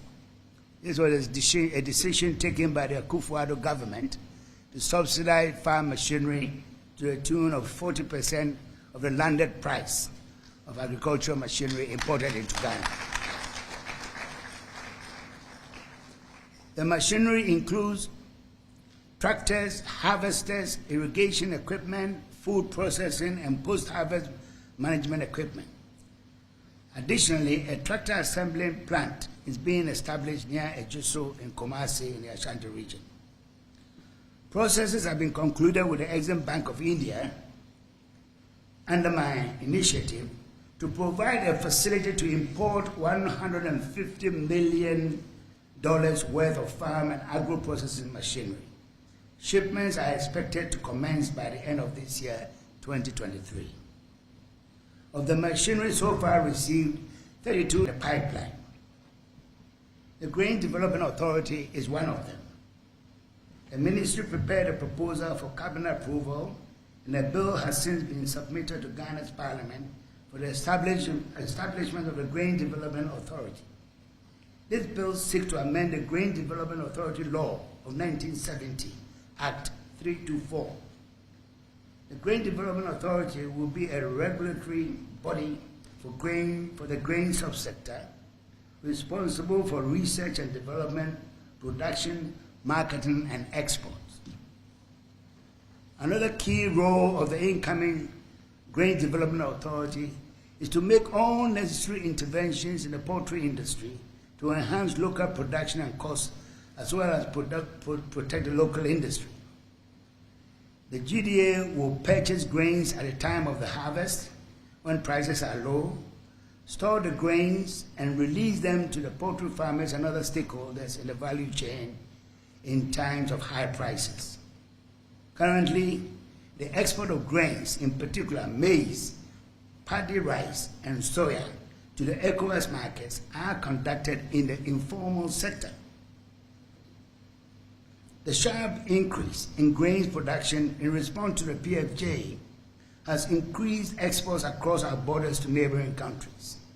But unfortunately, Madam Chair, a large part of these trading activities are conducted outside the banking system with circumventing customs regulations and official records.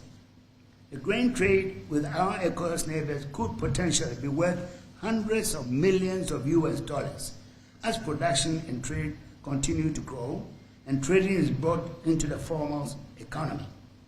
One of the urgent tasks of the Grain Development Authority will be to formalize the potential major source of foreign exchange for Ghana. Also in the pipeline are draft cabinet memoranda, which I left at the ministry, for the establishment of the Horticultural Development Authority and the Poultry Development Authority to give special focus to these subsectors. The ministry also initiated a memorandum proposing legislation requiring all commercial banks to increase loanable funds to agriculture and its value chains. This document was submitted to Cabinet for approval and onward submission to Parliament. The legislation seeks to address the acute shortage of financial credit to stakeholders in the agricultural value chain in this country. We move to other areas of concern. Invest in women in agriculture. May I seek your indulgence, Madam Chair, to present to this audience that the national, continental, and global goal to achieving equality, equity, and inclusion of all women is a critical step for the economic empowerment of all Ghanaian women in all sectors of the economy, including agriculture. The contribution of women in agriculture is extensive and includes the role of providing labor for weeding, planting, harvesting, processing, and marketing. This accounts for up to 70% of food production, across the continent. And in the case of Ghana, they contribute to over 70% of food production. Yet many women across the continent involved in farming are plagued with issues of illiteracy, lack of knowledge, and appreciation of technology, land acquisition, and ownership issues, amongst others. It is important for government to prioritize these issues and invest in women. Now I have a few stories to tell in addition to what the Hallmaster said about his neighbor up north. The role of academic institutions such as the University of Ghana in pushing for transformative agriculture is crucial. This reminds me of the uplifting agricultural story of our own university here at Legon. In the 1940s, when the elites in the Gold Coast passionately objected to the findings and recommendations of a British colonial commission favoring the establishment of a university in Lagos over the Gold Coast, a new commission was constituted to reverse the decision. Unfortunately, the post-World War II colonial government could not finance the establishment of the new institution in the Gold Coast, and so the elites embarked on a self-funding drive which attracted contributions from cocoa farmers of the Gold Coast at the time. The cocoa farmers sponsored the initiative because they were certain it would be in their best interest to have a university in the Gold Coast. This initiative gave birth to the University College of the Gold Coast, later named the University College of Ghana, which subsequently became the Independent University of Ghana. As critical as agriculture is, the university established a research-based College of Agriculture as a contributor to the development of the sector in the country, which has immensely benefited a great number of professionals and farmers along the agricultural value chain, including yours sincerely here.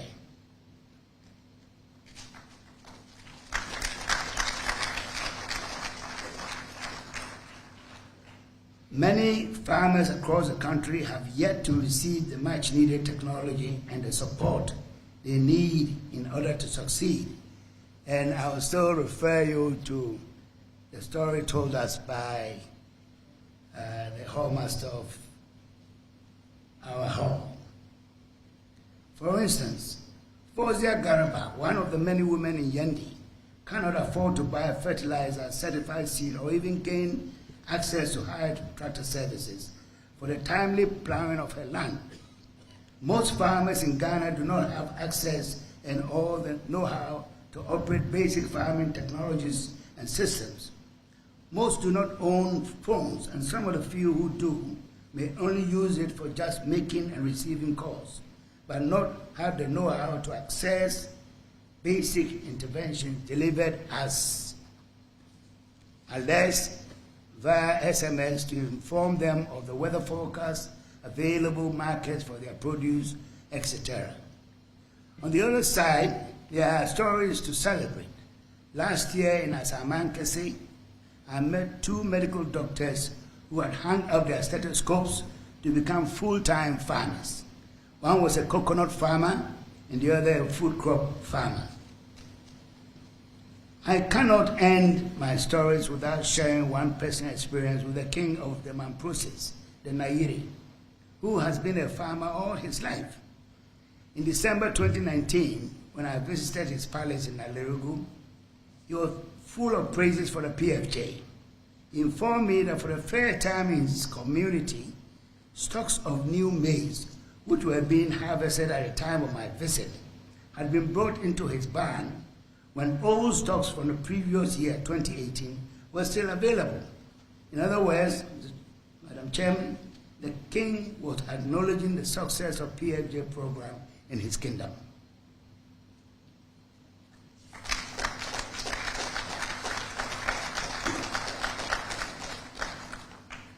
Now let's move on from the stories to the new paradigm that I'm suggesting, I'm bringing to the table.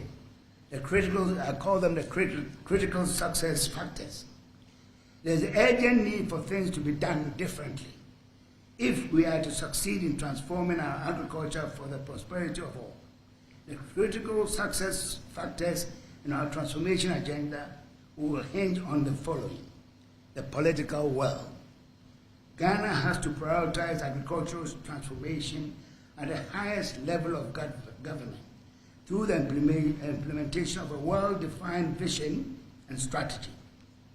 The investments needed to achieve sustainable food systems will be non-negotiable in my vision to transform agriculture for prosperity for all.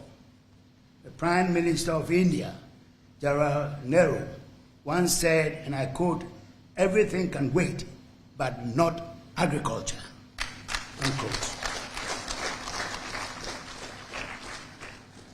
I now come to the governance structure. In addition to the economic management team headed by the Vice President, there shall be a newly created agricultural management team chaired by the President himself to drive agricultural development.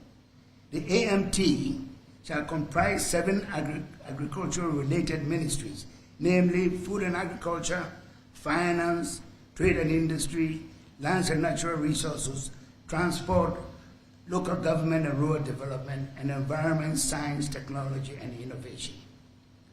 To improve supply chain logistics and expand market access, infrastructure projects such as feeder roads, hospitals, housing, rural electrification, irrigation, storage will be the integral part of the transformation agenda. Significant investments shall be made in big data and technology for precise and evidence-based decision-making in partnership with the private sector.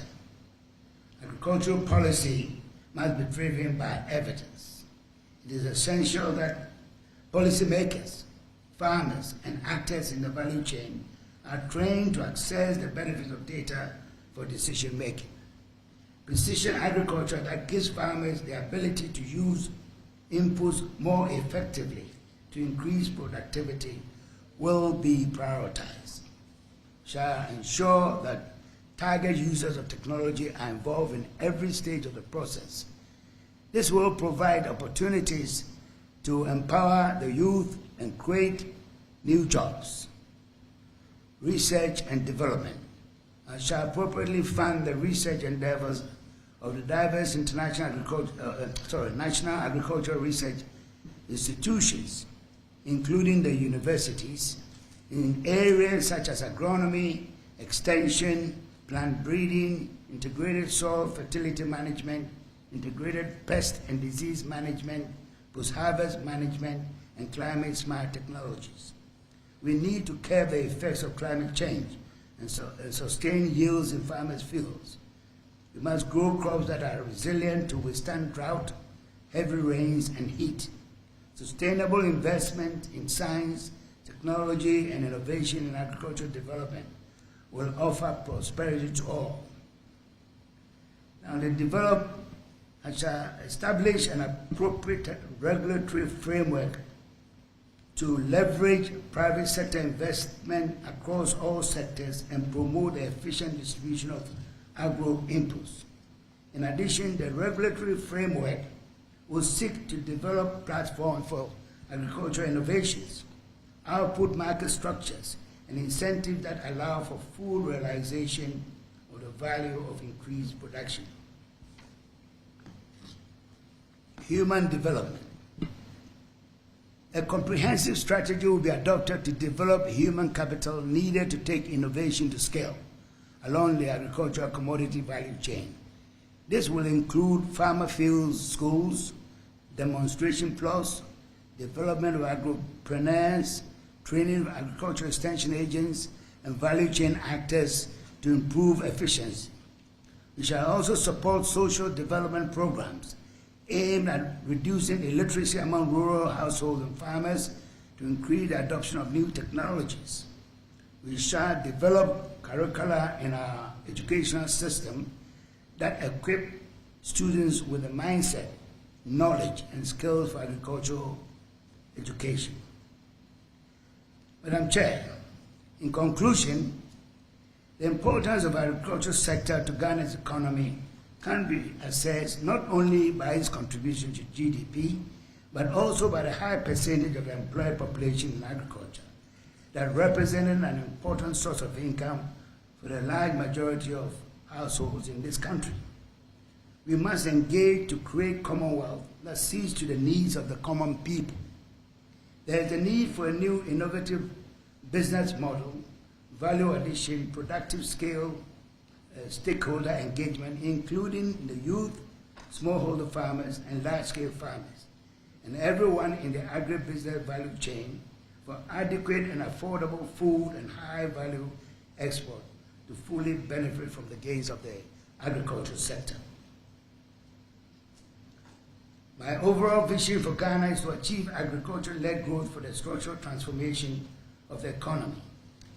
This will be achieved through creating alternative opportunities for boosting foreign exchange earnings, mechanizing the sector, prioritizing public funding in the sector, improving productivity in smallholder farms, as well as growing other sectors of the economy through revenues generated for a self-reliant, food-secure, wealthy, and healthy nation.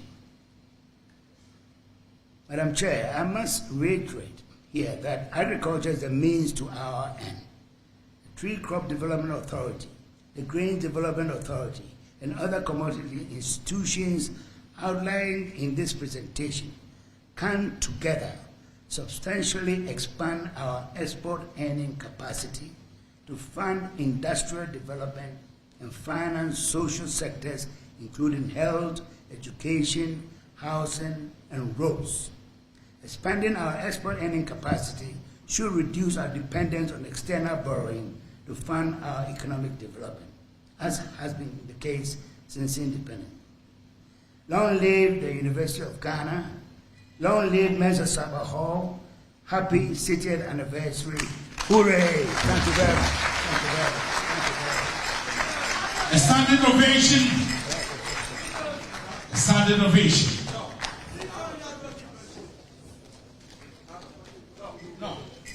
No, we are not there yet. We are not there yet. We are not there yet.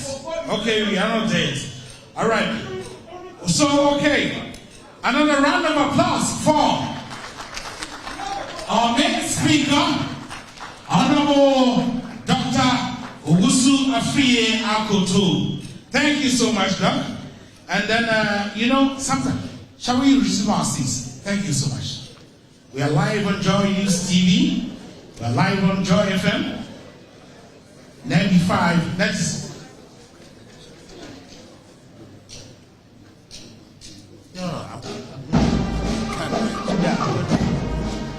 All right.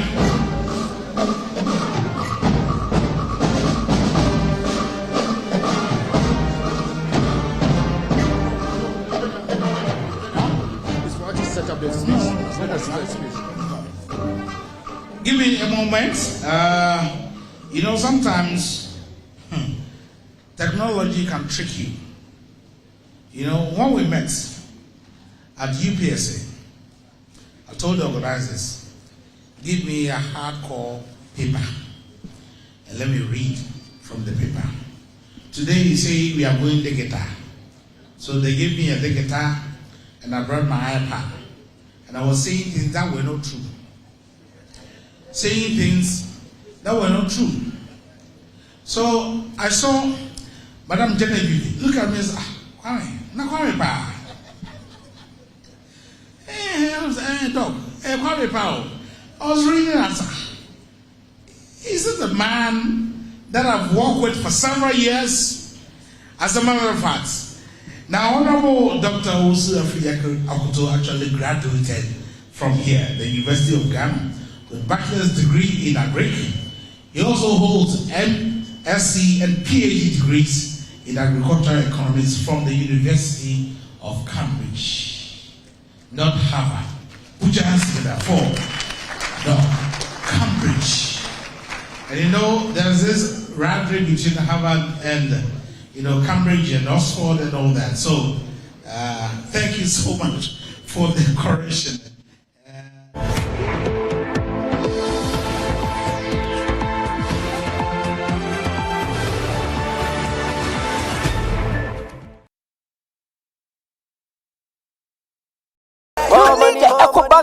account, oh, bro. See, with the EcoBank salary account, you will enjoy free life insurance, oh, free debit card, save while you spend, and an amazing chance to double your salary, and even more consolation rewards in the EcoBank double salary promo reloaded.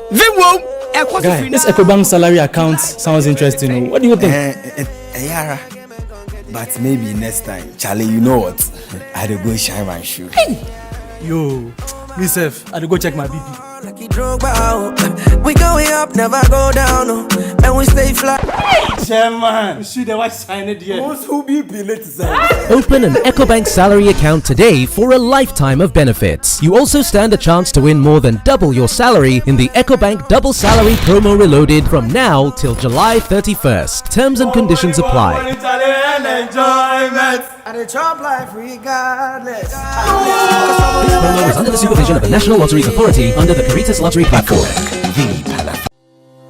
For crystal clear and thrilling podcasts and live shows, download and listen to us on Apple, Spotify, TuneIn, Google Podcasts, MyJoy Online, Amazon services like Echo, Amazon Music, and Audible, Stitcher, Adom Online, Overcast, and Pandora. Take note of everything. Sign up for the multimedia digital platforms now to stay updated.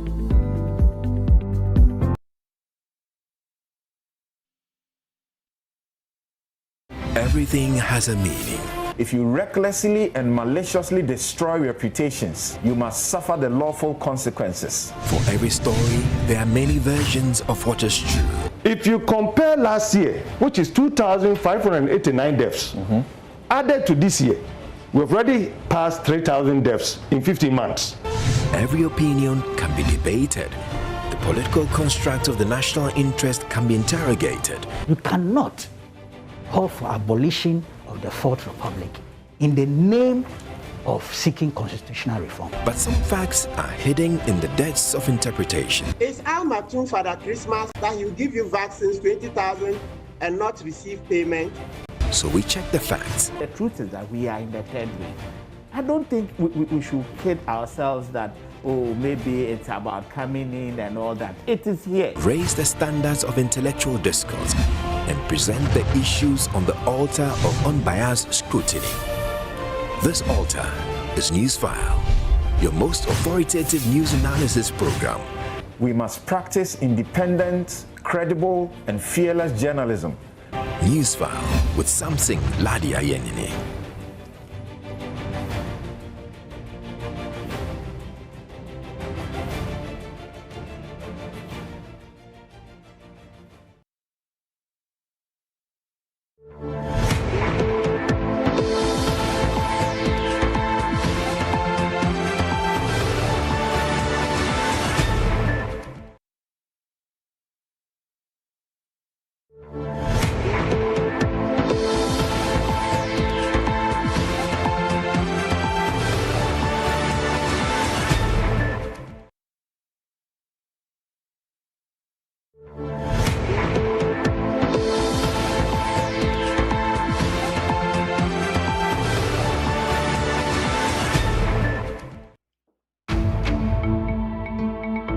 Live from Nairobi, this is Focus on Africa on BBC News. Our top stories. Another day of protests in Kenya. Pockets of demonstrations over high taxes and the cost of living. This issue is no longer simply a political problem between two political party formations, but really is a classic example of grievances arising from the cost of living. China signs an investment deal worth $36 billion with Algeria. Also in the program, all eyes on the Women's World Cup. As Africa teams square off against stiff competition, Nigeria, who are the first to play, hold off the Olympic champions, Canada.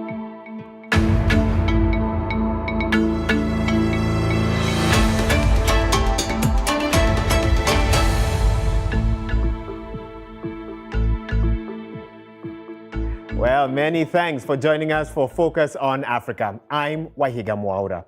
Let's start here in Nairobi, where the city is returning to calm after 3 days of demonstrations against high taxes and the cost of living have come to an end.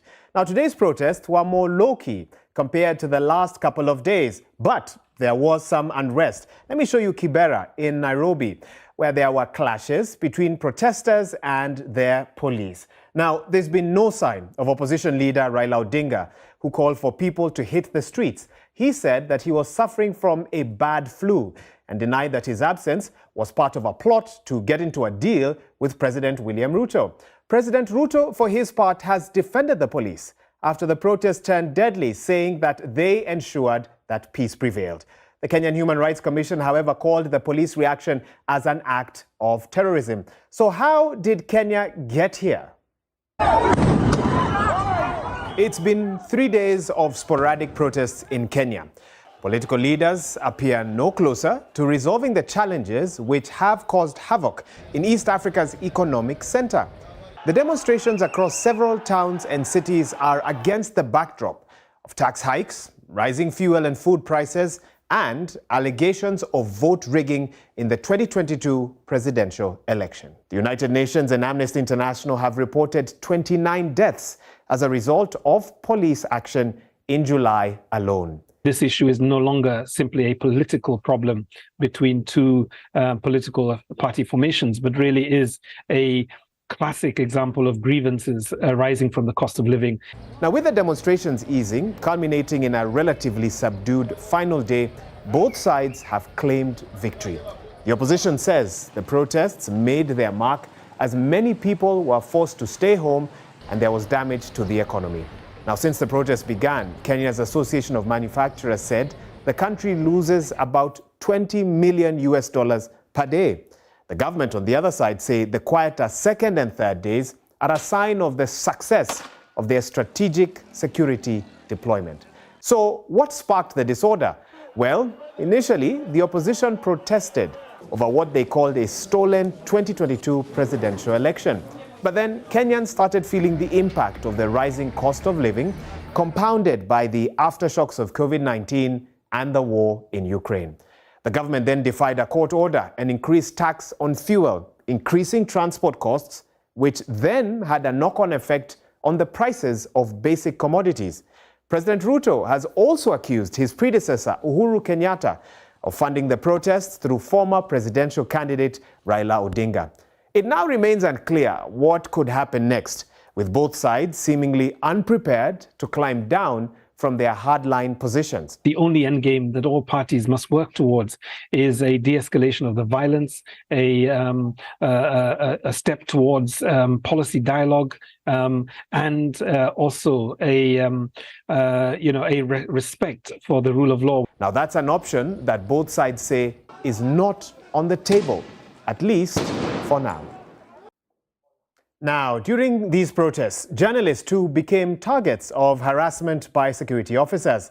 There have been reports of a special police squad allegedly disguising themselves as journalists, arresting civilians and attacking media personnel. According to the Kenya Media Council, the attacks have increased since the protests began last week, and camera persons and photographers have become targets of both the state and protesters.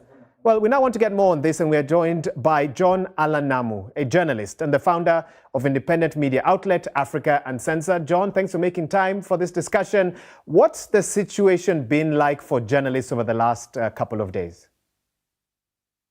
Well, Wahiga has been increasingly tense, increasingly dangerous, and unfortunately, a lot of the danger that is being directed towards journalists is coming from, government security agencies, from the police who are on the ground, which is a fairly different, approach that the police have had to journalists. Our own journalists have been apprehended now in 2 rounds of these demonstrations, the first in March and the most recent ones on Wednesday. For what the police who apprehended them called obstruction of justice, which are, of course, totally false claims. But nonetheless, beyond what we've experienced in our own media house, there have been numerous reports of targeted attacks by the police, but also by protesters who seem to be taking advantage of the protests themselves to cause mayhem, to cause havoc, and to steal from journalists who are carrying around, obviously, expensive equipment. Wahiga. Well, John, we certainly hope that the journalists that you work with that had been apprehended are now home safe. But nevertheless, the question then comes up, what are the implications of those actions on human rights, press freedom, and overall trust in the law? What message do such actions send out? I think the word that you've used right at the end there, trust, is the most important one, because for any democracy to function relatively well, there has to be a level of trust that people have that the government is being open and honest with them. Openness and honesty oftentimes comes from allowing journalists to do the work, whether the government of the day or whoever is being focused on is in the glare of journalists and media critique, or is basking in the glory of something that they've done that is positive news. Journalism is a fundamental part of any democracy, any free and open society. And the more these attacks take place, the more these arrests take place, then the less that the government is trusted, which compounds the problem that they're being faced with. Some of the challenges that the government is facing right now are out of their control, and others simply are well within their ambit to be able to resolve.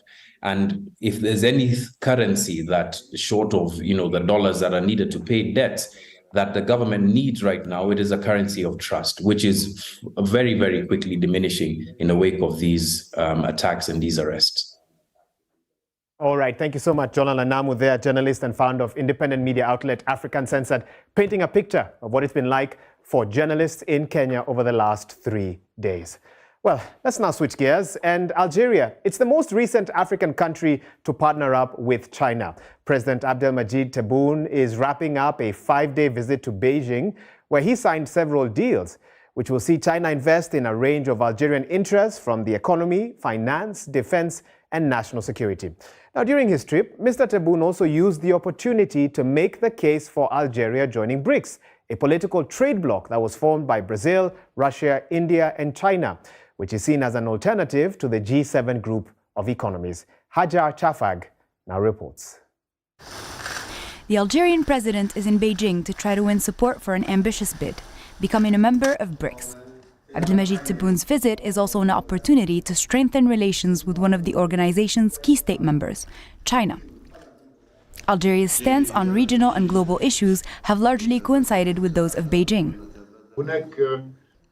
There is a sharing of views between Algeria and China since the era of independence, both on the economic and political level, and even about international issues.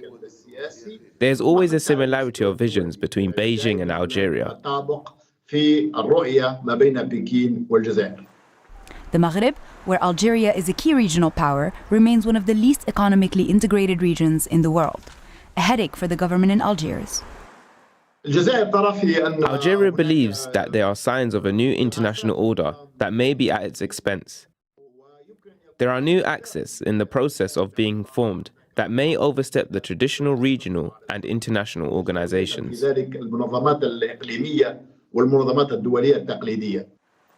But India, a founding BRICS member, has reservations about Algeria's wanting to join the bloc. It's concerned that the economy is heavily reliant on gas and oil.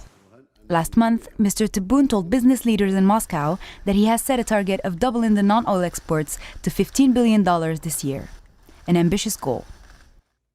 The Algerian president will return to his country with a package of Chinese investment worth $36 billion, an indication, says Beijing, of its full support for Algeria and its economy. Hajar Shafag, BBC News. And we're now joined live by Abdelkader Abdirahman, an independent Northwest Africa and Sahel region consultant and researcher, to expand more on this topic. Abdelkader, thanks for joining us.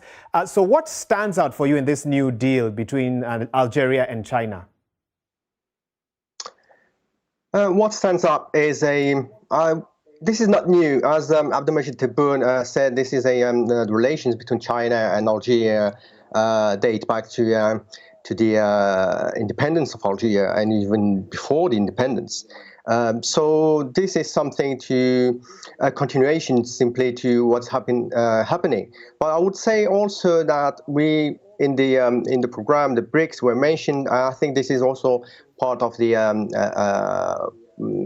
this is how we should look at it. We should look at this visit to China as a step forward to join the BRICS as well. And I want to talk a bit about that. The request to join BRICS. India looks reluctant. Algeria is pledging to diversify its sectors. Could that sway any members of BRICS who are reluctant to allow Algeria in? I think that we should not look at the BRICS as an economic bloc only. I think that the BRICS is a geopolitical bloc, is also a geopolitical bloc. It's indeed an economic but Algeria has a lot to bring to the BRICS, especially when it comes to geopolitics and to in Africa or elsewhere in Asia. The fact that $36 billion were set to be invested in Algeria also indicates an economy in Algeria that is growing, an economy that is developing, and China would not, in my view, invest so much money if it didn't have any trust in Algeria's economy. Okay, and if you're able to tell me this briefly, what do you think this strengthened partnership between Algeria and China could do for the wider Maghreb region? Briefly, what are your thoughts on that? I think that, as it was mentioned, I mean, the North African region is the least developed economy in Africa and perhaps in the world. So having so much investments from China in Algeria would help strengthen not only the Algerian economy, but perhaps in the long term, have a wider picture for the whole North African region. Okay. Okay, thank you so much for your time there, Abdelkader Abdirahman, who's an independent consultant and researcher joining us on the program. Elsewhere, the South African government has applied for a warrant to arrest the Russian President Vladimir Putin if he visits South Africa. Now, the move follows a legal application by the opposition, the Democratic Alliance, to compel the government to comply with an order from the International Criminal Court. This stipulated that Mr. Putin should be arrested in connection with the alleged abduction of children from Ukraine. On Wednesday, South Africa's President Cyril Ramaphosa confirmed that Mr. Putin would not be attending a BRICS summit in Johannesburg in August, ending months of speculation. Well, from next month, at least 8,000 teachers in Guinea-Bissau won't be receiving their salaries. This is after a government move to remove ghost workers on the payroll. And what is a ghost worker? Well, it's someone who's being paid and is not an employee of the company where he or she is getting their salary from. It could also be someone who is deceased and is still on payroll. The government says the decision was made to determine the real number of employees within the Education Ministry. But there are other issues at play. The tiny West African country largely depends on external aid to meet salaries in the education sector.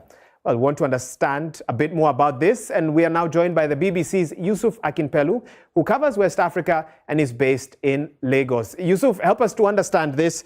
Does the Teachers Union know when this particular exercise will come to an end? Thank you, Waiga. The teachers in Guinea-Bissau do not know when it would come to an end, even though it's some teachers have not been impacted by it. The government had only announced it yesterday after the Council of Ministers meeting, and also many of the teachers with whom I had spoken with told me they had received their salaries before the announcement.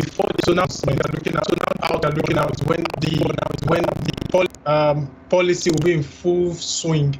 But they are also hanging on hope with the fact that the current Parliament will be dissolved next week. Opposition majority in the Parliament seats, and the union that they told me they are the opposition party, and they are hoping the opposition party will provide solution when they come on board next week. So it's either of two ways. Yusuf, there are so many questions. Yusuf, if I can jump in, there are so many questions around this. For example, I'm wondering, would this move affect teachers who are sick, who are on study leave? I mean, how far-reaching is it? Yes, the teachers union had said they were very worried about the fact that the new policy would affect teachers that are on sick leave, those that are on study leave, who basically took permission before they went on leave. And now that the policy is on board, those people, according to the teachers union, they say there are about 600 who will be impacted by the policy, basically because they are on leave. Well, thank you so much the BBC's Yusuf Akinpelu joining us from West Africa, specifically Lagos, to update us on Guinea-Bissau situation with the weeding out of ghost workers in the education sector happening right there. Now, still to come, what are Africa's chances as the group matches get underway in the Women's World Cup?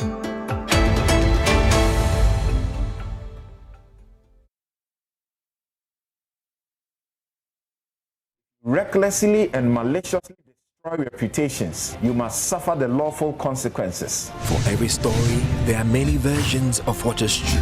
If you compare last year, which is 2,589 deaths, added to this year, we've already passed 3,000 deaths in 15 months. Every opinion can be debated. The political construct of the national interest can be interrogated. You cannot call for abolition of the Fourth Republic in the name of seeking constitutional reform. But some facts are hidden in the depths of interpretation. It's Al Maktoum Father Christmas that he'll give you vaccines 20,000 and not receive payment. So we check the facts. The truth is that we are in the third wave.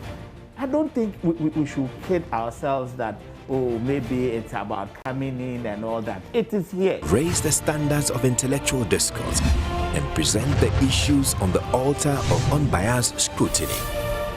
This altar is Newsfile, your most authoritative news analysis program. We must practice independent, credible, and fearless journalism. Newsfile with Samson Ladia Yenini.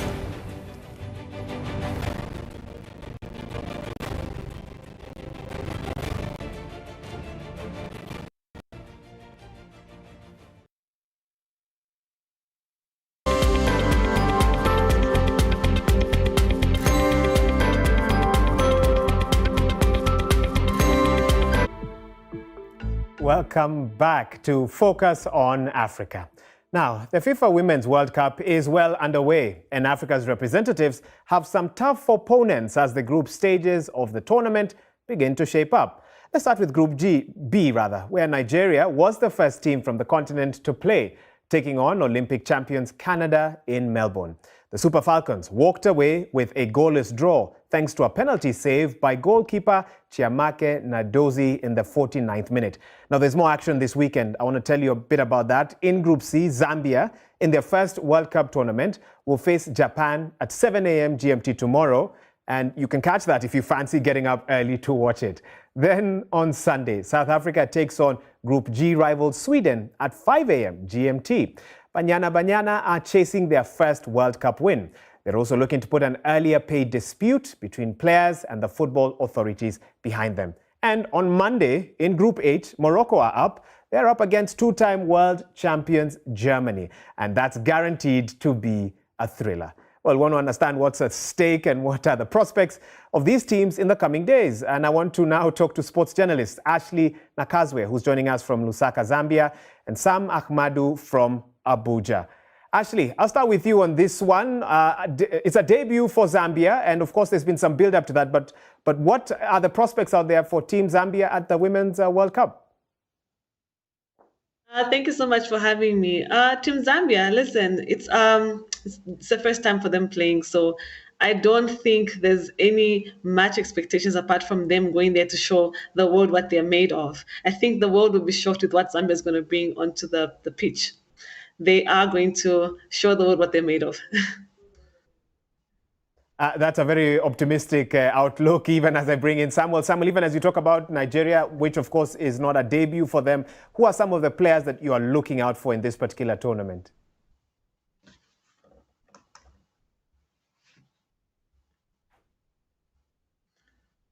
Samuel, if you can hear me, who are some of the Canada players? Go ahead. Yes, basically I'm expecting to see the like. Okay, Ashley, I'll come back to you on this one.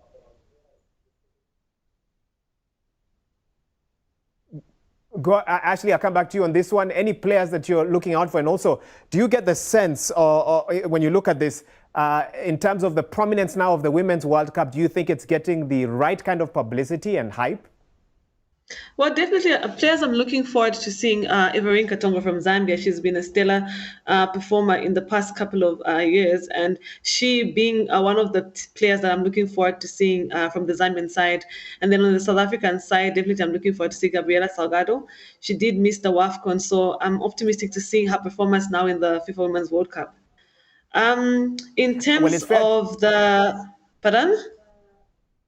Keep going. Sorry, I didn't get your last question. No, I was saying, yeah, just keep going. Who are the other players you're looking out for? Oh, no, I said Gabriela Salgado from South Africa. She missed the WAFCON last year, and I know she would definitely put up a good show this time around, especially knowing that South Africa is coming on in the second time for them at the World Cup. So it's going to be an interesting thing to see them show what they're made of. I was going to ask you, the build-up for some of Africa's teams has been eventful, so to speak. South Africa with that pay dispute, and even for Zambia as well. How did that affect the mood of the fans and the build-up to a tournament as crucial as this one? There's a lot of excitement here, because it's the first time. So fans are excited. I mean, everybody wants to go and watch the games tomorrow, whether it will be at home, they'll be watching from or outside, because it's Saturday for us and the game is at 9 o'clock. People would definitely try and go out. Everyone has been excited. Even the government has been backing the Copper Queens. It's been incredible for us here.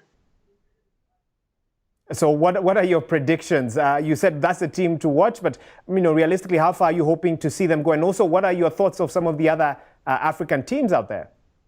As long as the Copper Queens get past the group stage, I know they will go all the way up until maybe the semifinals. That's my prediction and my hope. The number one thing is to get past the group stages. I think that's the most important things for now. For now, it's the most important thing. Yeah, and for the rest of the African teams, I know they'll perform very well. I mean, Nigeria did draw against Canada, which was a good performance for them. They did not lose; they drew against Olympic champions. Okay, I think we can now bring Samuel back in. Samuel, you were telling us a little bit about what your thoughts are on the tournament so far. Nigeria, they are holding off Canada as they already began participating in the tournament. Please proceed. Yeah, basically, I was just a bit fascinated with how the tournament has started for Africa, most importantly Nigeria, seeing how they turned out against Canada. And I think for such a game, many wouldn't have given Nigeria a chance, but they went all the way to possibly even going closer to getting 3 points with the opportunities they did have, especially with Assisat in the second half. But realistically, I think it's exciting to see the great potentials we have in the Nigerian team, which is filled with practically all professional players. And seeing how Nigeria managed to hold their own, it shows the possibility that Africa definitely can really put up a very strong fight against some of these teams. Looking at the progress the African players have made over the years, playing across the top teams or top leagues in Europe. So I'm excited by the start for Nigeria, even though one would have anticipated seeing Nigeria winning the opening game because we were very, very close to claiming the 3 point. But again, it's not a bad Samuel, result. If I can jump in briefly to get this from you, so what do you think needs to be done to see more out of women's football in Africa? What sort of support do the teams need, briefly? Yeah, realistically, I think it's in terms of investments. We're seeing teams playing games. We have a lot of players from the age grade level playing football, and it's going to be exciting. We're having tournaments like we're already seeing now. Regionally, we have under 20s. These are some of the boarding stages where we need to see young talents, see them gain exposure. Before you know, annually, when this happened, we've seen Ikosaba, we've seen Wafu, we've also seen the Sikapa. So I think this is what should be sustained. And this should be taken to the continental level. And I'm glad with what CAF is also doing with the Champions League. This is exposing young talent massively. And I think it's also giving them a great platform to dominate the world. Thank you so much there. We've had Samuel Akmadu joining us from Abuja, Nigeria. And of course, Ashley Nazake joining us from Lusaka, Zambia, both sports journalists. Well, we're going to have to leave it at that. But remember, as always, you can get in touch with us with feedback on the show. I'm Wahiga Mwaura. Thank you so much and goodbye.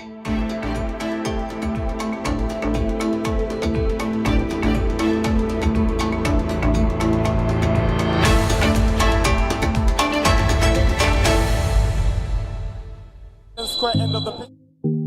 The Multimedia Group, through Joy Sports and Insura Sports, presents a half-year thought leadership event under the theme Fill GPL Centers, the Challenge and the Solutions. Date, Monday, July 31, 2023. Venue, Labadi Beach Hotel. Time, 6 p.m. prompt. This climaxes an 8-week survey on reasons why the fans are not filling the spectator stands for Ghana Premier League games. This will be the biggest brainstorming session ahead of the much-awaited 2023-24 Ghana Premier League season. It will draw participation from all relevant bodies and industry experts within the football family. This includes the leadership of the Ghana FA, the Ghana League Clubs Association, BFAG, sponsors, supporters unions, the Sports Writers Association of Ghana, and retired as well as active footballers.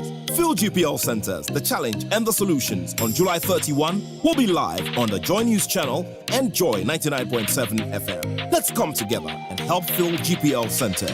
This is an Insura Sports initiative powered by Joy Sports, JoyNews, and Joy 99.7 FM.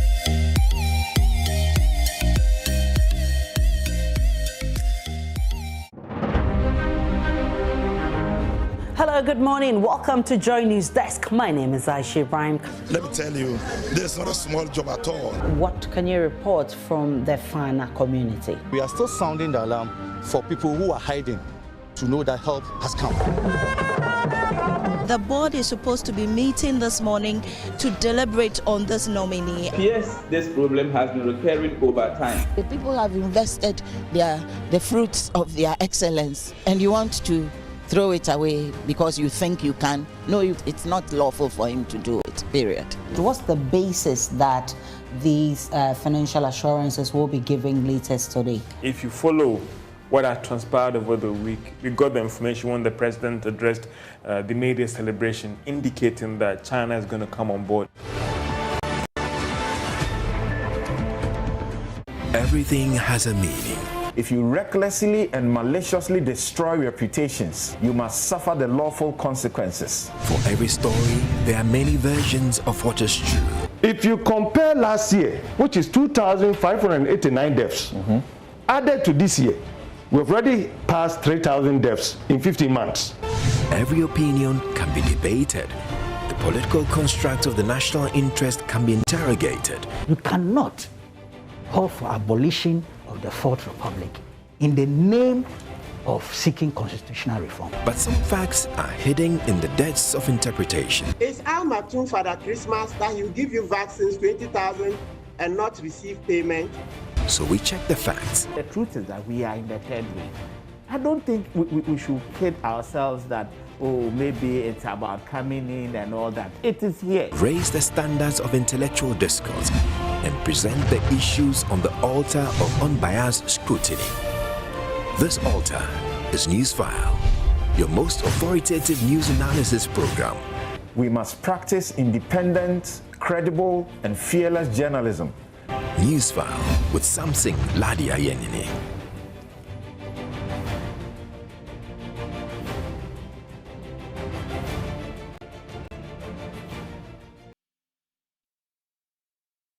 A fifth of the babies who come in will end up dying. This is impactful journalism with a storytelling.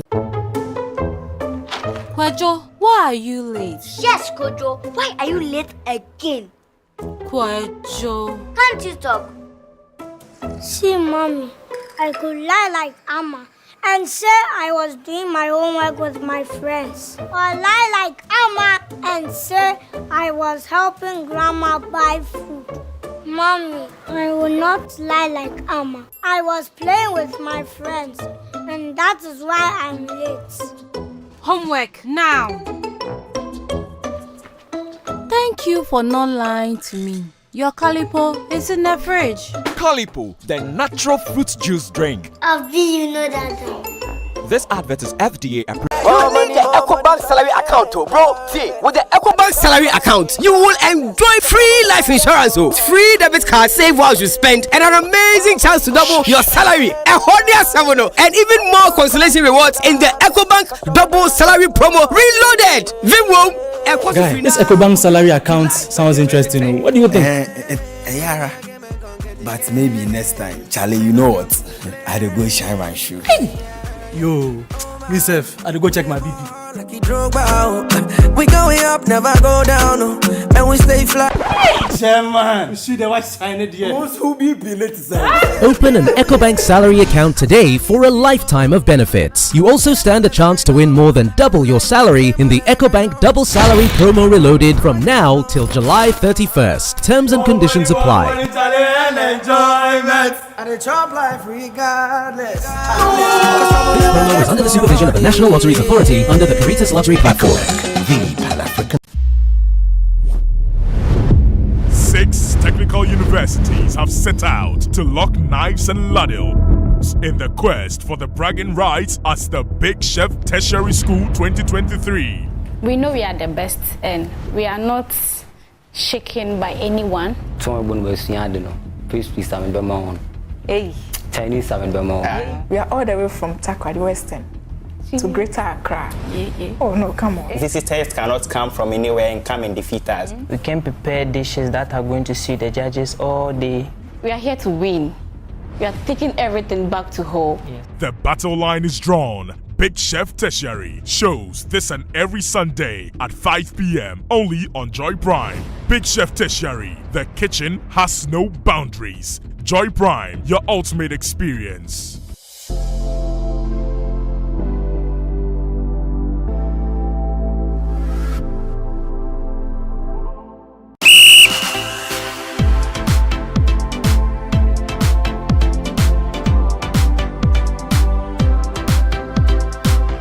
Hello and welcome to another edition of Touchline. I'm George Addy Jr. Like we do it every other weekend. We get to talk about what we've seen during the week, try and put some wonderful perspectives to all the interesting discussions that football fans want to get themselves involved in, and of course help you to go through it.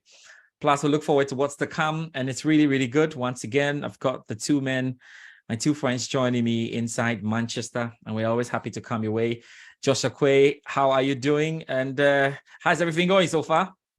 Everything's going good, George. I think it's been a very calm week. We're still having rain since in the summer, so it's quite a strange one. But of course, we are looking forward to preseason. It looks like preseason games have started kicking off, and so it's building up for the season. So it's been a calm week, and I'm very good here. Yeah, I can see you're very good. And he's got a new habit of enjoying sugar cane. You rarely find sugar cane in Manchester, but he's got sugar cane and he's enjoying sugar cane. It's fine, right? You're enjoying sugar cane, eh? Yeah, of course. I thought you said no, God. I know where you're going with this. No, yeah, it's all right. Sugar cane is good. It's actually good. And especially when you have it in Manchester. Desmond is joining us as well. Desmond, how are you doing? I'm doing great. It's been a very stressful week, but like he said, the preseason is back, so football is returning, and you can actually feel it. And there's been a lot of information running up, but as preseason has started, we are close to the season starting. Yeah, that's great. Desmond is our billionaire here in Manchester, so you can understand. We can pardon him to make the money for us, so we can chill. Oh yeah, we can. We'll leave a disclaimer before people start thinking.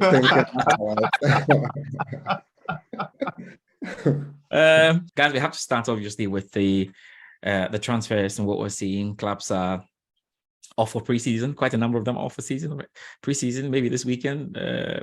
We've started seeing games. Manchester United going in. So definitely, even players that are going to be bought around this time will have to quickly do the medicals and meet up or join the teammates, in preseason to get things sorted out. It's getting a bit tricky for some of the clubs, obviously, but we have to go through what is right before us. Number of Manchester United fans very excited. Mason Mount, you see, I don't know, but well, Josh, I just feel like Manchester United fans are having a dig at Chelsea fans, with Mason Mount all over the place. Don't know if the Man U admin is also going with that, whoever is handling the social media accounts. Always pictures of Mason Mount left, right, center.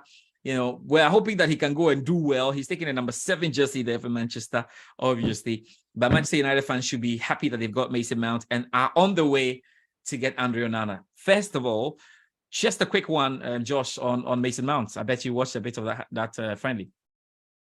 Yeah, of course. I think it was a very good outing for him for the first time in Manchester United colours, and that will take some time to get used to, because obviously I've been seeing him in the blue of Chelsea, and so it's a strange one, but I think he was okay. He was not like, I mean, very brilliant like you'd expect to be. And it's just the first game of preseason. United have about 8 games in preseason. Yeah, they've just played the first one. They have 7 more to go. They are going over to America. They obviously play the likes of Arsenal, Real Madrid, and Dortmund, and so.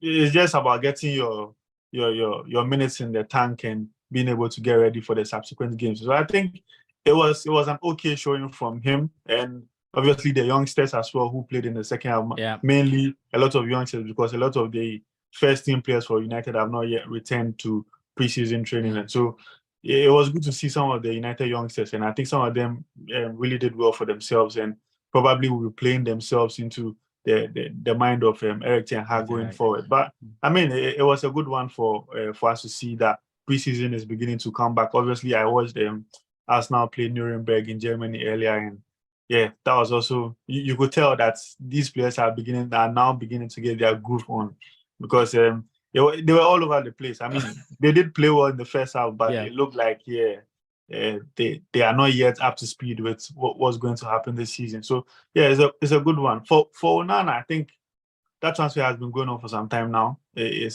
looks like he's beginning to drag, and I think that if I'm a Man United fan, I'll be worried because of how they let David De Gea go. I think that's what we have to deal with first. I mean, how David De Gea, went, and again, the fact that Manchester United fans and maybe the world, the media, whatever, really made it look like De Gea was such a big problem. I mean, was he such a big problem?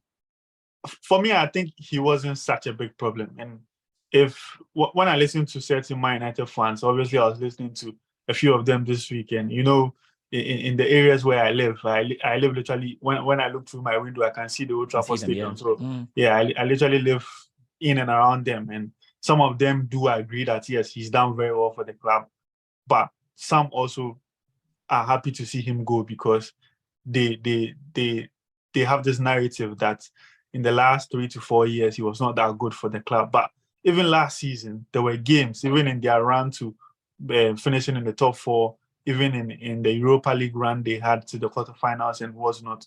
I mean, there were games where De Gea had to pull out some very crucial saves in certain points in games where if maybe they had considered those goals, it would have changed the face of those games and it would have given the upper hand to the opponent. So I think that for me, I don't agree with that narrative that he was that bad. And it's been an ongoing narrative, and I get that. I get it, because you see some of the errors David De Gea commits, and some of them are very unpardonable. But at the same time, you can't tell me that over an entire season where you've played almost 60 games, him conceding about 2 or 3 goals to Harless makes him a very bad goalkeeper. Because we've seen games this season where there's been pressure on Man United and he's kept coming up with save after save after save after save.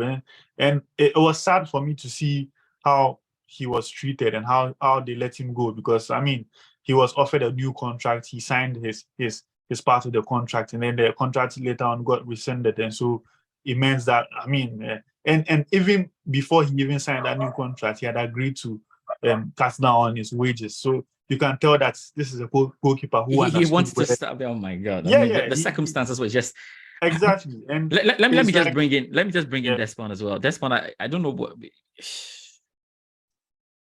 And the funny thing is, even his announcement, maybe some people did not even see it coming, but it had just gotten to a point where he realized that he was not accepted or he wasn't wanted in and around Manchester United. So he just had to quickly go, because normally, if you understand the transfer market dynamics, Manchester United will have to hold on to De Gea and make it look like they want Onana as maybe a backup or a second goalkeeper.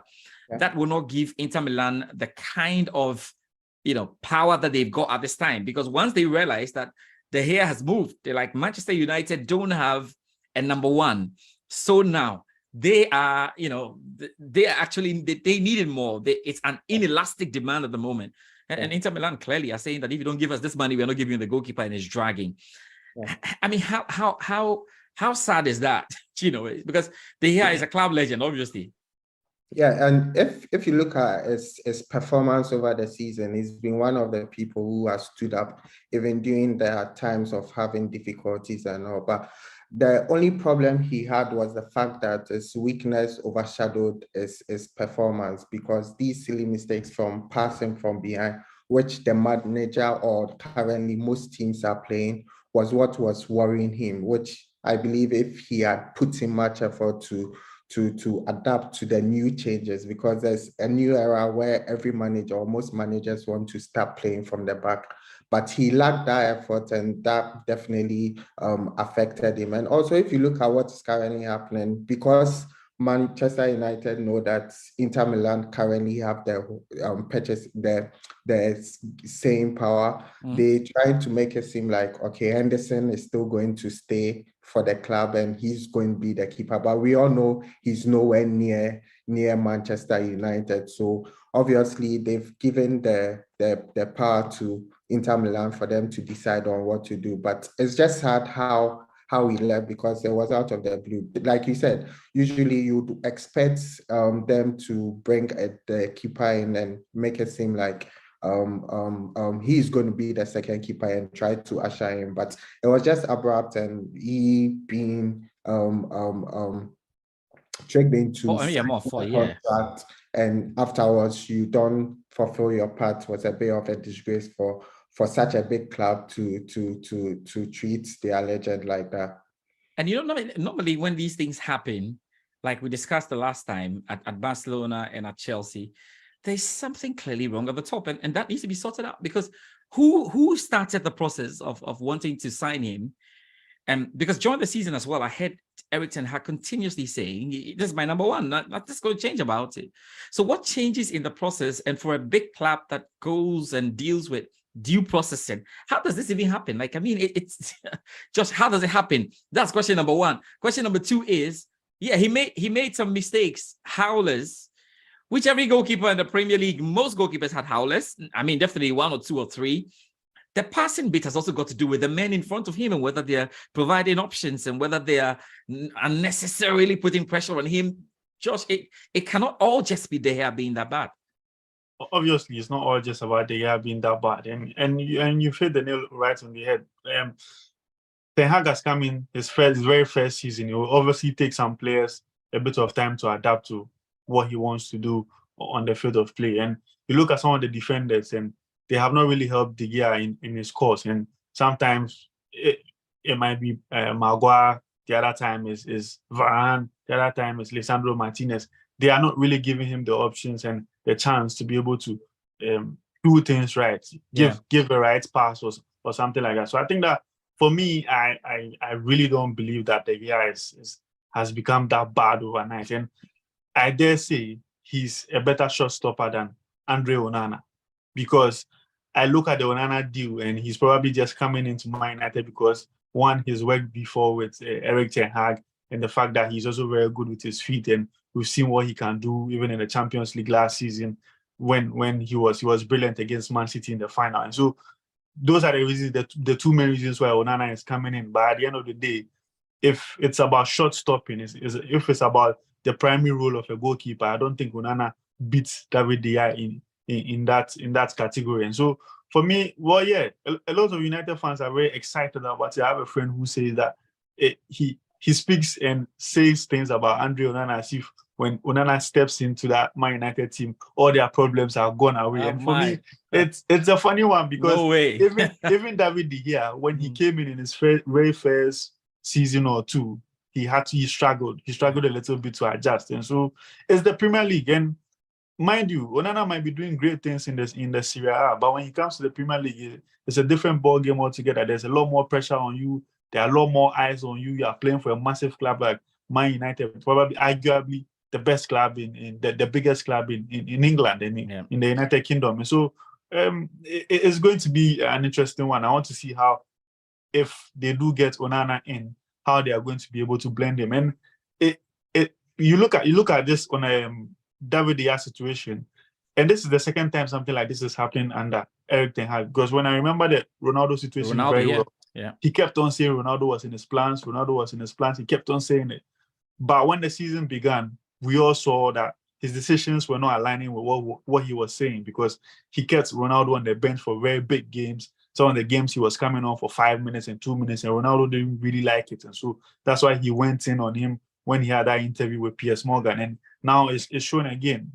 Everything I kept on saying that David De Gea was in his plans. And so if the goalkeeper is in your plans for next season, definitely you are going to sign the end of the contract. And how come he signs his part and then you don't sign your part? It means that there's something. It's a break in trust. Desmond, some of these things are like people don't pay close attention to it, but football people understand what a decision like this may mean, even to some of the squad members who are very close. Maybe someone like Bruno Fernandes needed a communication expert when he went on Instagram. And on Instagram, Bruno Fernandes actually tweeted, I mean, he put a message out there and said, well, he really wishes the club had a better send-off, a better farewell, not like a way it happened. Quite a number of players were on that. So you can imagine that this decision, coupled with what happened to Ronaldo, will probably eat its way into the fabric of Manchester United. I'm talking about the senior players, and that can take you steps away from, the kind of camaraderie you're trying to build with the squad. Yeah, and that's absolutely true, because as a manager, you should be able to earn the trust of your players. And if you've had 2 incidents of you coming into public to support, we don't expect you to openly criticize your players. But if you come in public and openly declare your support for them, and in the end you give them this kind because how does contract negotiations begin?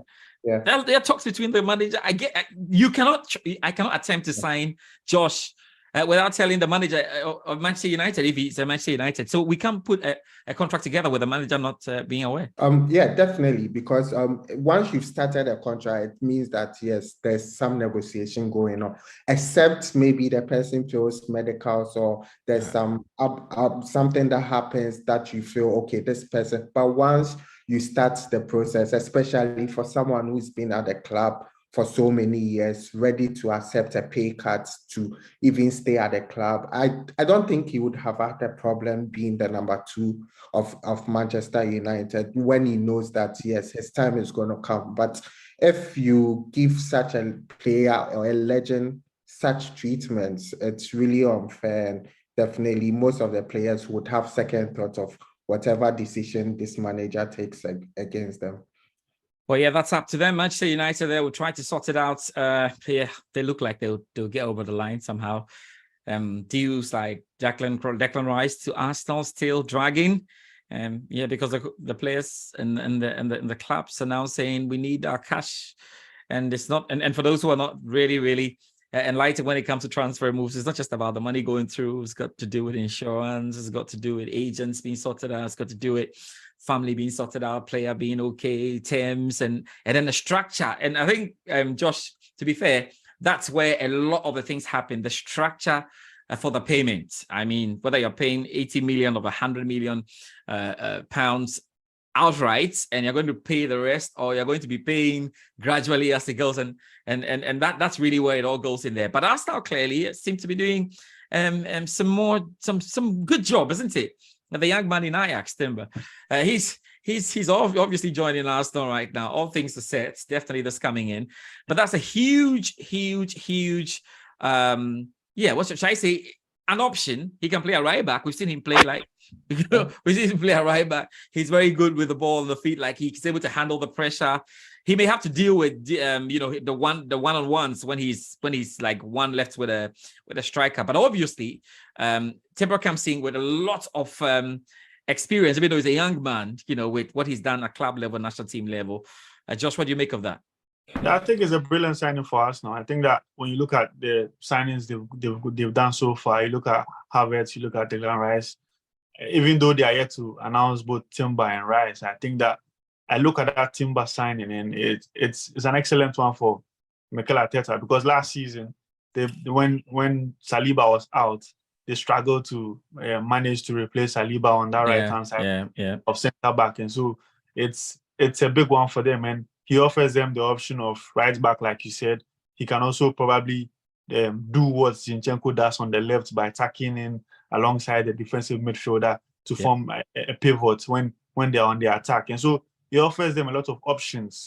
Now you look at their defensive options. They've now got Kivio and Gabriel, who are the left-sided centre backs. You've got Saliba and now Timber in there as well. You've got your Ben White. You've got Timber who can deputize for Ben White. You've got Tomiyasu still in there.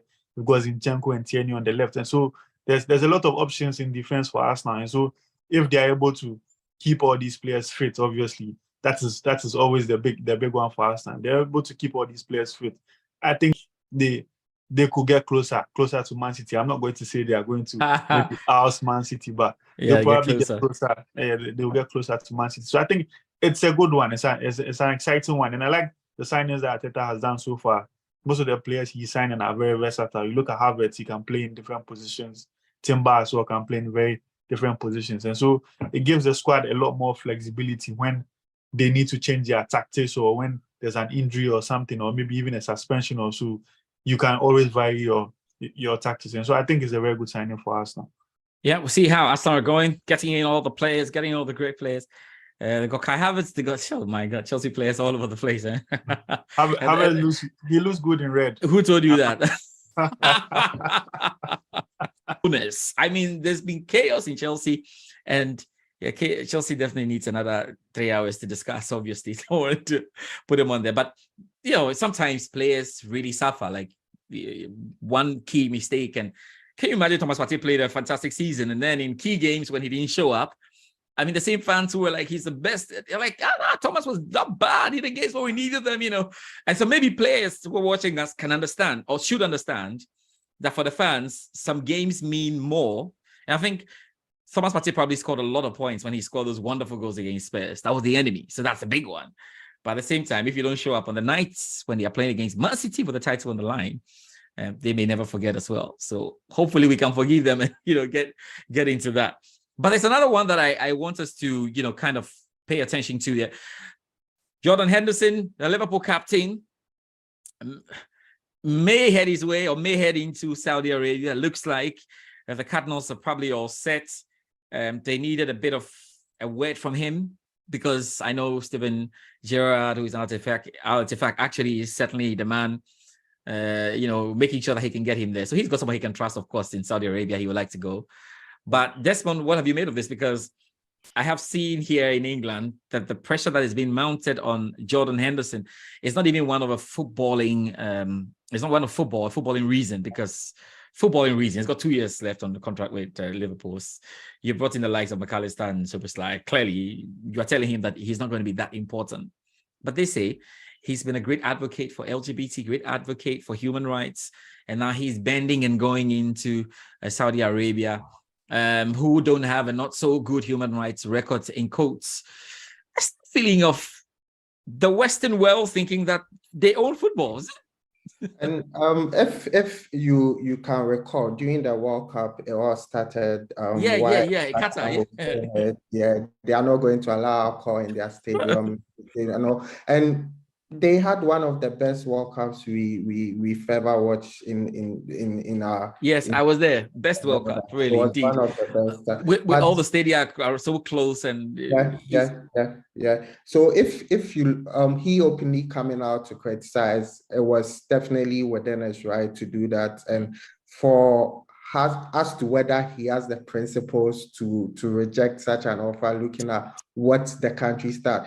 I don't think he would, because even if you look at what's happened in Newcastle, currently all Newcastle fans has forgotten about whatever is happening in Saudi or whatever it is. If you look at even Manchester United fans who have the Qatarians trying to buy their club and all that, they've forgotten about whatever human rights issue that comes in. So it's very, very easy for him, looking at the money they are offering, 700,000, and Stevie Gerrard going to be his manager, someone he knows he feels comfortable with and all that. But yeah, people will call him a hypocrite if he goes, but to what end? People will sleep over it and the world will move on.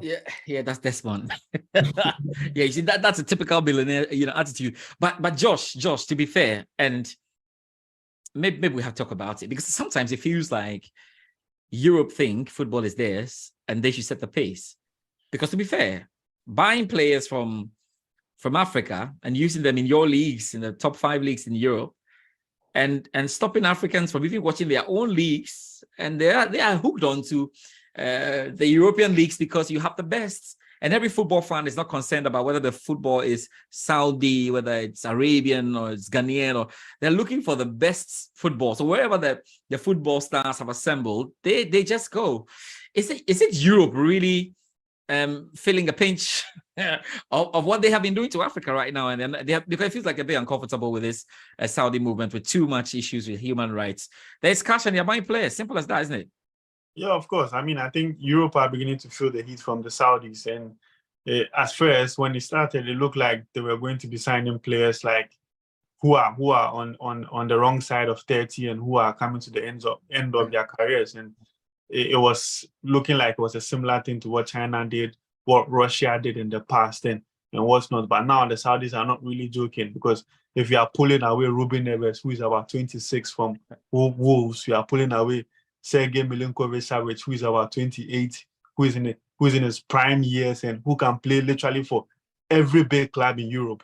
It tells you that these guys are not joking, and now Europe are beginning to feel the heat. And I was going through some messages on I think it was one of the platforms, and there was an argument, and one English fan said that, well, the Saudis didn't invent football, we invented football, so why are they buying our players? And so you can tell that they are beginning to get frustrated by what is going on in Saudi Arabia. And for the Saudis, they love it. And I mean, one of my friends said that, look, for him, he also loves it as a football fan because it's another league for him to be able to watch.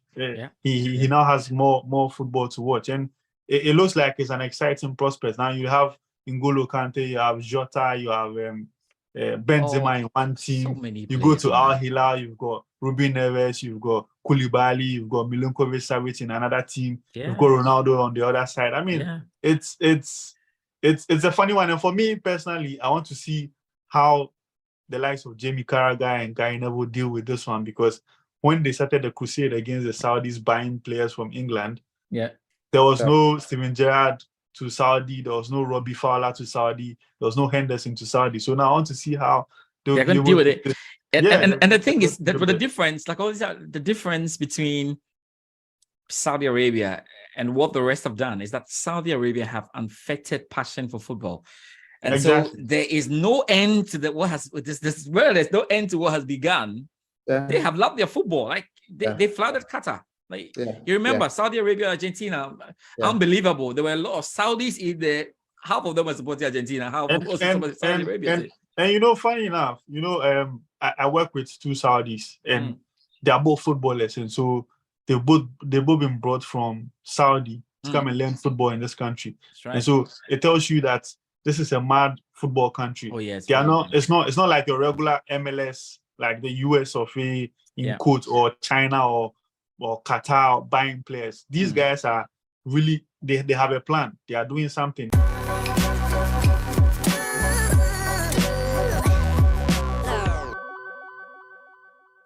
30 years ago, who would you say was the Wendy Shea or Miss Bell of the time? Well, today on E-Vibes, I have a legend to have a conversation with. You want to stay and stick with me.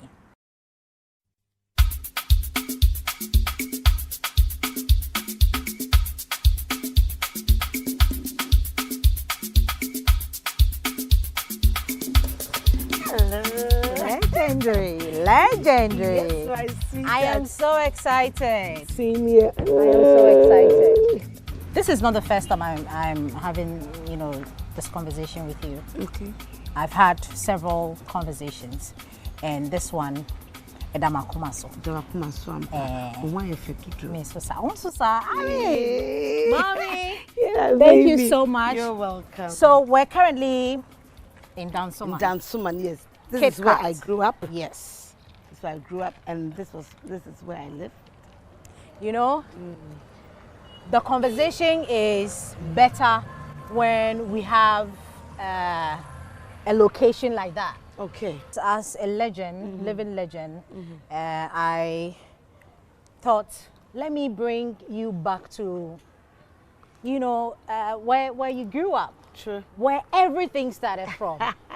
You know, so does this place bring back any memories? A lot. Because this is where we used to live.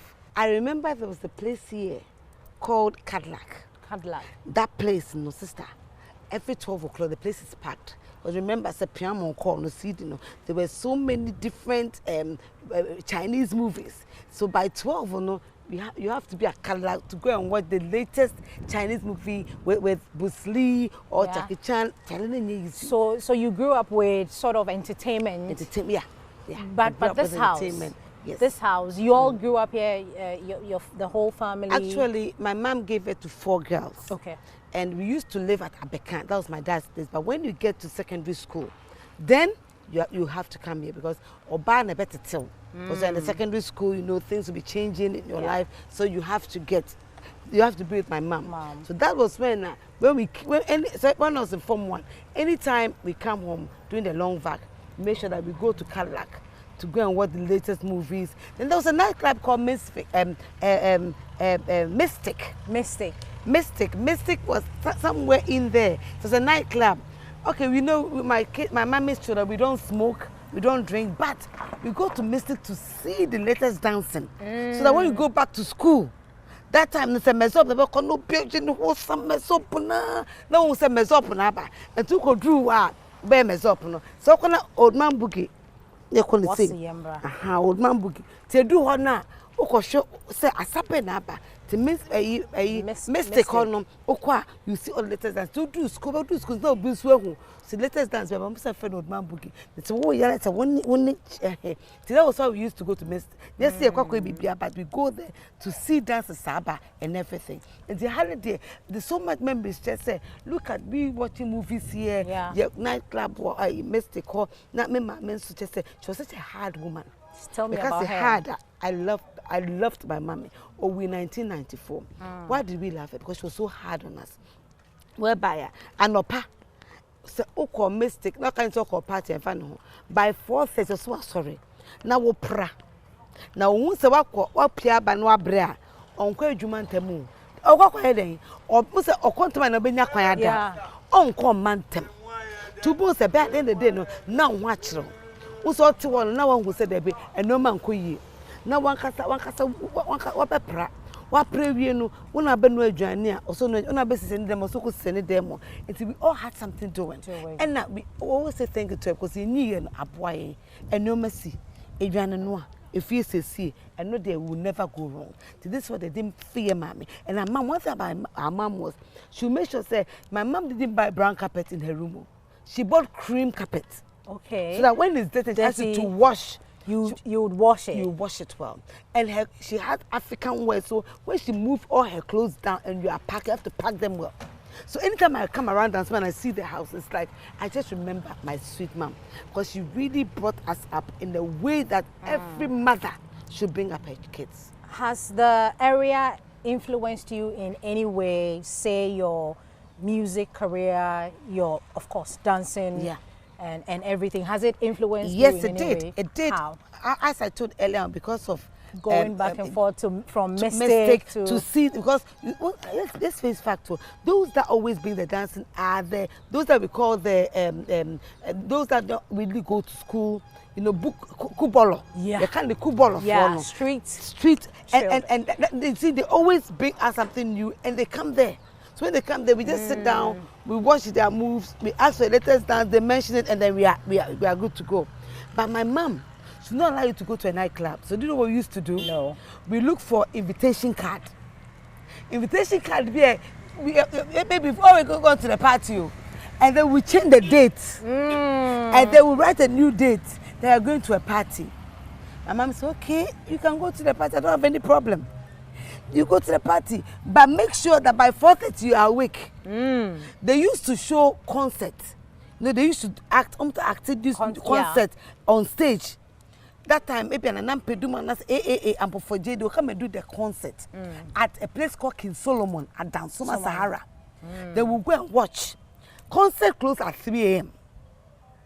A concert, they sing and then they act. Yeah. Then when you get home, you can't sleep. You sit on the bed. Then you be just dozing off because if you need to wake up at 4:30. Then my mom seeing that I didn't come in, she will not say anything. She will not go to work early for you to sleep. You do everything you need to do. She leave the house at 12, sister. 1 mommy be 12. For no let me tell you something interesting. Stephanie is my big sister. Yeah. I know that time it was Piano Call, the CD.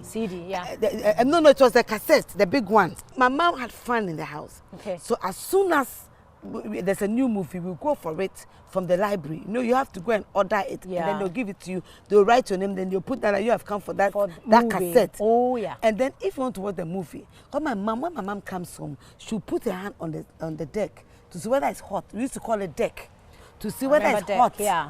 If it's hot, that means you watch TV. Watched to use it. So we'll put the deck on. Maybe I will carry the deck and stand under the fan. And then make sure that it's cooling off. Then if I'm tired, another person will come. So my mom come and check. She'll not find the heat. Oh, so she'll know that we didn't watch. But she's very smart. When we say recently, new movie so that's how my mom. So up till now, I always thank God for her life because she brought us up in the hard way. But we thank God that she actually took good care of us, showed us what we're supposed to do in life as women, and make sure that when you are growing up as a lady, you should know how to cook, how to clean, and how to make sure that you don't mess around. And one thing we thank God is we always make sure we dress well, so we'll not just expose ourselves. So this area, this side was a park. Yeah, I was going to ask you whether this shop. It used to be a park. That was where the guys play football. So they called our house the Holy House. You'll be a friend, but you cannot come and chase anybody. It was the park where the guys play football. And down there was the fitting shop where my mom took the car. And the guy who used to use my mom's car, fella. When we talk about American cars, fella was A1. And the son is still down there.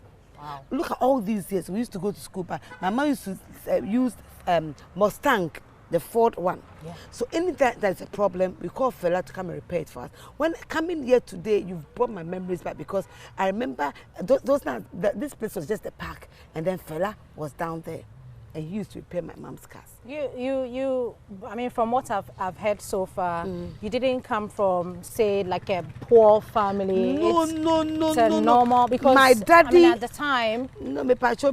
My dad was the first pharmacist in Ghana. Oh, his name was Mr. Samuel Benson in Japan. If you go to Abeka and ask for APC, my dad brought the painkiller called APC. My dad owned Itin Drugs Manufacturing. So when we talk about the Japan family, my dad was the first guy who bought Citron. What say? Citron. So my dad, we're not part of them. But honestly, every holiday, my dad takes us to London. Even if it's 3 weeks holiday, we'll go to London. Near about too much to the acquisitions and pay too much. And so I went to school at Harrow International Preparatory School at Abeka. Oh, okay. And then I proceeded to Holy Child Secondary School.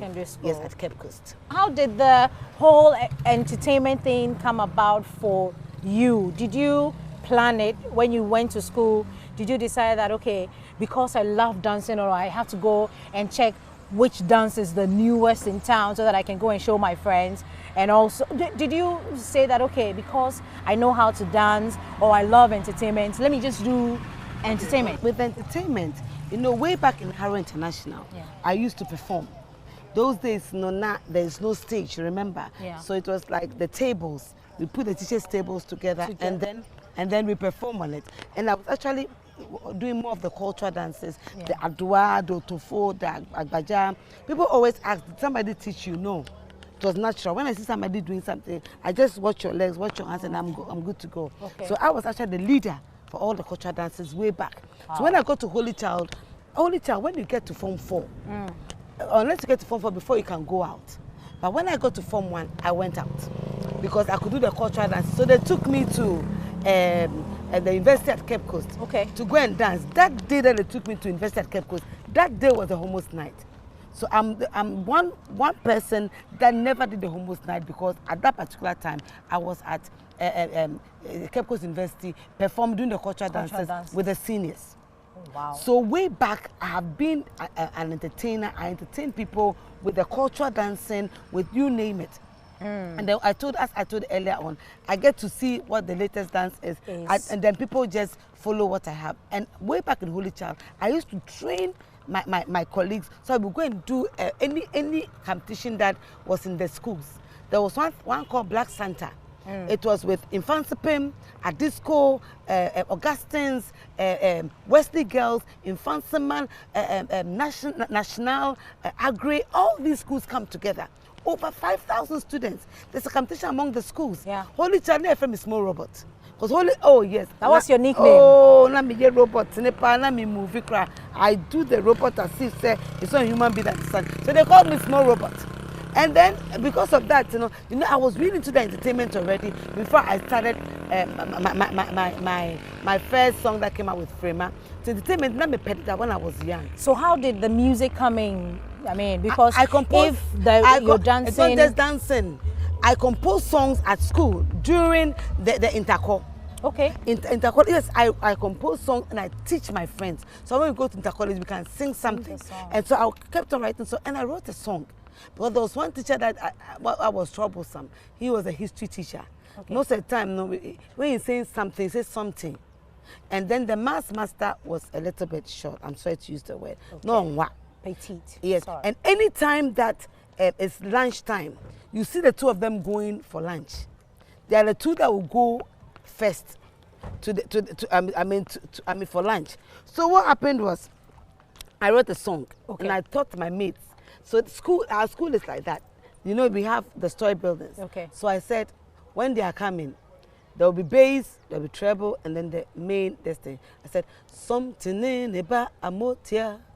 Na worry be something in about amotia. Na worry be what free kitchen. Na worry be no something want me. Oh, ye listen.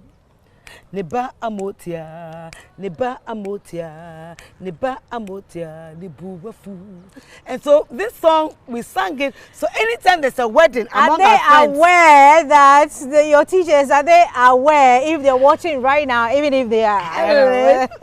And one interesting thing is, when we are singing and they are coming and they try to look up, we dodge.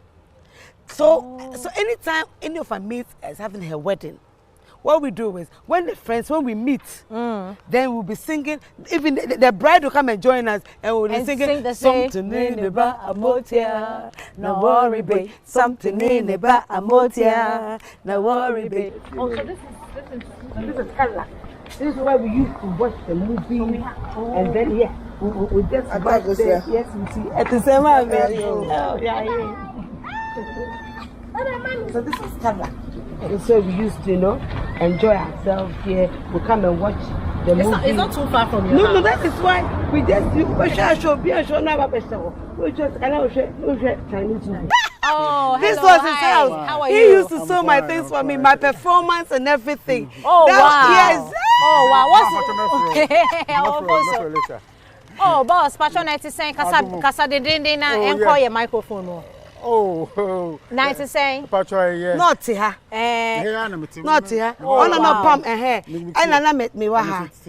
So today, and now that look at what she has turned into a legend here in Ghana. Yeah. What would you tell us about her?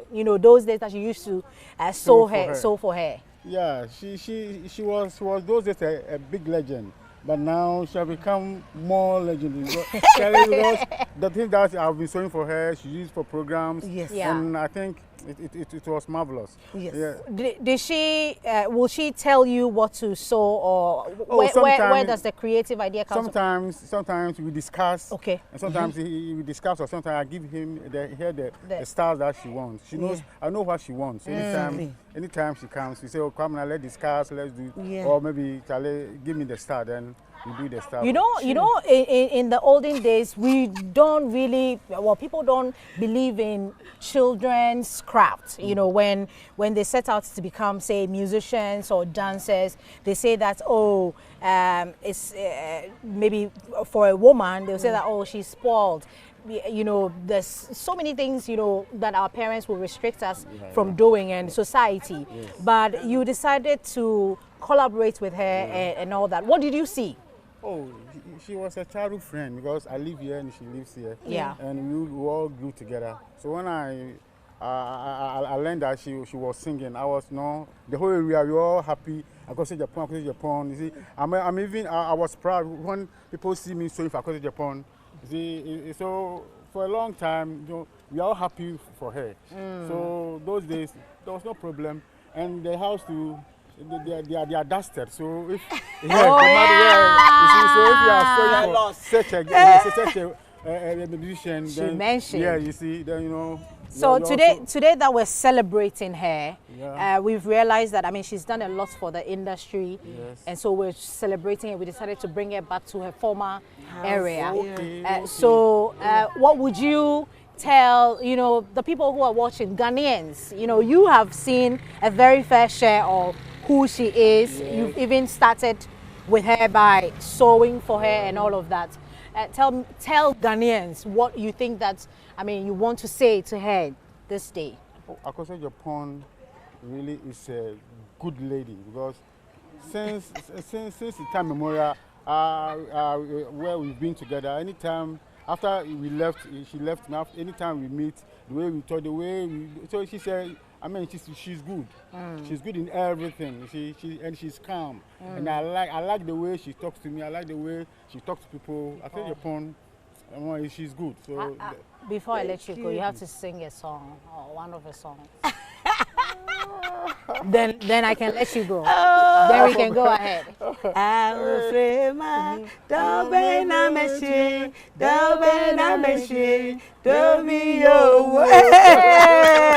What's your name? My name is Mr. Dazi. Mr. Dazi. Mr. Kwame Dazi. Yes. Thank you so much. Thank you, Kwame. Thank you. God bless you. Thank you.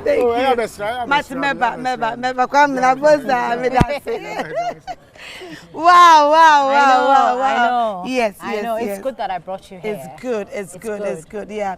He used to sew my clothes, and then the lady that came to stand here, that is one of the sisters of the guys that were actually doing the karate movie. Yes, and they were actually teaching karate here as well. Oh, okay. Actually teaching karate, so people come to teach. People come to teach the karate, and at the same time to show the movies at 12. So by 3:34, people come to show the. And the guy that was teaching, his name was Kwejo. And he's the same person who actually shows the movies at 12. So it was 12, 3 o'clock, and the evening 6 o'clock. Yes, and then you come and see people here just paying to come and watch the latest movie. Some also come and watch maybe it's a boxing. Remember this boxing was a big deal. So even if it's late in the night, they'll make sure that people will come and watch the late boxing, and then the morning see people just going home. It was something else. I'm interested in the music because you collaborate with the dancing as well. Exactly. We started a conversation about you writing your own songs. True. Way back in senior high school. Way back. Wow. Yeah, as I said earlier on, I love writing songs, and actually I just love to make sure that the songs that I'm writing will be songs that will actually take me far. And so I used to, as I said earlier on, I used to write there in intercore songs, and then we take it out there to make noise about it. And so after school, I realized that not just the dancing, I love writing songs. I have so many songs lined, and I told my mom I wanted to be a musician. I said no. I could say no because I wanted to continue after Form 5. Yeah. I finished Holy Child in '86. Yes, so I wanted to do my music. My mom said no. So that was when I brought in Anampedu. For Anampedu to come and talk to my mom. So my mom was able to convince my mom because my mom loved Anampedu songs. Every Saturday, you think my mom is having a party. She'll play Anampedu song, A.B. Cransell, Papa Jansen, all those old timers who play their songs because he loved what they do. Wow. Yes. Wow. What would you say about being the bad girl of your time. What would you? How did you receive that? Because at a point when you came into the industry, you're like, oh, that woman. You were changing the status quo. You were doing different things. People were noticing the difference in the kind of music and the kind of shows or crafts that you're bringing on board. Because, you know, way back in Holy Child, because I normally teach people how to dance, I told myself that definitely, with my first album, I have to train people how to dance so that I can bring in something new. Because I realized that people are not actually bringing in dancers to dance. It was just the person that's standing there. If it's a live show, the person is just singing. Performing, if it's miming. So, you know, there was a program at GTV, that was GBC. Called A Weekend Rendezvous. It's every Saturday that they show it. So when I came out with my first debut album, Frema, Born Again, Miyoba, is the household name because I came with dancers. And you know, way back, it's because I used to dance. I added my dancing to it and became something else. So that actually made me unique and made me different. If you're going to mention some of the old new musicians, that time I was those kind of musicians like my own daughter, Miss Bell, like Miss V, like Becca, you know, and I dressed decently. That is what has kept me all this time. Wow. Let's brag to Ghanaians a bit. I mean, we don't have, I know that, you know, our culture doesn't really allow us to brag about the things that we've achieved and have accomplished over the years. You have been here. I recall your 25-year celebration. Anniversary, yes, please. The late former president was there. I recall that. It was vivid. It's like I can actually remember that, and the number of people that came through and the things that were said about this woman standing right in front of me. And do you feel that? Do you feel, you know, celebrated enough? Do you think that, you know, as an industry, as Ghana, you know, do you think that we have really given you your flowers? No. I'm saying no because with what one has done in Ghana, not just me, with other celebrities, with other legends, it's good. I like the question because you see, as a legend, if you've done something for, let's look at Michael Jackson and the others. When they're being celebrated, it's not just mouth. Something is done for them. There's a place down here called Osofo Park, whereby they were given estates. I mean, to celebrate them. So they all had their estates to celebrate them. But it's not now. It's not you doing something, expecting something in return. And it's like all the legends are still marking time. But it's like I've done what I need to do, but I haven't gotten what I need to get. At least with me, by God's grace, I have my 6 kids. I have my beautiful house at Tuba, my 7-bedroom house, but not everybody had the opportunity. They are legends, but they don't have even a place to lay their heads. Because at the end of the day, the little that they get, they cannot use it to build a house. Like right now, the royalties that we get, we cannot build a house. You cannot even go to the studio to record. That makes it like you've not been celebrated enough. So anytime you hear the legend is dead, I'm sad because what the person was supposed to have gotten, even from the government, we didn't even get it that way. And so the government, if the government really needs to help us to celebrate musicians, celebrate actors, old ones, they should remember them. And with them helping them, it will really, really, really help. So at the end of the day, it's all about you telling yourself that I've been in music for this year, it's 32 years in music. 2 years. You have to be proud to say that I've been in music for 32 years. A, B, C, D is what I've gotten out for me. We buried A.B. Quincy recently, and I'm producing a fridge. We buried Papa Yasin. All the people that have been buried, ask yourself, what did they really achieve after entertaining us? What did they get? So sometimes the government or the Ghanaians need to know that even if it's not coming from the government, it should come from individuals to say that we will wait. Pat Thomas, then you will say at least it has really touched him, it changed his life. Like a woman telling me that Miyoba made that was the message he gave to the daughter. Now, what have you really achieved from it? So if you don't have God on your side and you don't use this, you'll be marking time. 32 years in the music industry, 32 years of giving us, you know, you and your time and your talent. Would you say that, I mean, you're satisfied, you're fulfilled with, you know, the whole thing? I wouldn't say fulfilled, because we are still writing songs, but the problem is, as I told you earlier on, there is no support to be able to bring out the good songs for the young ones to get something out of it, because we have good songs with good messages that the up-and-coming one needs to get. So it's like, you see, they are still using our old songs, they are still re-recording our old songs.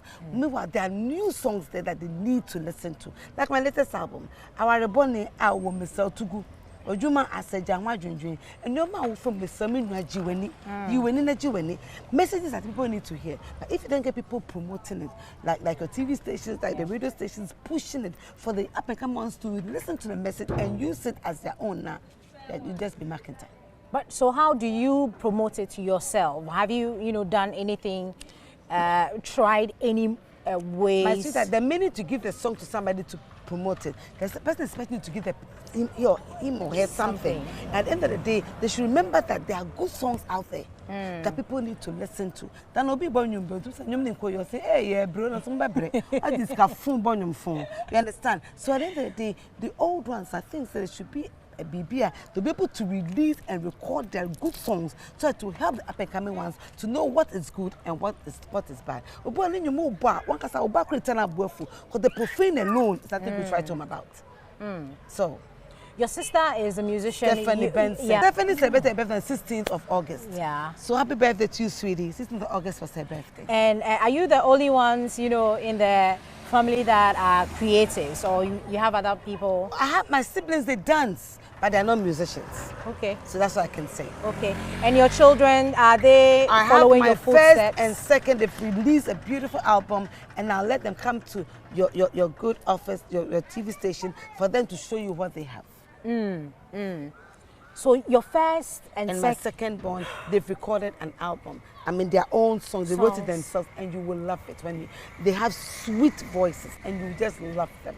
Oh wow! So Erama Brew and Ebo Brew. So correct me if I'm mistaken. I mean everyone, but I think that you're the only musician who can not only, but we have few of them, but most of them don't, or they haven't developed the attitude of dancing at the same time singing. Yeah, I mean, I've just, somebody asked me, with all the female musicians that was actually taking your footsteps, and I said, few, but I'm yet to know, because there are latest dances that's come. Yeah. I mean, the one that came that go like that, and the one that goes like that, and the one that came like that. This one I can do. Yeah, you can do that one. Good. How about this one? It goes like that. That one too came. So at the end of the day, if there are new dances that comes up, as a musician, you should be able to be creative. You should be able to get the dance, so that when you are performing, the young ones will enjoy you, the older ones will enjoy what you have. Somebody will come to a program and listen to your song. Some will come and see your dressing, but some will come and see the moves. So every time you have to prepare yourself for your program. And I'm always prepared with my dancers, with the new dancers. Hey, I'm good to go. 32 years. 32 years. You'll be celebrating 32.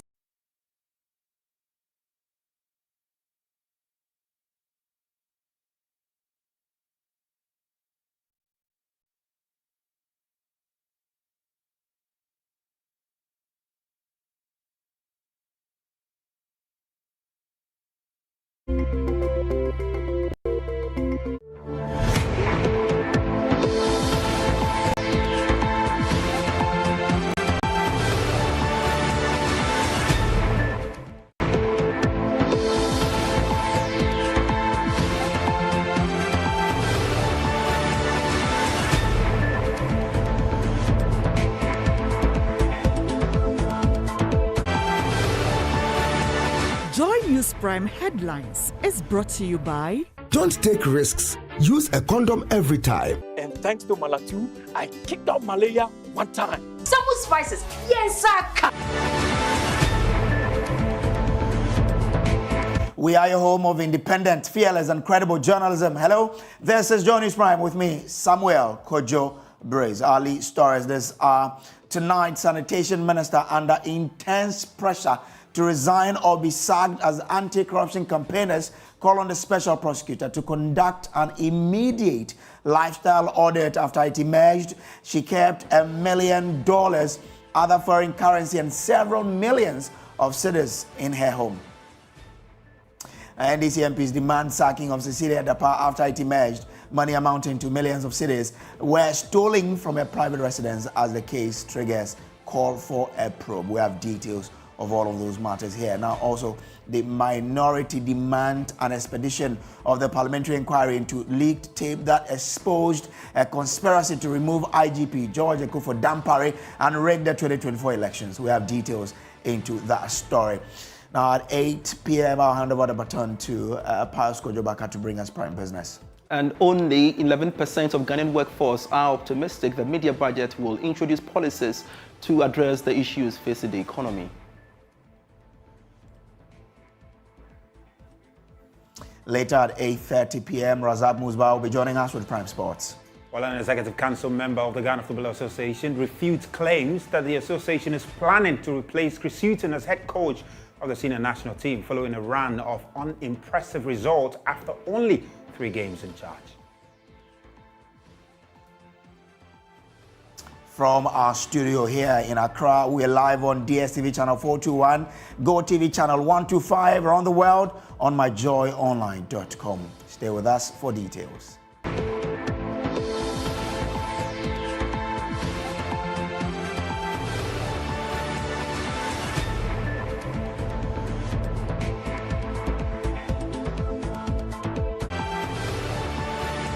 JoyNews Prime Headlines was brought to you by... Don't take risks. Use a condom every time. And thanks to Malatu, I kicked out malaria 1 time. Some spices, yes, sir.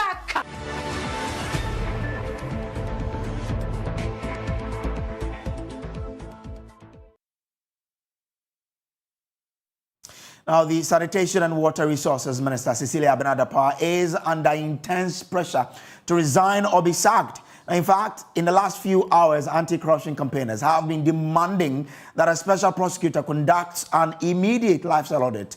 After it emerged, she kept $1 million, other foreign currency, and several millions of cedis in her home. The revelation came to light in court documents filed by Madam Dapa and her husband after the monies were allegedly stolen from a private residence by her house helps. The accused persons are currently facing trial, but the court case has turned the spotlight on the minister.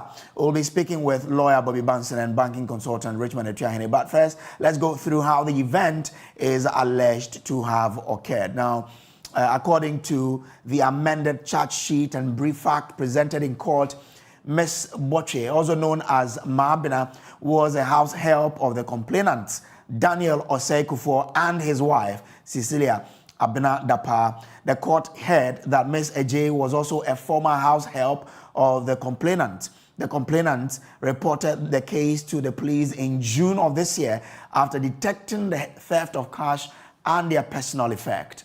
The statement also says that, or the fact says, Ms. Boche was caught entering the couple's room with a duplicate key. Upon entering the room, Mr. Kufuor found Ms. Boche hiding behind the door. Now, after the incident, the complainant realized that some of their properties were missing. Ms. Boche was arrested and released on police inquiry bail, but went into hiding with her boyfriend, Benjamin, in Tamale. While in Tamale, they allegedly rented a 3-bedroom apartment and a store. Upon intelligence, the police arrested Ms. Boche, leading to the retrieval of $40,000 US dollars and 72,619 cedis, 70 pesos from the apartment. Ms. Boche allegedly used the stolen money to buy a 3-bedroom house, a double-decker refrigerator, a water dispenser, a television set, a washing machine, and a chest cooler, among other items. Now, the fact also says she bought a Hyundai Elantra for Benjamin, who later sold it to purchase a Honda Civic. Ms. Botwe also gave her father 50,000 Ghana cedis and 1 million cedis to her ex-boyfriend, Malik. Now, during interrogation, Ms. Botwe implicated Sarah as her accomplice. The case is set to continue on August 2, 2023.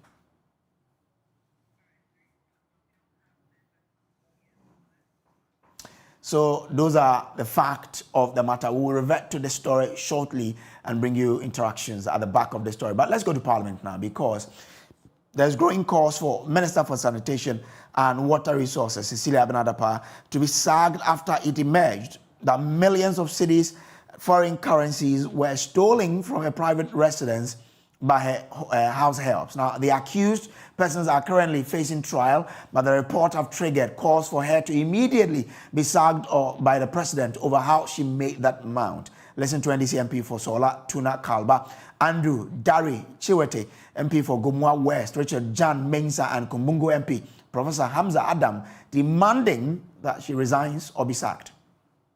She should be sacked. You think if it was under NDC, that woman will still be in office as we talk? No. It's not be a matter of Madam Cecilia Dapa resigning. Madam Cecilia Dapa should be sacked. Simple. Why? Where did she get that money? It's not just even Ghana cedis. Where did she get that money? And accordingly, the cedis is in millions. We are not able to tell how many millions or how much cedis that they took from the house. Millions of cedis, euros, pounds, whatever. The woman should be sacked. We should find out how did she get the money, and before we do those things, she should be sacked. This morning I read the news, and I think it's unfortunate because I am not much concerned about how she got the money, but with this position, I think she should have deemed it right that such an amount should not be kept at home. Because we are even calling on ordinary people to put their monies at the banks just to also help boost the economy. So if you can hold over $1 million in your house, I think it's a bit questionable. And this, I think, to me, she should do the honorable thing. Will definitely demand that the minister clears the way. And that will simply mean that she should do the ultimate thing by resigning. Otherwise, the president must compel her to resign. Now, lawyer Bobby Banson, who is a private legal practitioner, has been speaking at the back of the story, explaining the laws that govern this particular, that has to do with whether you can keep such an amount in your house or not. We'll bring that to you later. But we're joined via Zoom by banking consultant Dr. Richmond Etuahene for more on this. Also joining us is anti-corruption campaigner Vitus Azim. Grateful to you, gentlemen, for coming in here. Let me start with you, Dr. Richmond Etuahene. Okay, so let me start with Vitus Azim. But Chief, I'm grateful. How do you react to this, this news in the first place? And how do you expect the government to approach this matter? It's very surprising and very disheartening when we are already facing a problem of a depreciating city in the country, that one person has taken all this money and put it under her bed. It is possible that she is not the only one that got this money under her bed. Maybe there are others. Okay. And so it will be necessary to make an investigation. But I think we should not just jump to the conclusion that she will be sacked. We need to find out the source of the money, why it is lying in her house, before we can talk of what action to take. Okay. So I mean, in the immediate circumstances, what do you expect to happen? Now, people are calling for her to step aside. You are saying that shouldn't be it. So what do you expect to happen in the immediate term? I am expecting an investigation by the relevant authorities. See, the Financial Intelligence Center was established to deal with such issues. Then the Ghana Revenue Authority, if it is found that it was from a business, would also find out whether she was paying tax or not. The Office of Special Prosecutor, with his with the lifestyle audit can also go into it. And the Commission on Human Rights and Civil Justice can also find out whether she declared herself at the time she was entering Parliament, becoming a minister, and whether between that time and this time, these monies were accounted for or not. If the monies were not included in her previous asset declaration, then she has questions to answer. Well, you have people who say that during the former President John Mahama's time, a deputy minister was sacked for wishing to have $1 million. In this instance, we have a minister whose home $1 million has been stolen from. You think those who are calling for that are rushing the gun? Yes, I think so. But it depends on the will of the president. If the president has the willpower to deal with corruption, then he would at least ask her to step aside while the investigations are going on. Otherwise, he will just do it like the previous allegation. He will just say, oh, she's not guilty, that kind of thing. So, I think that the investigation is necessary by independent institutions and not by the government. I don't expect much from the government when it comes to investigating these matters. What about the Office of the Special Prosecutor? I have mentioned four: the Office of the Special Prosecutor, the Commission on Human Rights and Civil Justice, the Ghana Revenue Authority, and the Financial Intelligence Center. They all have various aspects of this to investigate, and then they can collaborate and come out with a report that will indict the person if she has done the wrong thing. What must be the focus of this investigation, really? The focus must be, one, the source of the money, and two, why it was lying in the house instead of going to the bank.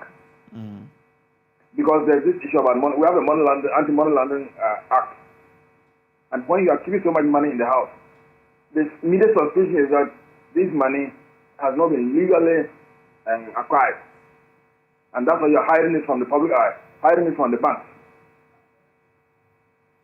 It's been, we are almost 12 hours through the day since the story broke. We haven't heard anything from government. The president hasn't said anything. People are expressing disappointment. Are you disappointed in the fact that you've not heard anything from the president so many hours after the news broke? I am disappointed, but I'm not surprised. It's not new. Okay.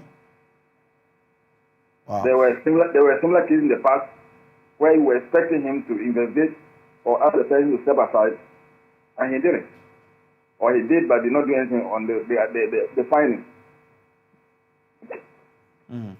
Excuse me. So I am disappointed, but I'm not surprised about this action. He's silent on this matter. As you said, there might be a lot more people who are having these monies with them. Would you then, recommend that an investigation should go beyond the Minister for Sanitation and extend to other members of the government? But once they've done, or we've not heard anything about them, can we just say we're extending an investigation to them? No, I mentioned that the Office of Special Prosecutor talked of a lifestyle audit. So, if he has the staff, he can go out there and look at certain people who are living certain lifestyles and investigate them. He himself said that he was going to do that, and so it will be surprising if he decides to do it.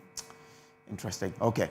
All right. Grateful to you for joining us here. We'll look forward to see. But do you have a period within which you expect that something will happen, like the four institutions you've mentioned? Are you foreseeing that maybe, say, in the next 24 hours or within the next 48 hours, these institutions will act? I am not expecting anything like that. The Commission on Human Rights might be waiting for somebody to petition it. As for the Office of Special Prosecutor, the Financial Intelligence Center, and the TRA, they are directly under the executive, and they'll be looking up to the executive to decide whether they should go ahead and investigate or not. So I wouldn't expect anything immediately. Okay. All right. Grateful to you for joining us here, Mr. Vitus Azim. He is an anti-corruption campaigner. But Let's go back to Parliament because the minority in Parliament are calling for expedited hearings of the special committee set up by Parliament to investigate a leaked tape which allegedly exposed a plot to remove the IGP, Dr. George Akufo-Dampare, and rig the 2024 election. And former MPP Northern Regional Chairman Bugri Nabu has confirmed the authenticity of the tape as being one of the voices heard on it. Speaking to journalists in Parliament, the Deputy Minority Leader, Emmanuel Amakofi-Boa, explained that names of the committee members have been forwarded to the Speaker and there is an immediate need to bring finality to the matter.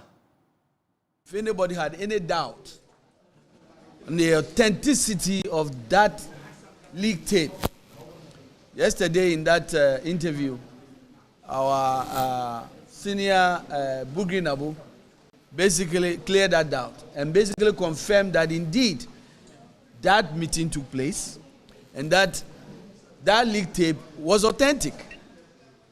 Now it's very, very clear. We also heard that two of his secretaries, as the interview told us, were picked up by the NIB. I think it's important that we revisit this matter this morning. One, we call on this Parliament to basically continue that investigation, independent investigation. And so the Speaker had directed that we nominate members who have already done that. We believe that that committee must begin work as quickly as possible. Emmanuel Amakofi-Boa also demanded that the police and other security agencies publicly speak on the alleged arrests made in connection with the leaked tape. It is also important that we know exactly what the police service is doing. We also must know what the Interior Ministry is doing. Now, we found out that two of the secretaries of Bugri Nabu were picked up yesterday. Now, it is important that this investigation is thorough. And that means that all those involved in that leaked tape involvement must be part of this comprehensive investigation, including the police officers and everybody else involved. We need to get to the bottom of this matter. And as I said earlier, and the reason why I brought this up, it had everything to do with the stability, our democracy, and our national security. And it's very, very important that this matter, if anybody had any doubt, there was something that, quite frankly, was not true. It has been confirmed that indeed there was a meeting, there was this discussion about a conspiracy to remove the IGP, and that must concern every Ghanaian, and we must get to the bottom of it. In fact, one of the real concerning matters had to do the discussion in that leaked tape about plans to interfere with the 2024 elections. This country must be concerned, and that's why we are re-echoing a complete investigation, especially now that Bugri Nabu has cleared every doubt that the tape was authentic. Now to other stories, the Lands and Natural Resources Minister Samuel Abu Jinapor has described as unfortunate illegal mining activities on the Black Volta. In an interaction with the media, the minister revealed that 20 Shamfan machines were destroyed through a joint operation of the Armed Forces and the Savannah Regional Security Council. He further assured measures will be put in place to ensure all river bodies are protected. I just want to give a quick briefing on the unfortunate reports we received about the Black Volta and the incidences of illegal small-scale mining activities on this river body of our country. The Black Volta straddles between the Savannah through Bono all the way through our country, and it's a very important river body of our country, and therefore the need for us to protect that river body and others across the country is absolutely important. I'm happy to report that following the intelligence gathered and the reports which the ministry received, working closely with the Minerals Commission and the Savannah Regional Security Council chaired by the Regional Minister, Honorable Muazu Jibril, the 6BN in collaboration with the military command of the Savannah region were able to carry out a recce, an intelligence gathering operation, and were able to ascertain the true facts on the ground. And as I speak to you now, series of operations have been embarked upon. The reports I've received suggest that 20 shamfines have been destroyed, and a well thought through, elaborate operational plan has been put in place to ensure that there are no recurrence of these illegal mining activities on this river body of our country. I mean, I think it's important that we have to take these measures because these are some of the river bodies which are largely not invaded by illegal small-scale mining operators and activities. And therefore, if we take preemptive measures and take proactive measures to ensure that we protect that enclave, it will be good for our country. And I want to assure the country that we're going to do everything possible. The Minerals Commission is working around the clock. The Inspectorate Division, as well as the Commission itself, is supporting the Savannah Regional Security Council and Coordinating Council to be on top of this particular issue. The further information we have is that some of these persons and operators have moved to the Bono East region of our country, and therefore we've begun discussions with the commands of the Central Command of the Ghana Armed Forces to make sure that these individuals are flushed out. The most important thing is that the ministry assures the country that we're going to take all measures necessary to protect all the river bodies of our country. Yes.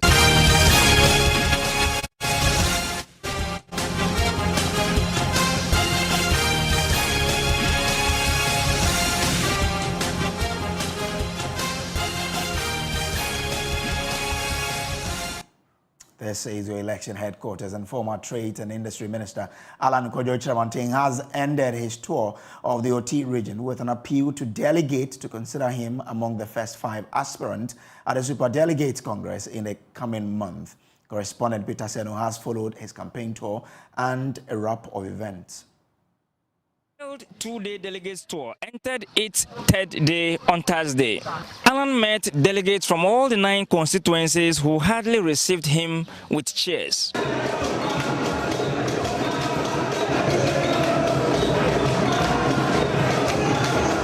Abubakar Sadiq Boniface is the National Operations Commander for Alan campaign team. He tells why Alan must be supported to lead the party. I'm telling you that this is a visionary man. If you check, if you read political history, check. If you go to China, the party is stronger than the government. The billionaires you hear about in China are party faithfuls. Alan provided funds. He also established what we call constituency business ventures. Gave them working capital. Others, he helped to establish block making machines, water making machines, donated to constituencies. Even buses were donated to some constituencies to run a business. Honorable Abubakar Sadiq Boniface, I know the man coming after His Excellency Nana Addo Dankwa Akufo-Addo, whether we like it or not. It is Alan John Kojo-Kyerematen who is becoming the president. Some youth have also joined the Alan campaign team. They tell us why they are on this mission. On the tangent of credibility, amongst all the people rooting to be president, leading the MPP into the general elections, nobody is more credible than the Honorable Alan Kyerematen. In terms of the party spirit, he represents the true party spirit because the MPP believes in long service, sacrifice, and continuous dedication. And he being the man who checked all these boxes, I don't think that any other person, even from the party perspective, is better equipped to lead this country. For Alan Kyerematen, this prominent contest is about who Ghanaians would trust to break the 8 for the MPP. He says he is the one with a national character to deliver this victory for the MPP and Ghanaians at large. And then the just in case I can say, I'm the only candidate to MPP says here. But we NDC, I general voter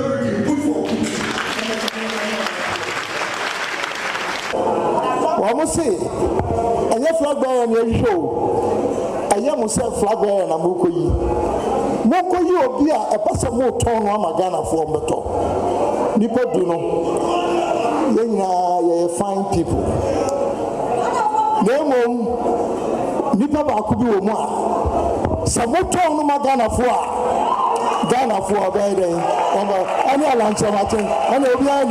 He also wants delegates to consider him because he has a plan to put all polling station executives on a payroll for their sacrifices and dedication to the party.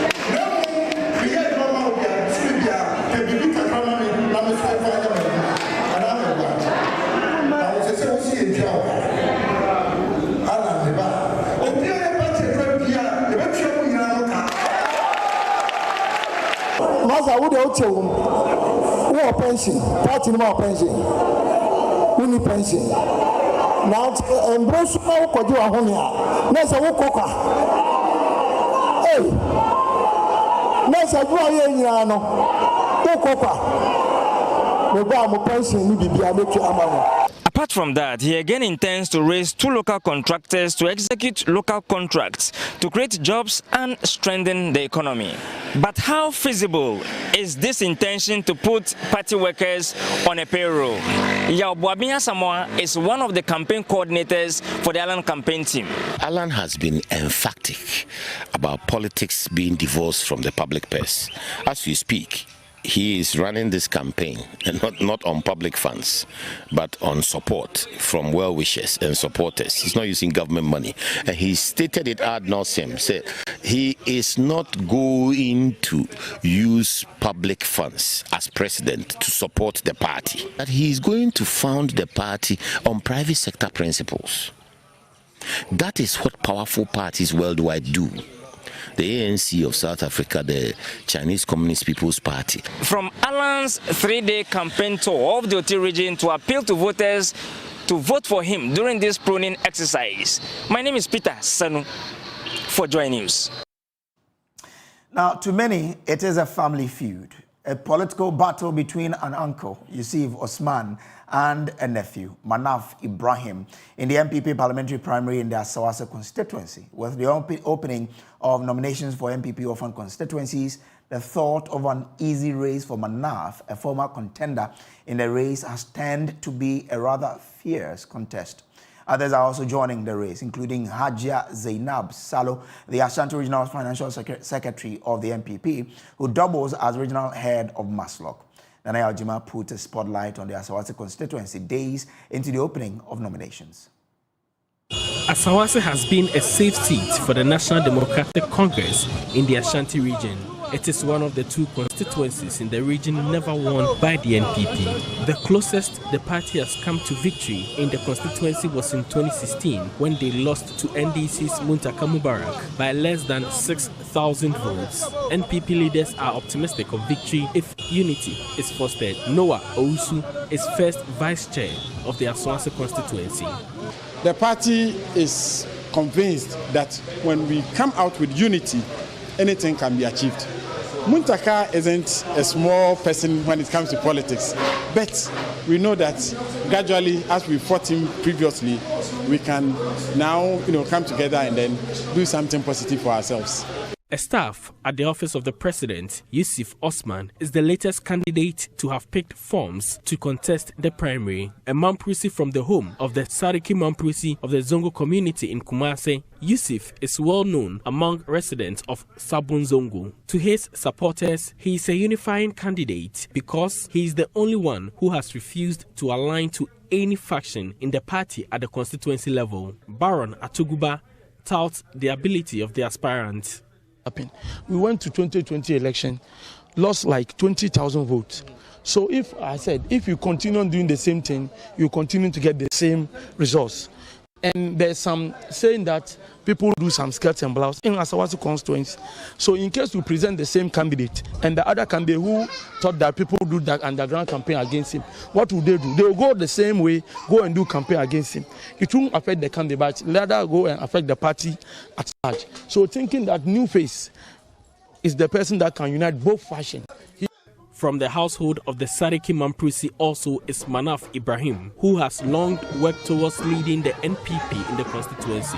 The former staff of the vice president's office was suspended by the party in 2016, denying him of an opportunity to contest the race after filing nomination.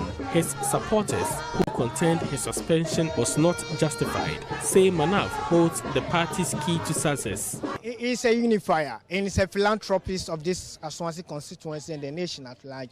Because not being in a leadership role as a MC or MP or a parliamentary candidate or whatever, what have you, he's doing so well in the areas of health. Aswansi mpanyinfo there.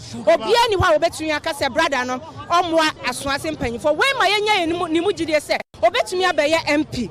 Ye woni mu gidie because osuro Nyankopon. Ehumobro woni mu obre ne ho ase. Meanwhile, the Ashanti Regional Treasurer of the NPP, Hajia Zainab Salo, has announced her interest to contest NPP Aswansi primary. The regional Maslok boss expressed concern over lack of unity among party members.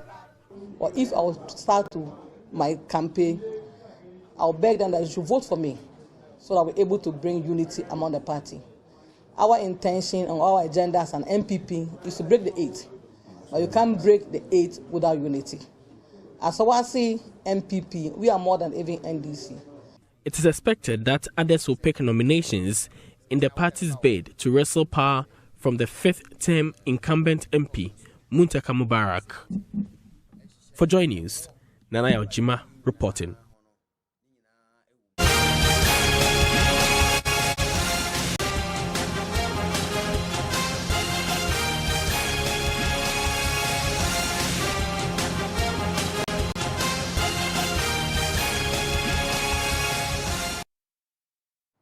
Well, we'll take a break, but before we do, let's return to our earlier story on the sanitation minister and the sort of monies that were picked from her house and the reactions that have been coming throughout the day. Now, former President John Dramani Mahama has been tweeting. Now, he says, and he tweeted that $1 million plus 300,000 euros plus millions of Ghana cedis in a Ghanaian minister's home, scandalous.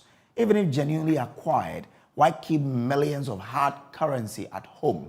Will N. Akufo-Addo ever set a good example for public office holders in his administration? That's a question that the former president asked. Now, Dionli Abe has commented, and he says, for the records, JDM sacked a minister who was caught on tape saying, quote, "I will resign from politics if I make $1 million, unquote. I mean, just the thought of acquiring that much warranted her dismissal. Sylvester Asari says, let us get a breath, Mr. Former President. All of you are the same. Isaac Ike says, Nada and all his ministers are candidates for jail.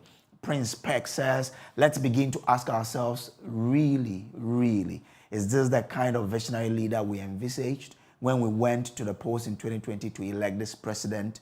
Your guess is as good as mine. Hashtag Kokromoti Power. Well, Daniel JM says, Attorney General has not heard this one, maybe yet to hear.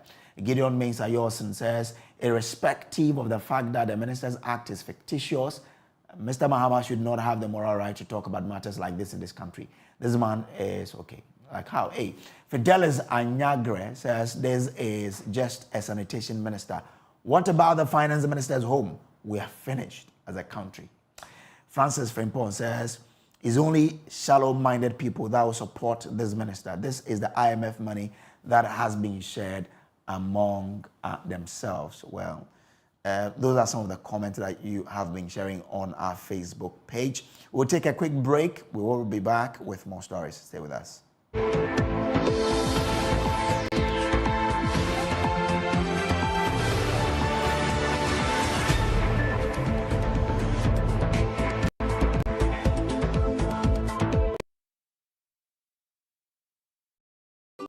Charlie, what number?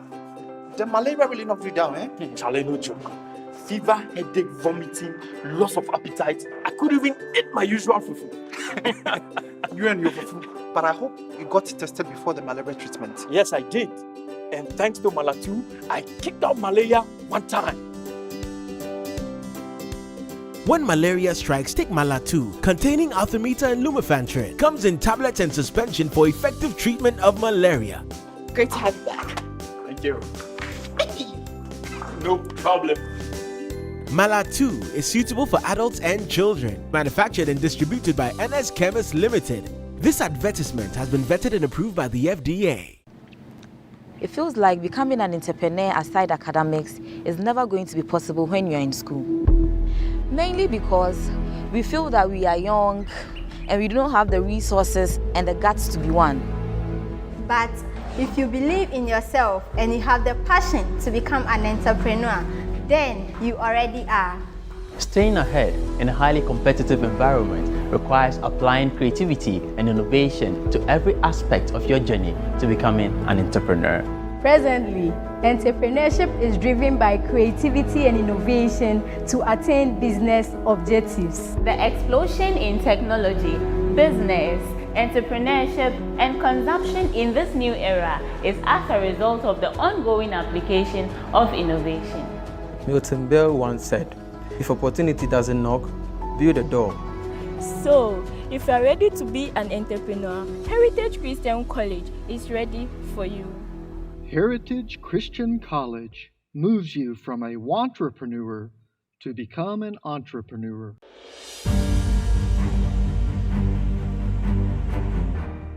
My name is Tina. I am a person living with HIV. I got to know my HIV status after I gave birth and lost the child because of HIV. In those days, prevention of mother-to-child transmission services had low patronage due to fear and stigmatization. Today, many HIV-positive women have delivered negative children. I follow the guidelines and take my HIV medicine called ARVs every day, as prescribed by my doctor. This makes me strong and healthy, and also prevent me from passing HIV onto any future child. Please, avail yourself for PMTCT services when pregnant. It is the only way to ensure you do not pass the HIV onto your baby during birth or pregnancy. If you have tested for HIV recently and it was negative, test again when pregnant. If you have tested positive, go to the hospital after birth as directed by your healthcare provider. Your baby will be given medicine immediately and tested to ensure baby and mother are well. Let us work together to have an HIV-free generation. Our children must be free to shine.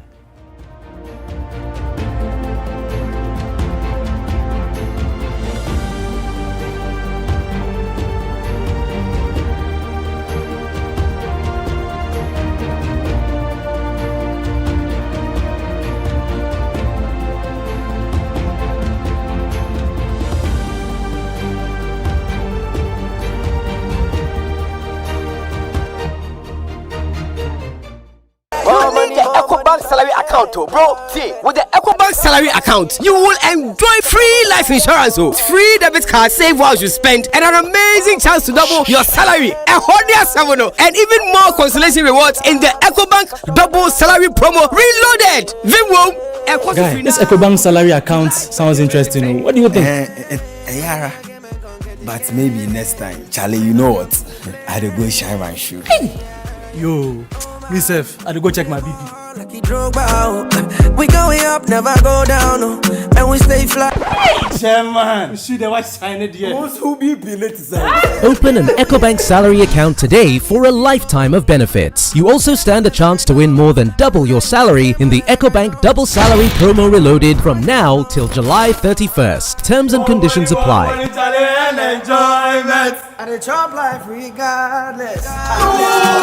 promo is under the supervision of the National Lotteries Authority under the Caritas Lottery Platform. The Pan-African. Many people think I get whatever I want because I'm a popular actress. But no, that is not true. Me Alcasano, Adebia mi yebiano, me shishimpe papano.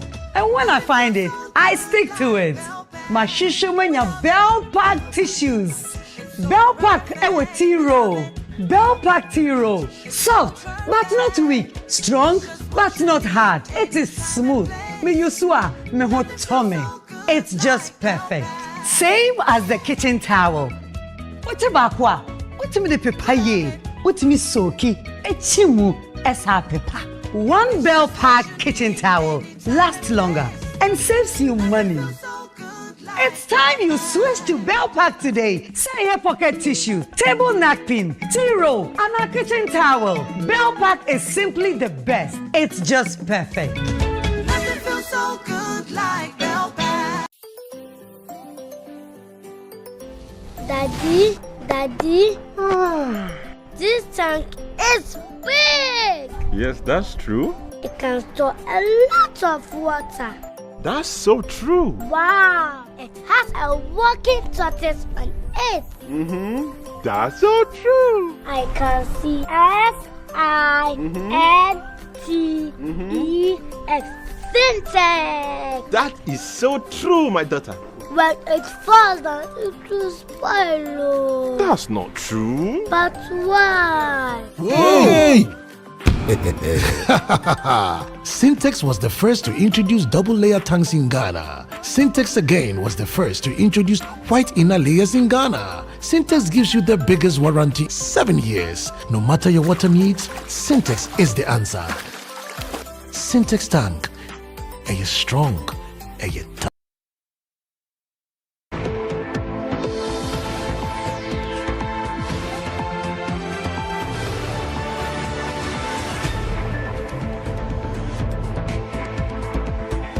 Welcome back from the break. Now, as the country continues to rebuild health facilities across the country due to the devastating impact caused by COVID-19, the Christian Health Association of Ghana says that time has come for the country to build a responsive, resilient sector for quality healthcare delivery. There is more in this report.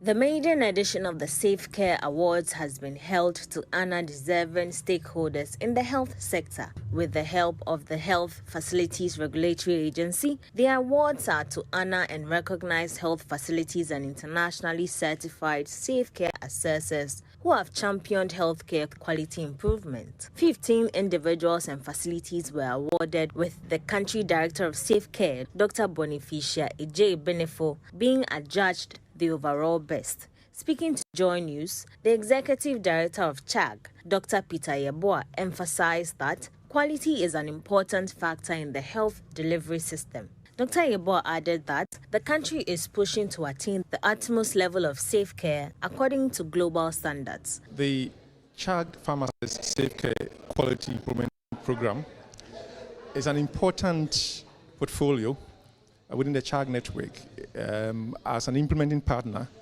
and a faith-based Christian organization. We believe that quality is a centerpiece of our holistic health and healing, ensuring that anyone who visits a CHAG facility will have the utmost optimal quality health services.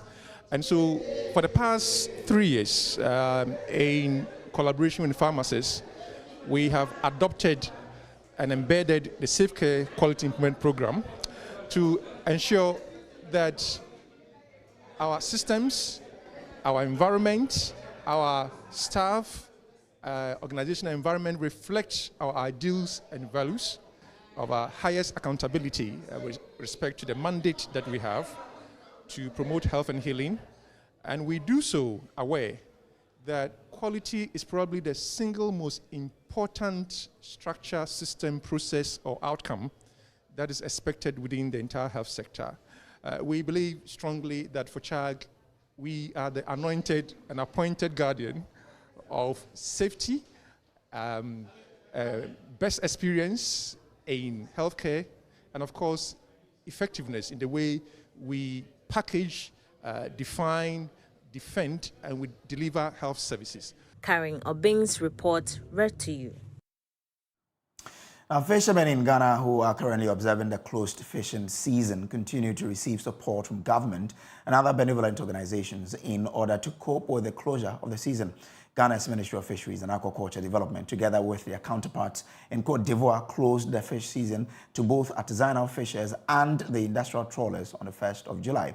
But the president of Challenging Height, James Kofi Annan, says he is calling on government to provide appropriate insurance packages for the affected individuals whose livelihoods depend on a fishing value chain. He was speaking when he presented financial support valued at 250,000 cedis to fishermen at Winneba in the central region. The support valued 250,000 Ghana cedis to 368 fishermen in Winneba is to help the beneficiaries cope with the impact of this year's fishing close season.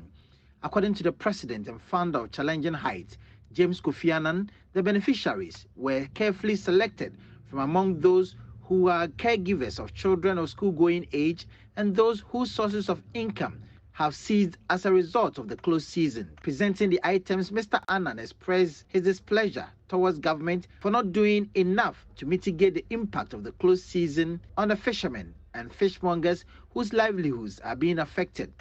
We know that there are over 200,000 artisanal fishermen along the coastal areas, and the value chain within the fishing communities has employed over 2.2 million individuals, and all these people are now at home not doing anything because of the close season, and there is no insurance for them, there's no social security, there is no leave for them.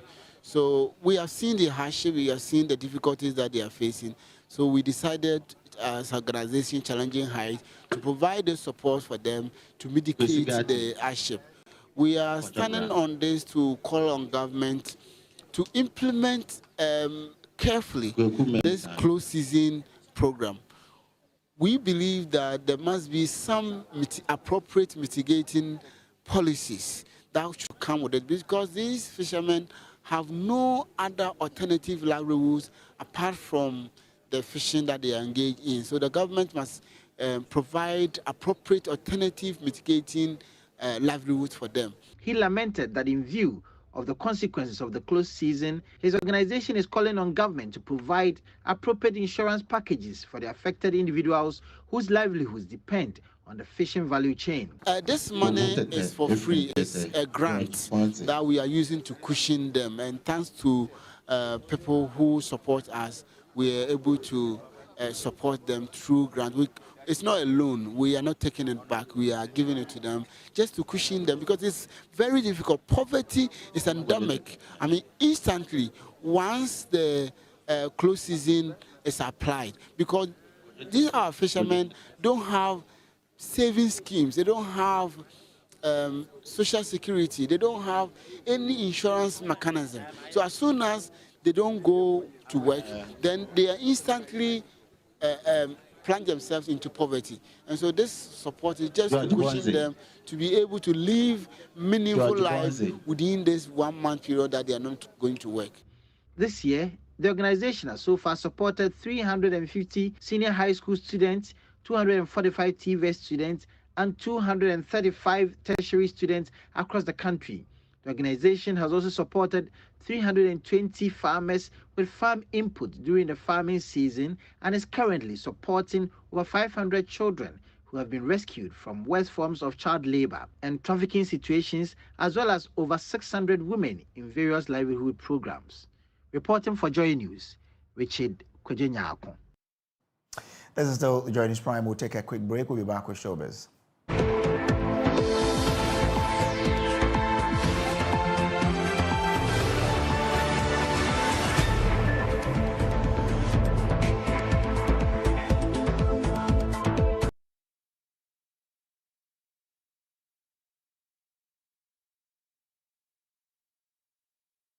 New way pass the tape and declaring plastic and what?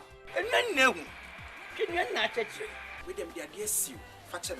As I can introduce DBS lifestyle gauge trusses amount. The same is a baby as a young man the day. And you know the good dance. And the crow, not sending near Benina and your papa. Sa DBS lifestyle gauge trusses. Yet the computer not generated. Into and I didn't go straight. And if it's a not guilty, and want to mean the Henry. A good answer, a fable. Finito. More musicians saw that. More music factories, and as a dark as Biano, may recommend DBS Trust Samamo. DBS Trust. Finito.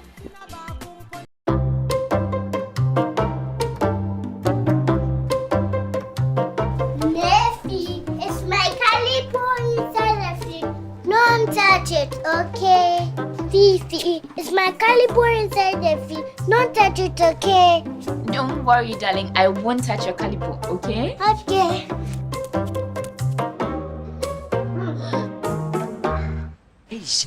Papa. Should I listen for you? It's okay, Grandma. You can drink it all. Oh, coffee. I've brought plenty for you.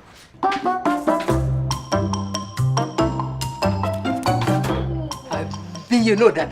Calipo, the natural fruit juice drink. This advertisement has been vetted and approved by the FDA.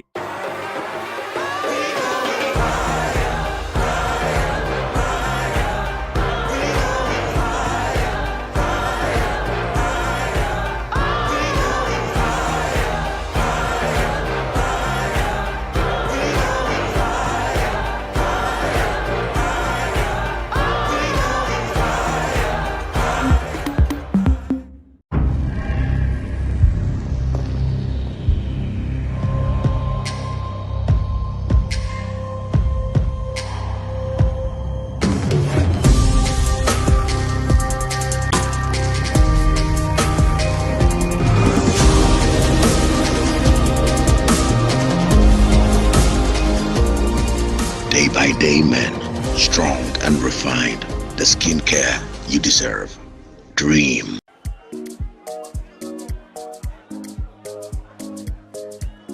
Madam, I'm looking for Abena. Abena, there's someone looking for you.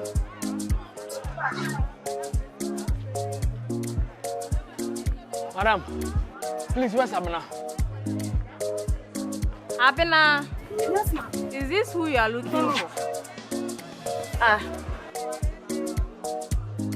Madam, please get me Abena. Please. Della. Abena, bra.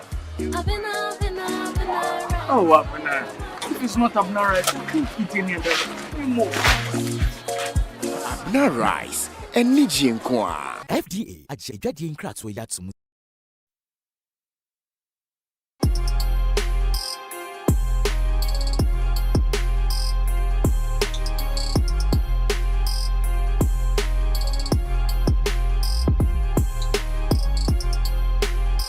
Vet Investment Limited.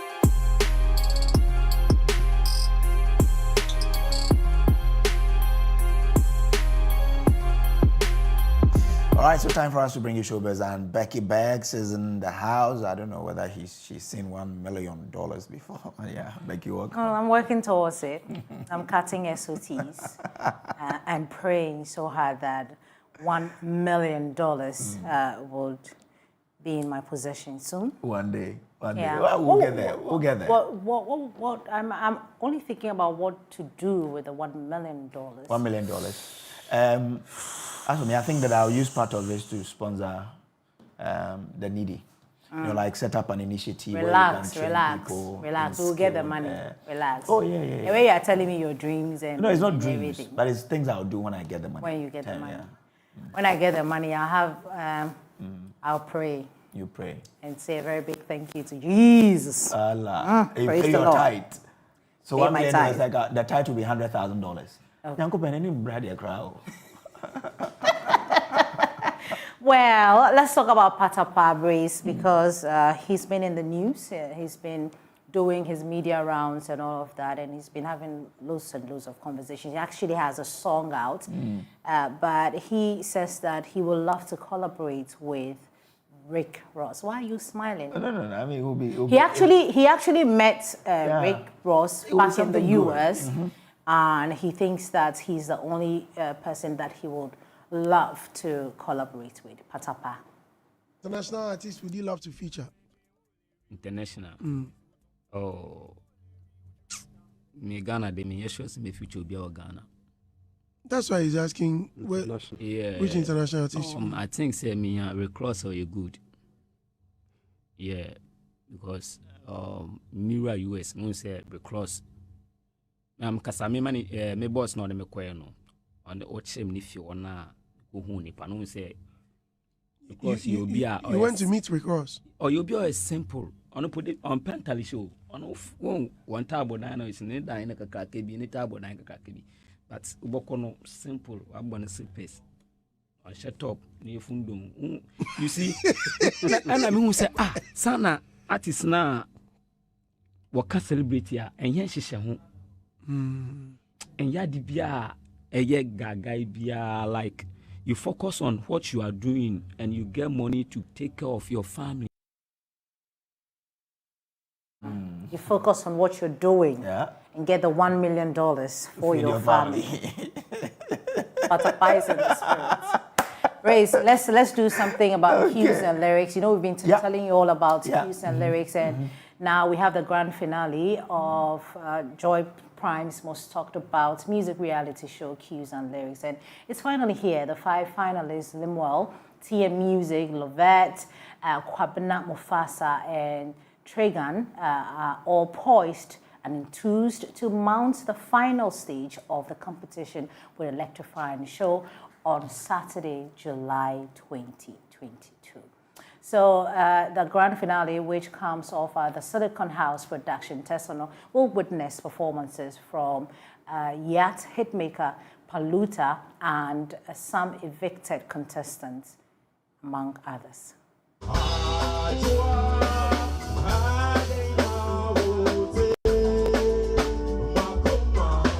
Through the grooming stage of going through the 10 weeks with the judges, their remarks and their queries on me sort of influenced my decision to actually select a high life, genre to be able to sing and also rap. So I'm really trying to put everything in good amount, allow my mind to think, allow my mind to fly, but also when I'm piecing it together, it doesn't shout. It just makes the sound that it needs to make.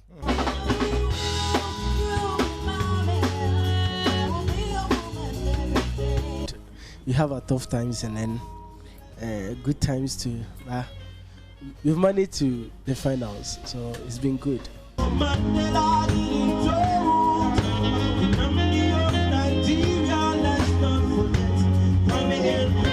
It's mixed feelings. Mixed feelings? Yes. I've never been in a competition before. This is my very first, and I've made it here. So I'm just contemplating on how it will be like. I don't know how to feel. I'm feeling every type of way. I wanna love you more.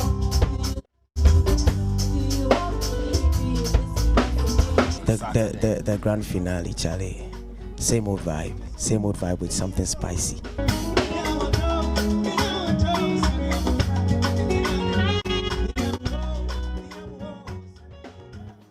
So, Brace, this is you cannot miss out on this particular edition. Not at all. But we started with them. We're going to end with them. Okay. When we started, you had something to do, which is sing. So this evening, myself. Before we wrap up, you should do something to. Onyimbuk, she love kitchen. Oh, that's from Kofi Carter. My favorite pepper soup. You love chicken. Hey, fancy. Well,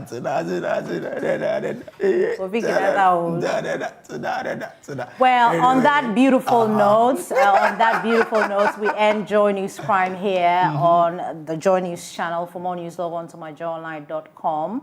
That's where you find all the news. And tomorrow, please join Joy Prime's Cues and Lyrics finalists for an amazing time. Let me do my my own sets before we go. Do we still have time? I will do. Hey, while you're playing the beat in your head.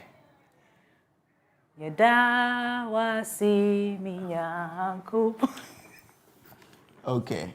Bias Kojobaga is up next.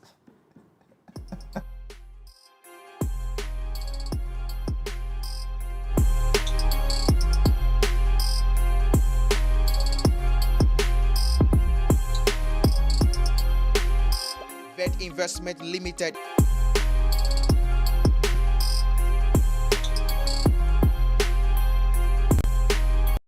Pepsodent is aware that globally, 1 in 2 children suffer from cavities. That's why by giving her Pepsodent, you're not only protecting her teeth, but also helping her grow up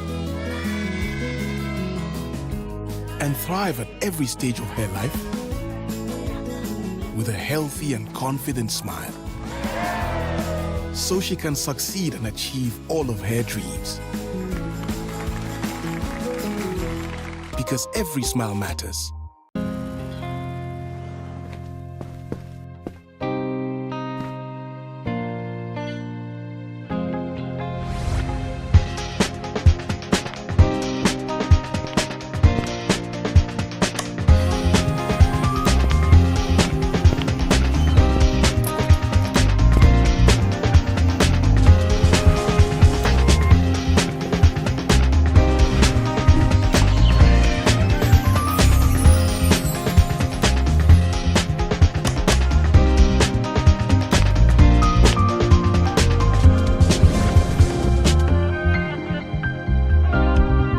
magic is in the design. Hi, now let me share my wildlife experience with you at Safari Valley Eco Park. Welcome to Safari Valley Eco Park. Our electric shuttle pulled up and in no time our tour began. We were surrounded by wildlife from the moment we entered the Eco Park. We were greeted by experienced tour guides who took us through orientation and how to better enjoy the experience. Watch these animals roam freely in their natural habitat undisturbed by our presence. We saw zebras, sable antelope, brown crane, mara, silky chicken, nyalas, Shetland ponies, and so many animals I just couldn't keep up. Our tour guides taught us so much about the wildlife, their behavior, and how to interact with them. I even fed them. We also went fishing on a man-made canal. Then we took a break to have lunch in this serene environment. All this amazing experience for this price for adults, this price for teenagers. It's a bargain. As the sun began to set, it was time to go back home, but not before dinner by the campfire. It has been a thrill of a lifetime, and I can't wait till my next visit. Safari Valley Eco Park, bringing you closer to nature. For the ultimate in entertainment, switch on now. Are you feeling what I'm feeling? Yes! Because DSTV is gonna make you with something for everyone. Switch on a world of action and comedy, reality, drama. Hit play now with the DSTV app and catch up. I got you, girl. Get the My DSTV app to get or stay connected. Switch on a world of wow. And switch on now with DSTV.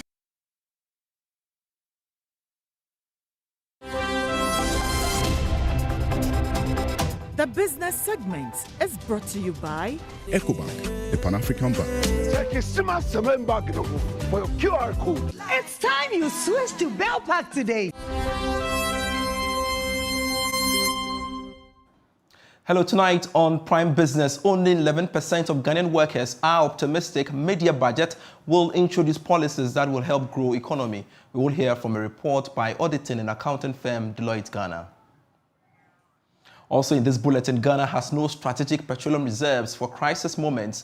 Managing Director of Bulk Oil Storage and Transportation Company confirms, but assures there is no cause for alarm. We know we don't have money to buy the strategic reserves. We know that, but we are trying. What we do is we make sure we have enough inventory to keep the country running. The nation needs to have a certain conversation, and that conversation should lead to how we're going to finance our strategic reserves. Plus, Ghana Civil Society Cocoa Platform is asking government to increase the cocoa producer price for farmers to avert smuggling of the bean. If Ghana is paying 800 cedis per bag, and in Ivory Coast right now they are paying around 1,350 equivalent in Ghana cedis per bag, and Togo is paying about 1,500 Ghana cedis equivalent per bag, obviously it makes business sense. We have details of these and many more shortly.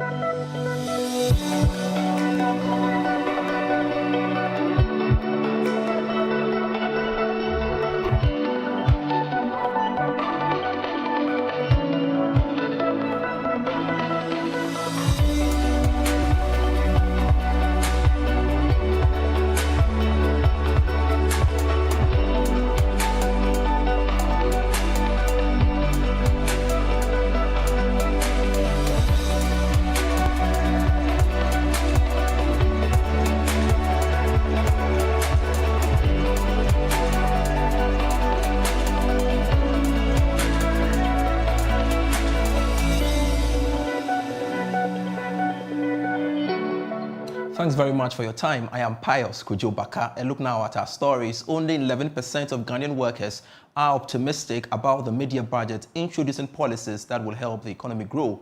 That's according to a survey by accounting and auditing firm Deloitte Ghana.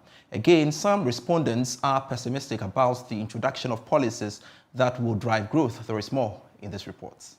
According to the survey, the respondents believe growth will be boosted by lowering value-added tax and increasing private sector participation. Indeed, a whopping 66% want a revision of the VAT rate to reduce prices. On measures by the government to boost exports, the survey found that credit availability and reduced customs fees were the most important. Actually, 59% wants the review of capital allowance deduction for certain vehicles upwards, whilst 55% wants the financial sector recovery levy abolished. Meanwhile, 34% of Ghanaian workers believe Ghana's gross domestic product growth rate would exceed the International Monetary Fund's forecast of 1.6% for 2023. In terms of the most effective changes in direct tax regulations for the industry, 74% of respondents view a reduction in corporate income tax rate as the most desired change to direct taxes. The survey contained 16 questions and was administered online. Let's make sense out of this survey. And joining me via Zoom is Yao Late, partner at Deloitte Ghana. Yao, good to join. You could join me on Prime Business. Now, only 11% of Ghanaians. Quite alarming, right? Yes, quite alarming. And good evening to you and your viewers or viewers. So this is a survey that was conducted in the last 1 month. The respondents were about 250 workers across 6 sectors of the economy. So talk about financial services, consumer, industry, and all the other 4 or 5 sectors that we categorize. And most of the respondents significantly within the middle level, so the low to middle level, supervisors, managers, assistant managers, and senior managers at various institutions were contacted. And so we got some very good responses from all the respondents that we reached out to. And so our survey covered issues that have affected Ghanaians in the last few years, and also what Ghanaians expect to see in the budget, upcoming mid-year budget, and also the budget for 2024. Most of the respondents were very, very pessimistic about government introducing policies that would drive economic growth. And this was based on the fact that a lot of the policies that are introduced in budgets do not go through adequate or comprehensive consultation process.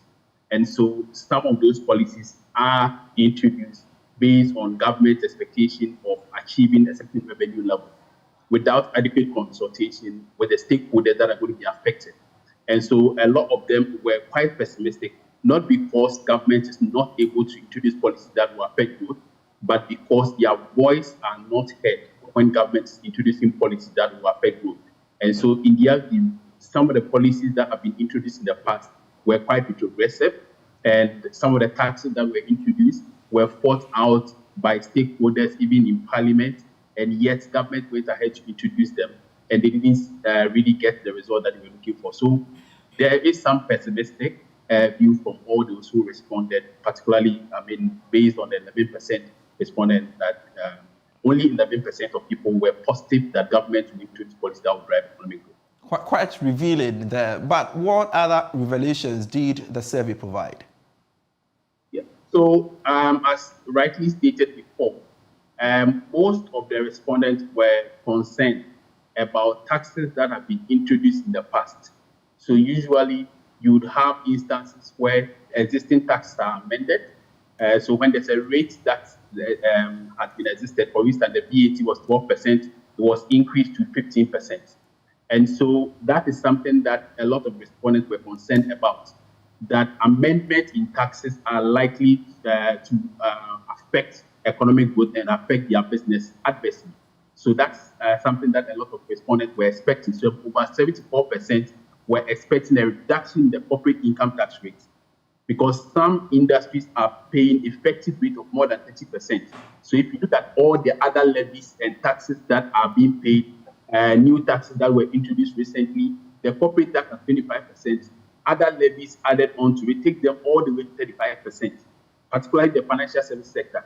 So the financial service sector was a key concern. I think most of the respondents in the financial service sector were quite pessimistic because of the effect of certain government policies, one of them being the domestic debt exchange program. That has got huge impact on the financial service sector. So they were quite pessimistic. So they asked for a reduction in the corporate income tax rates. Some of the respondents also asked for a revision of the VAT and Levies Act. So either we are putting all of them and using them as composite, where the VAT and other levies, which is currently at about 21%, are all put together as one levy or one tax that's recoverable. As we speak, we have 15% VAT and other levies of about 6%. That takes those who operate in the market to about 21%. So that's distortion. And in fact, if you look at the survey, one of the findings that came out is among the sub-Saharan African region, those that have seen economic growth have their VAT, that their VAT and levies below 17%. So where our VAT and levies takes you over and above 17%, is likely to have adverse impact on the economic growth. And I think, so these are the some of the findings that came out. All right, any recommendations?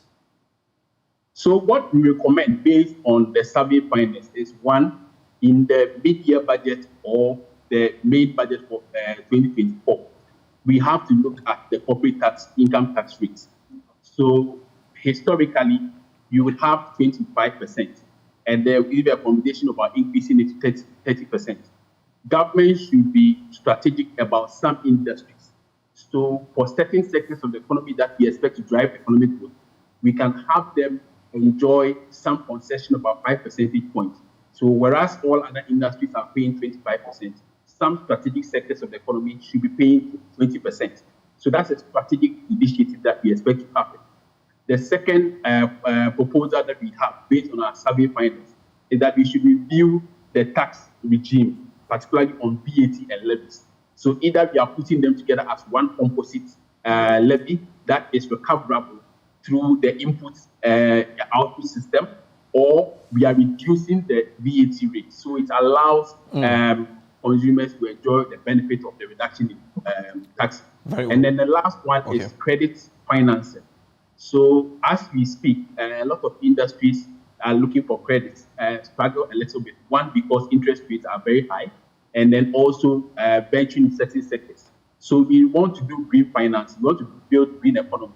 We should have tax incentives for business that are doing green financing and sustainable economy. Those who are building the sustainability of the economy should be given some incentives, and also tax incentives to support our green economy. Once we have a sustainable environment, obviously we have a growing economy in a sustainable way. Thank you very much, Yao Lati, for your time here on Prime Business. He is a partner at Deloitte Ghana speaking to me on the back of that survey they conducted. Let's move on to some other stories. And Ghana has not got any strategic petroleum reserves now for crisis moments. This has been confirmed by Managing Director of the Bulk Oil Storage and Transportation Company, Edwin Provençal, to Joy Business.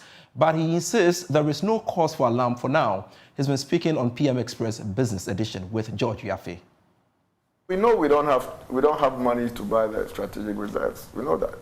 But we are trying. What we do is we make sure we have enough inventory to keep the country running. The nation needs to have a certain conversation, and that conversation should lead to how we're going to finance our strategic reserves.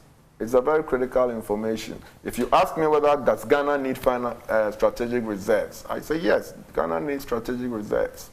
If you ask me whether a for-profit company like Bost should be the one buying, going to take a loan from the bank to keep petroleum products for the nation, I would say no.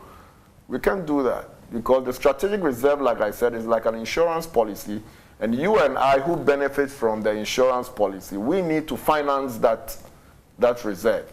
How to finance it is a discussion that needs to be had by the policyholder and various stakeholders to find an optimal way of financing those reserves. Is the Bost margin not enough to take care of all these operational costs of yours? No. Bost margin is strictly for maintenance and operations of the network assets. And it's I mean, it used to be about 37. 2021, it used to be 37% of our income. 2022, it moved to, or 2021 used to be about 47% of our income. 2021, it got to 37%. 2022, as I speak to you, It's about 11% of our income. It's nothing to write home about. Edwin Provençal with that, my colleague George Yafe in that interaction there. Joining us is the energy strategist and also the CEO of Eureka Energy Solutions, Dr. Yusuf Suleiman, for more on this. Dr. Suleiman, great to have you on here on Prime Business. I'm pretty sure you've listened to Edwin Provençal. Now, do you think that there is a justification for a levy to be introduced for the nation to build the strategic reserves? Yeah. Good evening to you, Pius, and your cherished viewers in Ghana and across the globe. Thank you for having me. Yeah, indeed. If anybody, any pundit who understands how this industry works, I mean, you will not fault any attempt, to be able to keep such a reserve. And I'll just tell you the reason why strategic reserves are key to every nation's energy security. Then we can look at how to do it. So first of all, I think strategic reserves are key. Number one is, I will say that it's actually an external economic shock absorber. Actually, it cushions every economy against external shocks. And I'll give you a clear-cut example. I mean, in volatility period, especially energy market volatility period, where we have energy prices dropping drastically or when we have energy prices increasing drastically, it is only your strategic reserves that will buffer you in these areas. So in the oil and gas industry or energy industry, we do have the boom and then the bust cycles. For instance, if you look at 2020, first quarter of 2020, what happened? The market collapsed phenomenally. I mean, if you remember, there was no space to store petroleum products. In fact, WTI went to negative. Brent almost became a single digit. That was huge. In that case, if you have massive strategic reserve, what you do is that you store it because it's a volatile period. All right. Now, number two, if you look at the other way around, just change the coin to the other way around. Sometimes petroleum price becomes so expensive.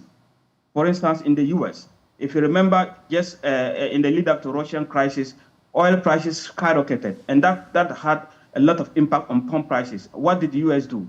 They released about 180 million barrels of oil per stream day. Pius, that is very, very huge. That's like 2 days the global consumption. And it was able to have impact on the market. So yes, strategic reserve is an energy security undertaking, to the extent that even U.S., if they have to release anything from strategic reserve, it has to pass through Senate, or the president has to override everything with emergency. So nobody can underestimate the importance of strategic reserve. And that's actually why BOSS was set up to do, to be able to keep that strategic reserve, so that in situations whereby the market becomes volatile, that is the key thing. In volatility period, you need your strategic reserve to stay afloat.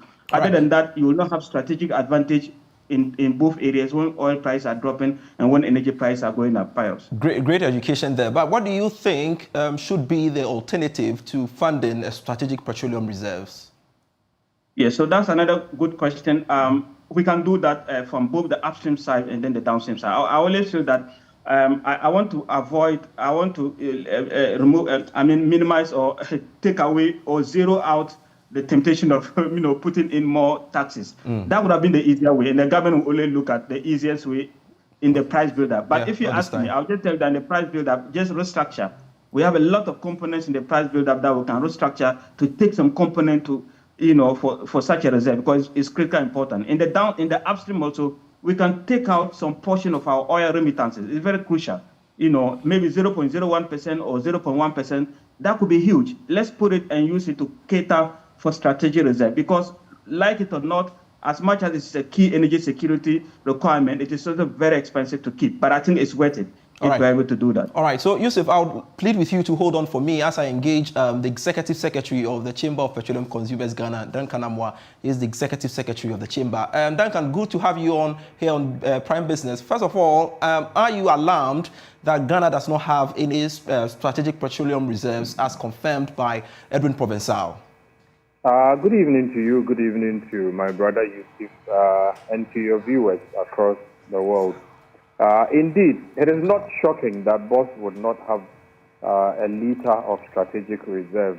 If you look at what BOSS core mandate originally should have been, what their focus currently is, what they are into now, which is more of a trading, bit, as opposed to what you set them up with the taxpayers' money for, you get a sense that this whole conversation about even keeping a strategic storage or stock might not sit well with Boss currently because the tanks have been commercialized. The storage that you expected to have been there for you to fall on in bust and boom times, like Yusuf alluded to, those tanks have been commercialized. When BDC's one brings products to store, Boss would gladly take the product, charge commercial rates in order that they rake in some return.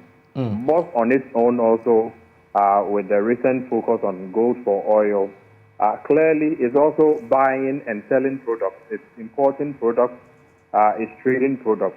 You end up wondering what space exactly would you be looking at, should I say, putting out there specifically for strategic storage purposes when the cushioning that you should have in Boss is currently being used for direct market trading. It becomes almost an impossible thing. And so I'm wondering how we could situate that whole conversation. If Boss is so focused on keeping strategic stock, then you can talk of funding. But as it stands, the tanks are commercialized, and so it will be difficult to expect that you would have maybe the kind of 4 to 6 to 8 to 12 week storage that a country would need in emergency times, like again, Dr. Suleimana alluded to. It doesn't look like their focus now allows for strategic storage purposes. No. Mr. Amwa, Edwin makes an argument that we should start looking at a levy to build the strategic reserves. Do you agree with him on that? If it is a levy that would probably take out of maybe whatever commercial activities that Boss itself is engaged in, because you recall for 2 years standing, Boss has had to declare profit. We can possibly, put part of that money into strategic stocks. Strategic stocks are not there for free. They have a commercial value. And so when we make the flat argument that consumers should suffer or bear the consequence or pay for it directly at the pumps.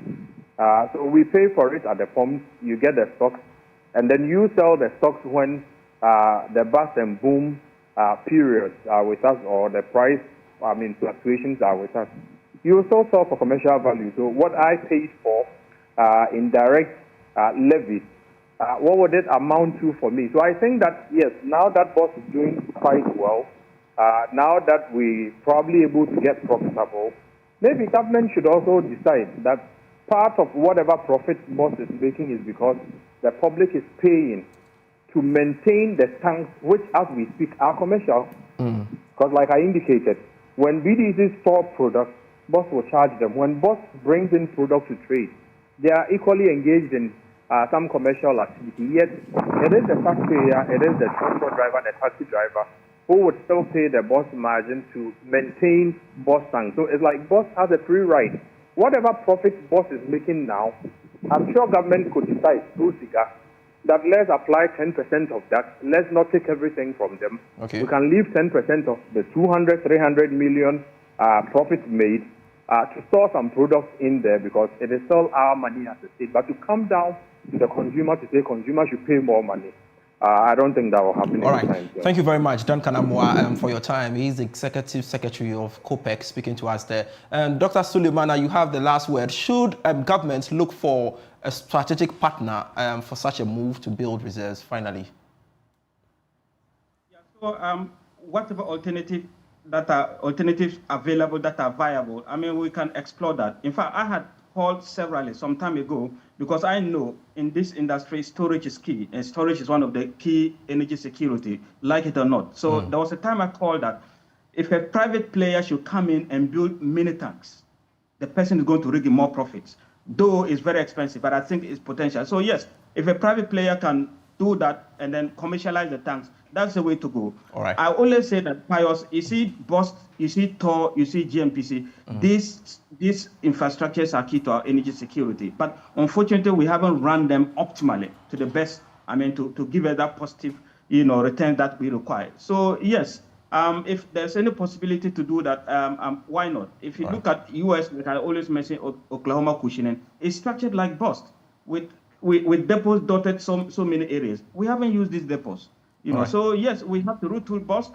and make it a bit vibrant, and let it come back to its core mandate.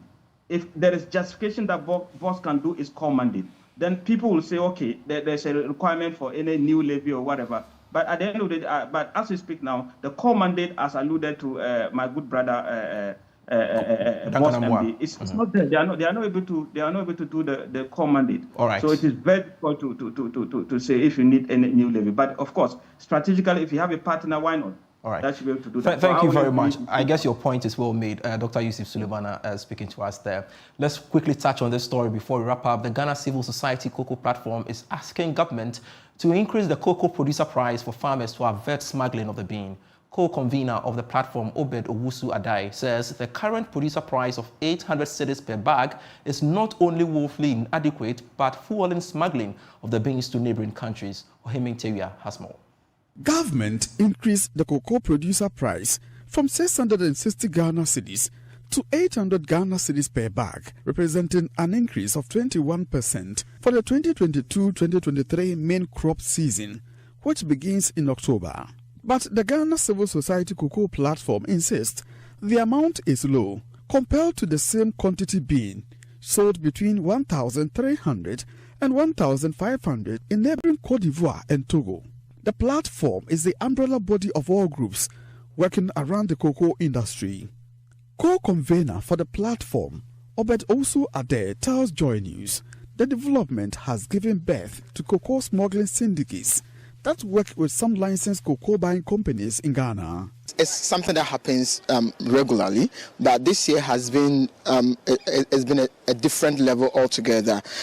We got notice from some of the communities around the border towns that there is a syndicate that is smuggling cocoa into the neighboring countries. So we engaged with Cocoa Board, and we were told, Cocoa Board themselves, the CEO himself, we met him at his office, and he indicated that yes, they have gotten that wins, or they've been told that there is this smuggling happening, and it's happening in such a way that farmers are working with district officers, the DOs, those who buy cocoa beans for Cocoa Board. Staff of the licensed buying companies are working with some farmers. They buy from the farmers at a cheap price, and then they go and they accumulate them, and when they get a load, they transport to the neighboring countries, especially in Cote d'Ivoire and also in Togo. This is no rocket science. If Ghana is paying 800 cedis per bag, and in Ivory Coast right now they are paying around 1,350 equivalent in Ghana cedis per bag, and Togo is paying about 1,500 Ghana cedis equivalent per bag.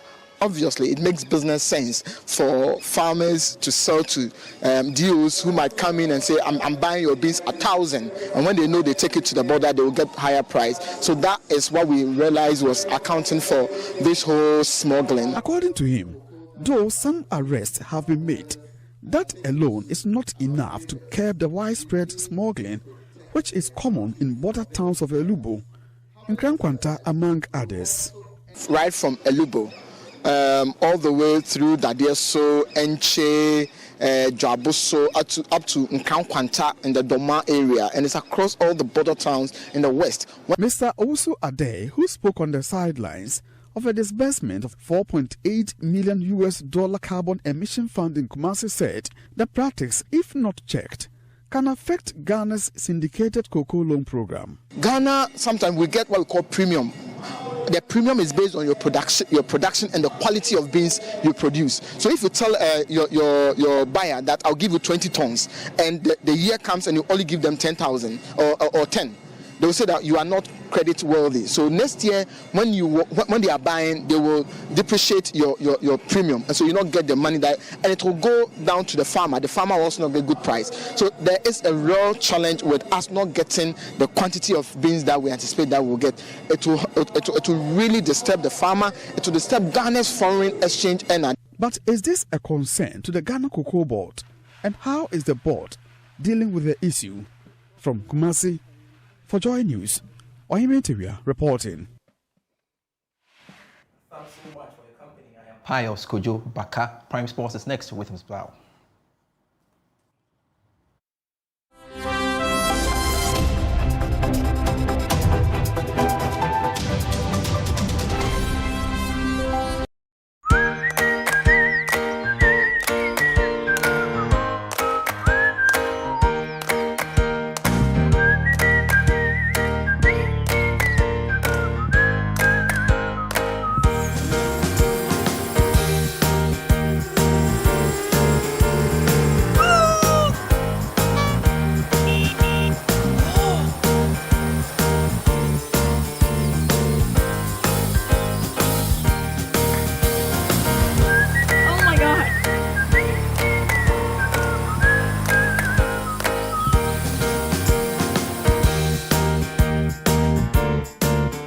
Tertiary, the all-natural fruit juice. This advert is FDA. Research has it that malaria is one of the most deadliest diseases in this part of the world. So, whenever you're feeling cold, feverish, nausea, or fatigue, get tested. If it is malaria, do not worry. I have good news for you. Let's all go back, Lorna. Malaria scared of Lorna. Aye, malaria's remedy is Lonat. Therefore, we're gonna use Lonat to recover. You have malaria? Yes, please. Are you shivering? Yes, yes. You got chills? Yes, Take yes. Lonat. Lorna. First day. Lorna. Take Lonat. Let's all go Second back, day. Lorna. Take Lonat. Lorna. Third day. Lorna. Take Lonat. Malaria scared of Lorna. That's all. Lonat scatter malaria. Lonat it scatter malaria. A quality product from Blaze GVS Pharma. 12 ambitious talents, 11 weeks of intense grooming. 7 talents have dropped off. Now, down to the final 5. Who emerges the winner for the maiden edition of Joy Prime's Cues and Lyrics and goes home with the 20,000 cash prize, an all expenses paid trip to Dubai, a recording deal, and other amazing products from our sponsors: TM Music, Lovette, Kwabena Mufasa, Tragan, Limwell. Who wears the crown? Vote for your favorite to glory via short code *711*60#. Join us on Saturday, July 22, 2023, 8 p.m. at the Silicon Production House, Tesano, as we treat you to back-to-back performances and the crowning of the ultimate winner of Cues and Lyrics. It will be a night of great music with special performances from Superstar TZ, Mighty, and the newest sensation on the music scene, King Paluta. Come cheer your favorite to victory. Attendance is free. Guests must be seated by 7 p.m. Cues and Lyrics is sponsored by Syntax Tank, Aya Strong, Aya Tough, Adansi Travels, and Ghana AIDS Commission. Cues and Lyrics, bring on the music. Joy Prime, your ultimate experience.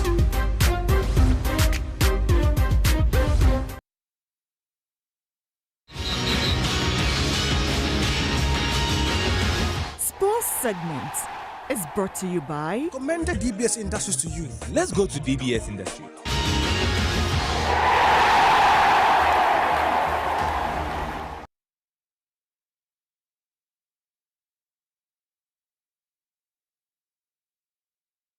Hello and welcome to Prime Sports with me, Razak Musbao. Now, the Ghana Football Association Executive Council member Dr. Randy Abe has responded to the criticism surrounding Black Stars coach Chris Hughton, clarifying that there is an unwarranted impression of the GFA being against him.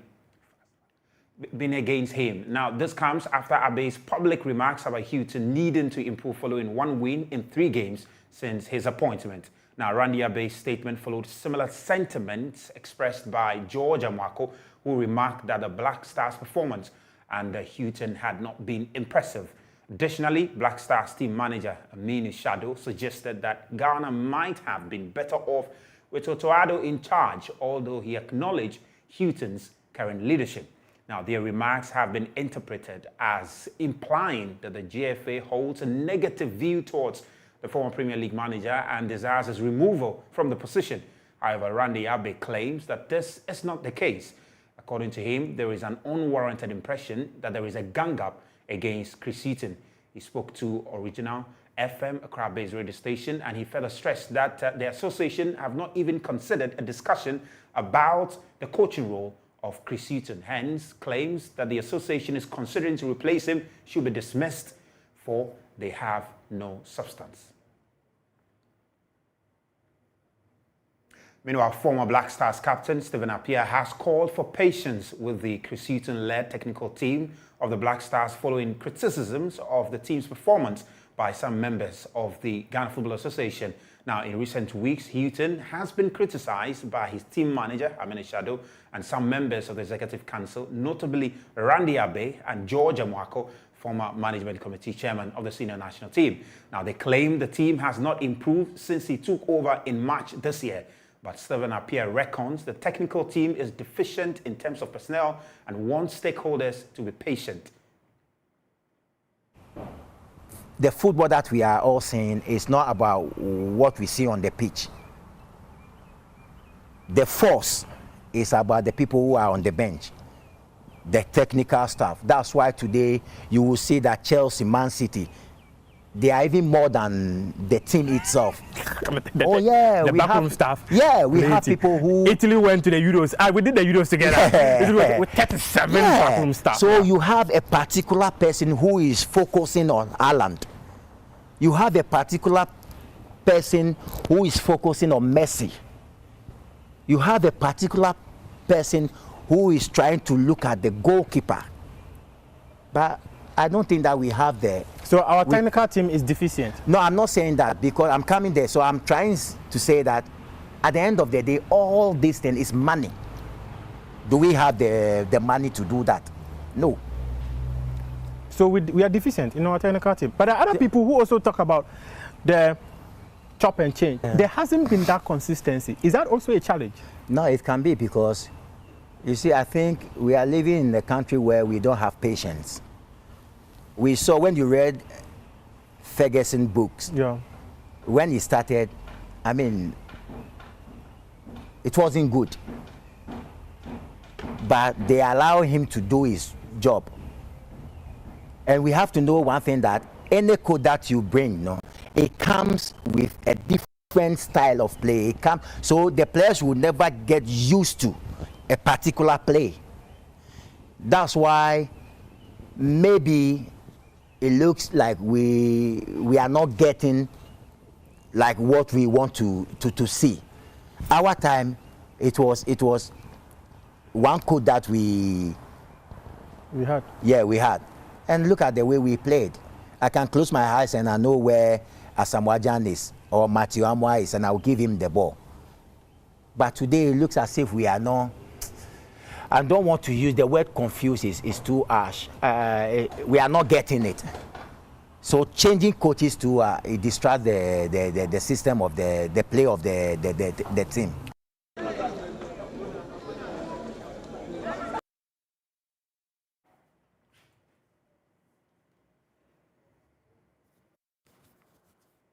Now to the Women's World Cup now, where Olympic champions Canada were forced to settle for a 0-0 draw against Nigeria after captain Christine Sinclair failed to convert a penalty in the opening game of Group B. With normal penalty takers Jessie Fleming out of the starting lineup due to injury, Sinclair opted to take the shot but was subsequently denied by Super Falcons goalkeeper Chiamaka Inadoze with a defiant one-handed stop. A red card was later handed to Deborah Ajibola Abiodun in the 90+8 minute for a dangerous tackle. However, the Nigerian Super Falcons were able to hold on to secure an important 1 point in their first game and will be looking to improve in their subsequent games.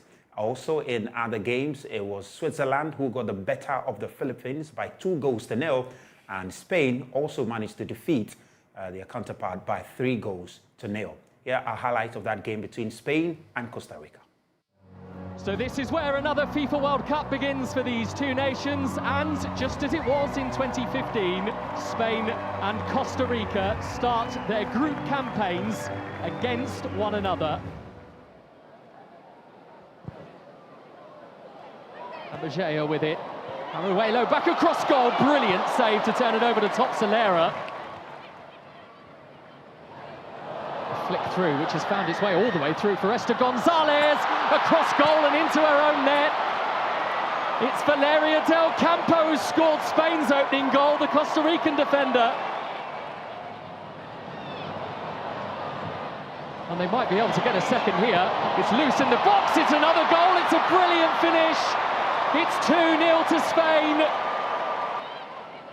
Collected again by Algeria, this time with far more length on the delivery. The header's off the crossbar, the follow-up is flicked in.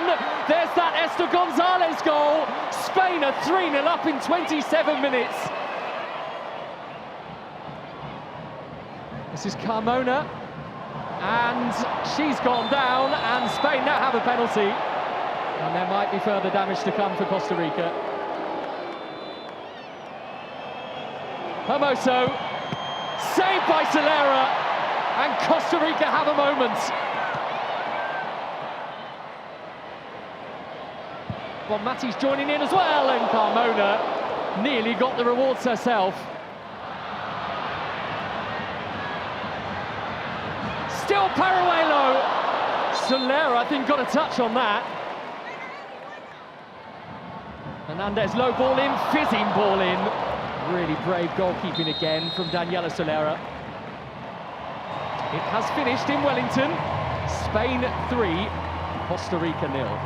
Now the action continues tomorrow, and it will continue until the 20th of August when the final will be played. We'll bring you more updates there. But let's do some football transfers now. And Black Stars defender Daniel Amate has arrived in Turkey ahead of his move to Besiktas from English Premier League side Leicester City. Also, Senegalese star Sadio Mane is reportedly on his way out of Bayern Munich to Al Nassr of Saudi Arabia after being told he is not in the club's plans for next season. Now, my colleague with our sister station in Shore FM, Fifi Manfred, has been following all of these stories, and he joins me via Zoom all the way from Kumasi for some further detail on these very developing stories. Fifi, good to see you again. Bring us up to speed on Daniel Amate. We understand he's landed in Turkey to complete a move to Besiktas. What more can you share with us on this very move? So, first of all, thank you very much, Busbao. I can confirm that deal is official. Daniel Amate hasn't just landed in Besiktas. He has also officially signed for Besiktas from Leicester City. Last season, if you look at the English Premier League, his team, Leicester City, had been relegated. And in coming back this season, he felt that there was a need for him to move away. The club wanted to offload some of their assets since they are going to play in the English Division 1. So they allowed Daniel Amate to go away, and it's at Besiktas that he has gotten a deal from him. So it's official. Daniel Amate is a new Besiktas player. Well, interesting. Let's talk about the Black Stars. Even before that, let's do Thomas Partey now. We understand there's Arsenal have an update on him because there were rumors that he's likely to leave Arsenal. But we understand there's an update relative which will possibly see him stay at Arsenal come next season. What do you have to share with us on that?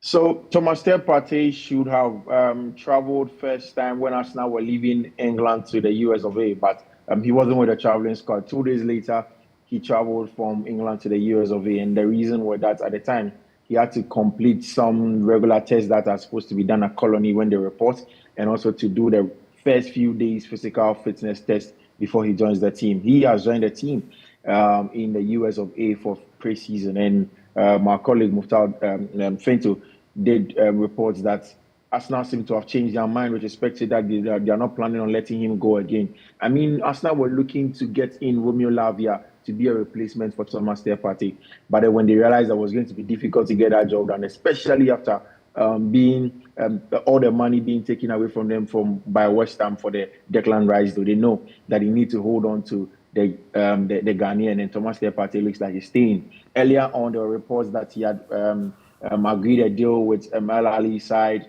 in Saudi Arabia, but then really that wasn't done yet, and Thomas Partey looks like he's going to stay in North London. It's a good one for him. I think that this season offers him a chance to go ahead and win something big with Arsenal. The team, he was part of the beginning. He was there at the beginning of the project. He has been with it for a very long time. He started with El Neni and Xhaka. Xhaka and El Neni are out of the club now. He is now the main senior midfielder in that midfield. El Neni is still there, but then he's like with respect to playing time and what have you, is the main guy as it stands now. So I think that Partey should be part of this team and possibly get close to winning a trophy this season or the next. Let's talk about Black Stars captain now, Andre Dideayu. He last played for Nottingham Forest after moving from Al Sadd in Qatar. At the moment, of course, he signed for Nottingham Forest on a 6-month deal. It has ended and he's clubless at the moment. What do you have to share with us relative to some potential move? Have there been any clubs that have shown interest in the Black Stars captain, Andre Dideayu? So Andre Ayew will never run short of suitors, both in Europe and then, of course, in the Qatari region, in the Saudi region as well. I can tell you that his people, his entourage are working earnestly on the clock to make sure that they find a club for Andre Dideayu. But some of the clubs that we know down the radar of Andre Dideayu is also Turkish club Fenerbahce, who are looking at Andre Dideayu, possibly to go ahead and sign him as a free agent as it stands now. There's also the possibility of the Saudi Pro League. I know that his people are talking to some of the people at the Saudi Pro League to hopefully get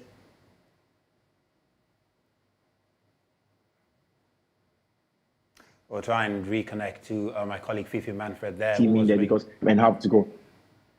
Yeah, interesting. So you mentioned, Fifi, that he's likely to end up in Saudi Arabia or possibly make a return to Qatar. But is it really the case that we are likely to see the Black Stars captain make a return to Europe?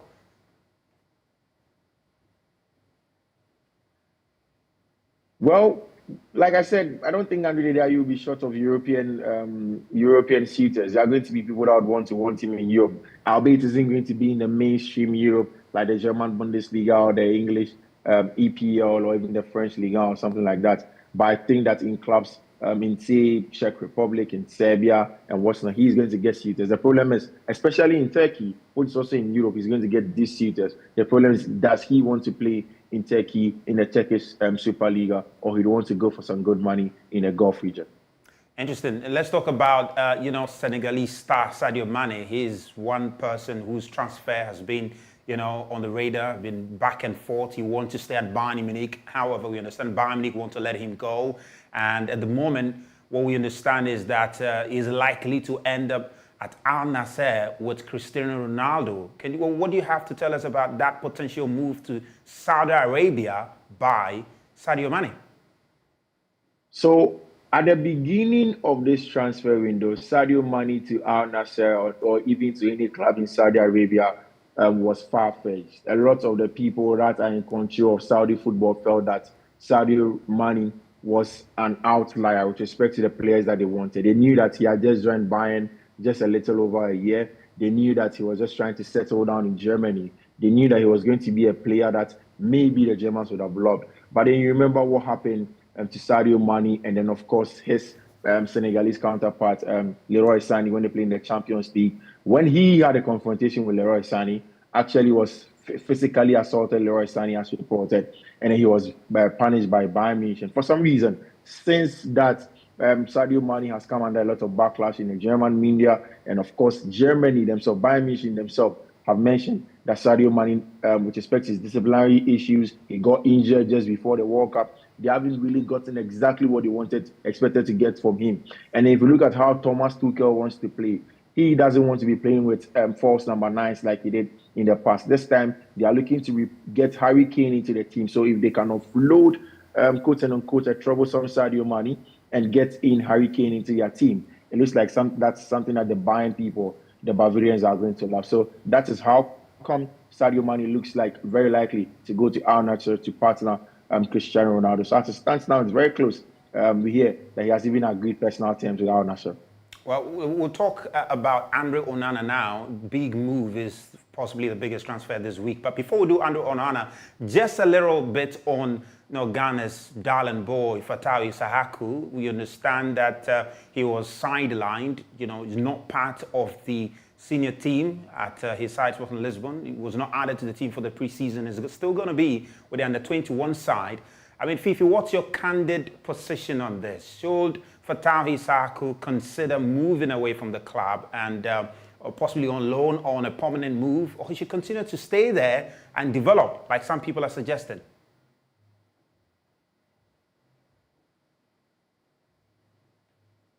Musbah, so for Fatah Issahaku, it's an interesting conversation. Ruben Amorim is one of the managers that loves to develop young talent, and in recent times, there were some times where he came on, especially in that game against Spurs in the Champions League under Ruben Amorim. For all of us Ghanaians who follow Fatah Issahaku's progress, the hope is that we would have loved for him to develop and grow under Ruben Amorim. He hasn't gotten enough game time. The reports from Portugal do suggest that the last time I spoke with Zach Lowe, he was mentioning that Fatah really has lost favor in the eyes of Ruben Amorim. He isn't getting the time that he wanted to play under Amorim, and it looks like if he doesn't really fit tactically how Ruben Amorim will want to play. So there are a lot of options outside for Fatah Issahaku. In Portugal, there are lots of clubs like Victoria that can come